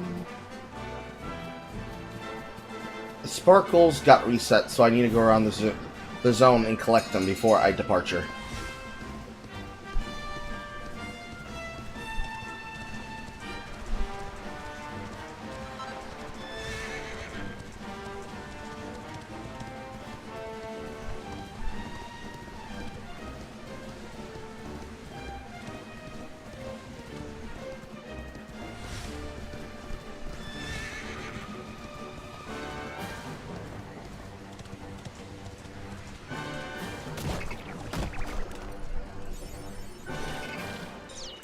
Thank you, game.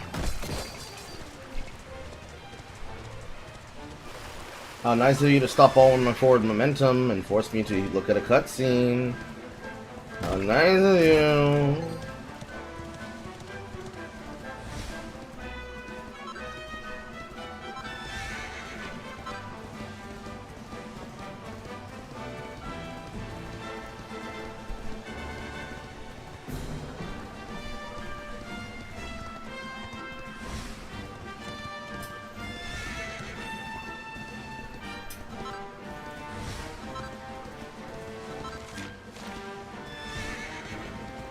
I think that's all of them. Yeah.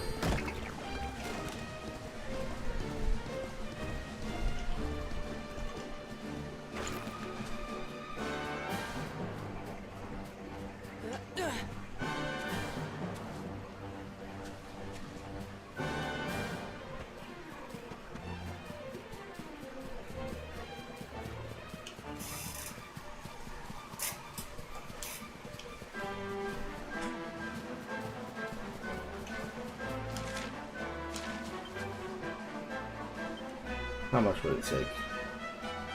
A lot.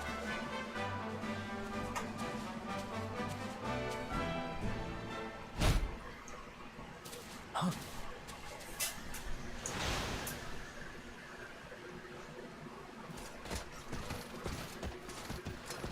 I like how his horse looks like a unicorn. Did you really think you would escape me, Darkspawn? Yes. Damn it. They found us. And then this motherfucker jumps the fucking horse off the goddamn cliff. Well, don't just stand there. Come on.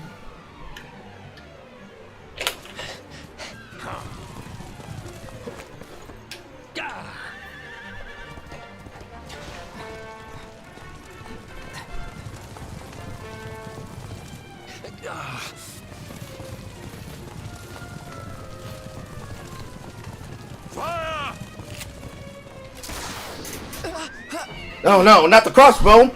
Not the medieval equivalent of the Berkey! Now, seize him! Here, take my hand. And a scene only seen on this side of the BC Sparkle novels that bitches right on AO3. Huh? Quickly, the keystone.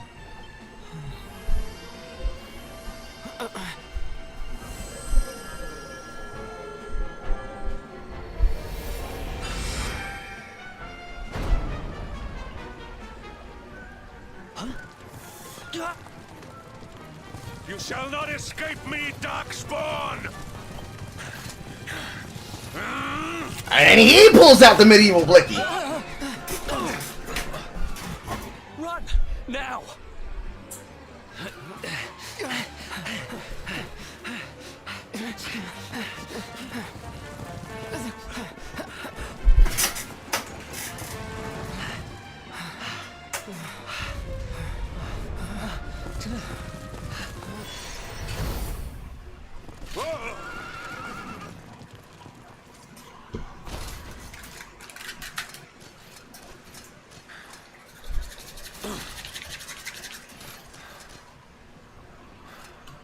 You think you have won? The game has not even begun.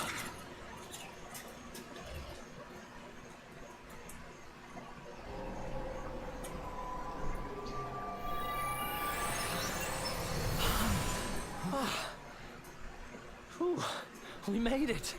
That was too close.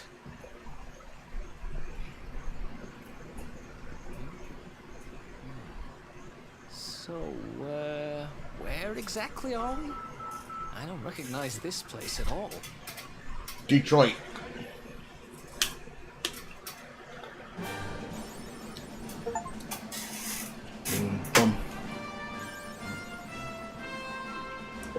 What's that 10th one?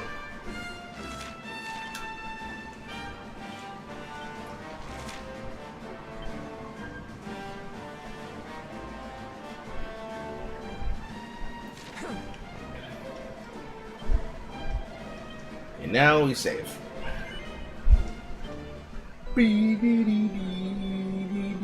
My ass. And now I go cook.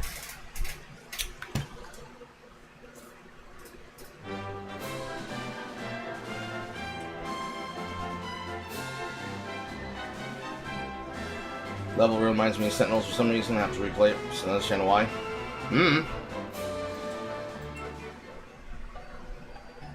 Now, fortunately, I don't need to go to bed or anything. I just need to go cook. I did not eat last night. And mentally, I can feel myself getting distracted.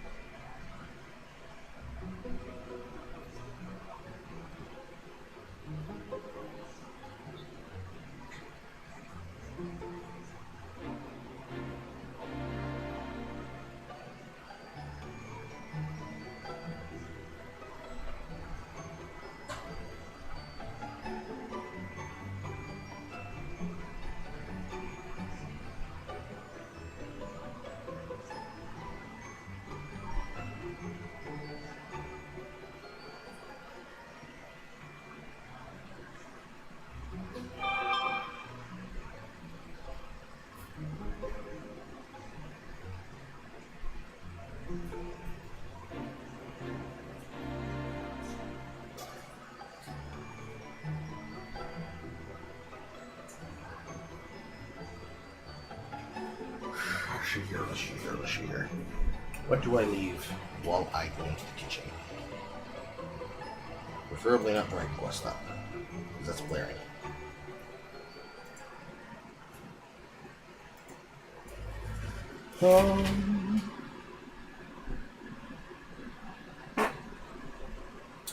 We go nasty, we go nasty, we go nasty, go nasty, we go nasty, we go nasty, we go nasty, we go nasty.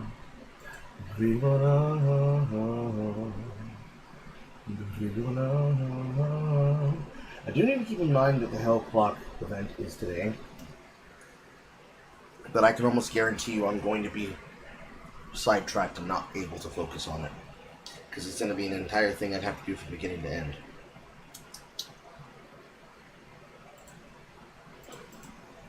What I'm going to do is I'm going to open Slay the Spire feed, assuming that it decides to load for the first time without crashing.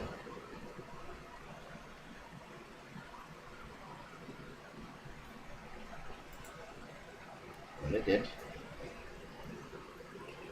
From the beginning to we are 65 days of the year. I want to say it on that, baby. Ooh, that's all I wanna do is spend my life with you. So I'm the same on that. How much charge is on my phone? It has 62%.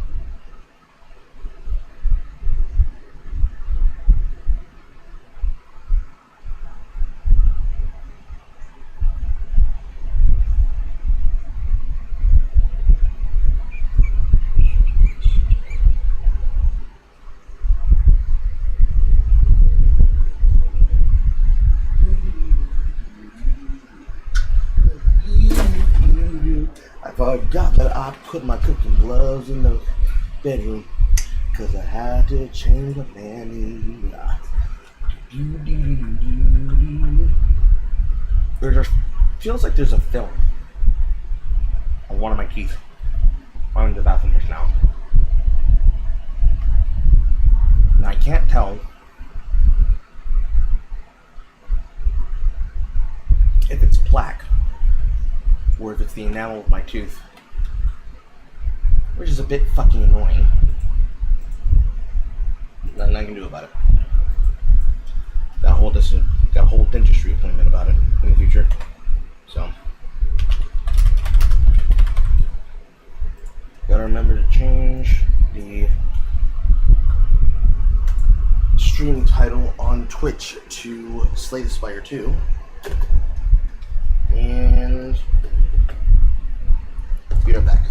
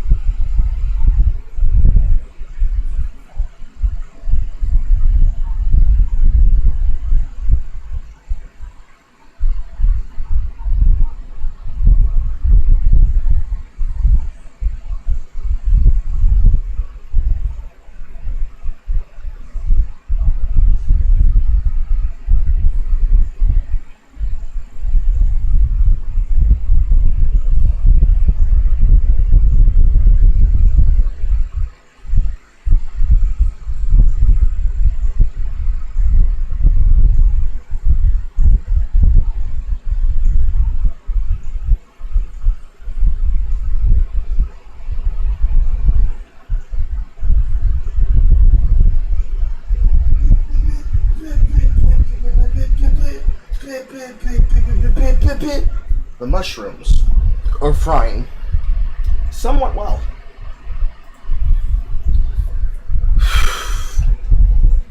I walk in here and it's already fucking chilly and musty.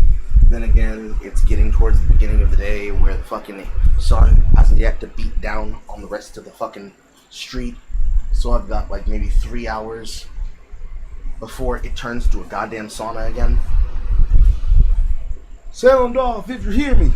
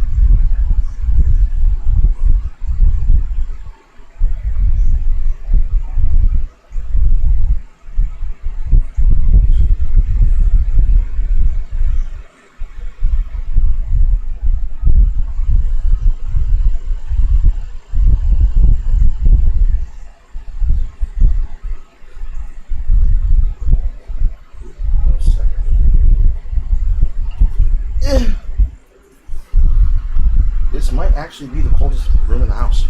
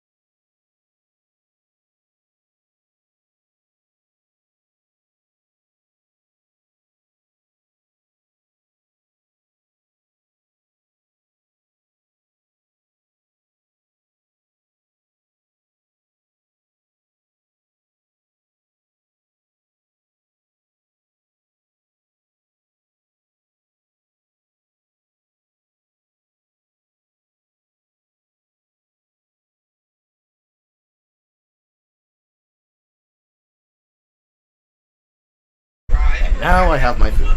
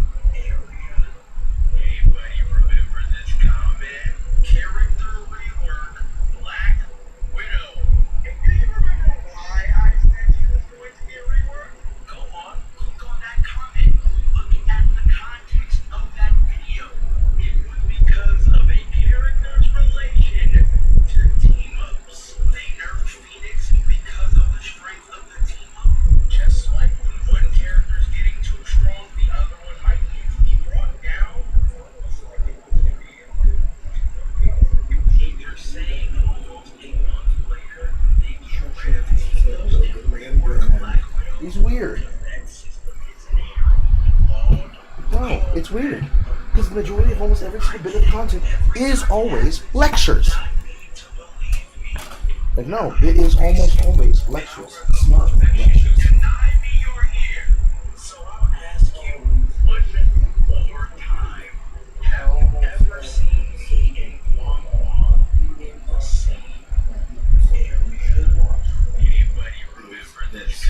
Pass. Pass.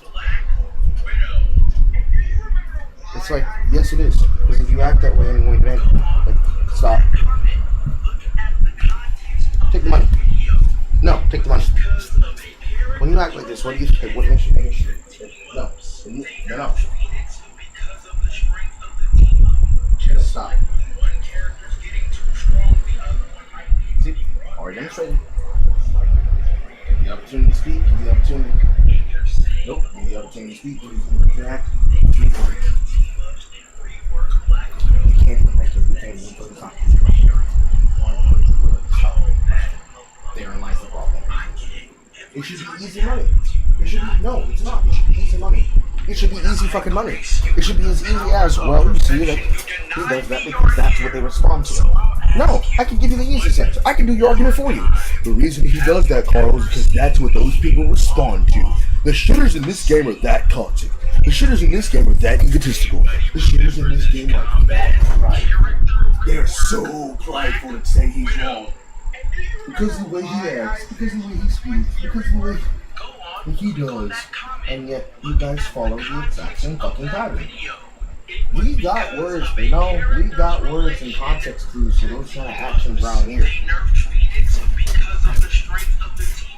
Just like when one character's getting too strong, the other one might need to be brought down. Almost like it was created to the rework. And you're saying almost a month later, they get rid of team-ups and rework Black Widow because that system is inherently flawed? Who called that a month ago?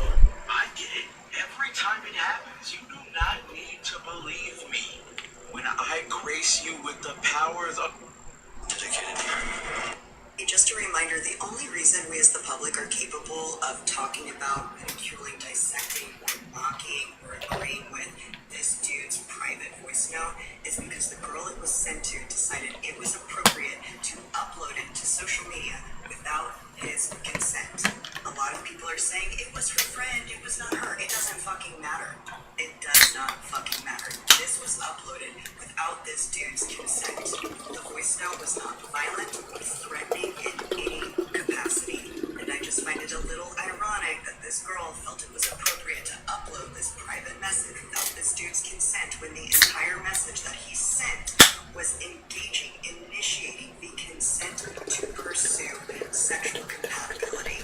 And I genuinely believe that a lot of you, specifically younger generations, Gen Z, Gen Alpha, and beyond, are ruining human connection by policing each other in incredibly arbitrary groups. I think it's fine to have a personal record of communication with people for your own safety, but the moment you decide to make it public without someone else's consent, you are violating someone's privacy. The ironic thing about people saying that he could have used more tact in his communication is the fact that uploading this to social media without his consent is one of the tackiest things you can do. And just a reminder, there can be legal repercussions for that. And just a reminder, the only reason we as the public are capable of talking about, ridiculing, dissecting, or mocking, or agreeing with this dude's private voice note is because the girl it was sent to decided it was appropriate to upload it to social media Alright. his consent. What do I want to do? Do I want to take a break and eat, or do I want to try to continue streaming? It does not fucking matter. I think what I'm going to do is I'm going to take a break. And then come back. Let's do that.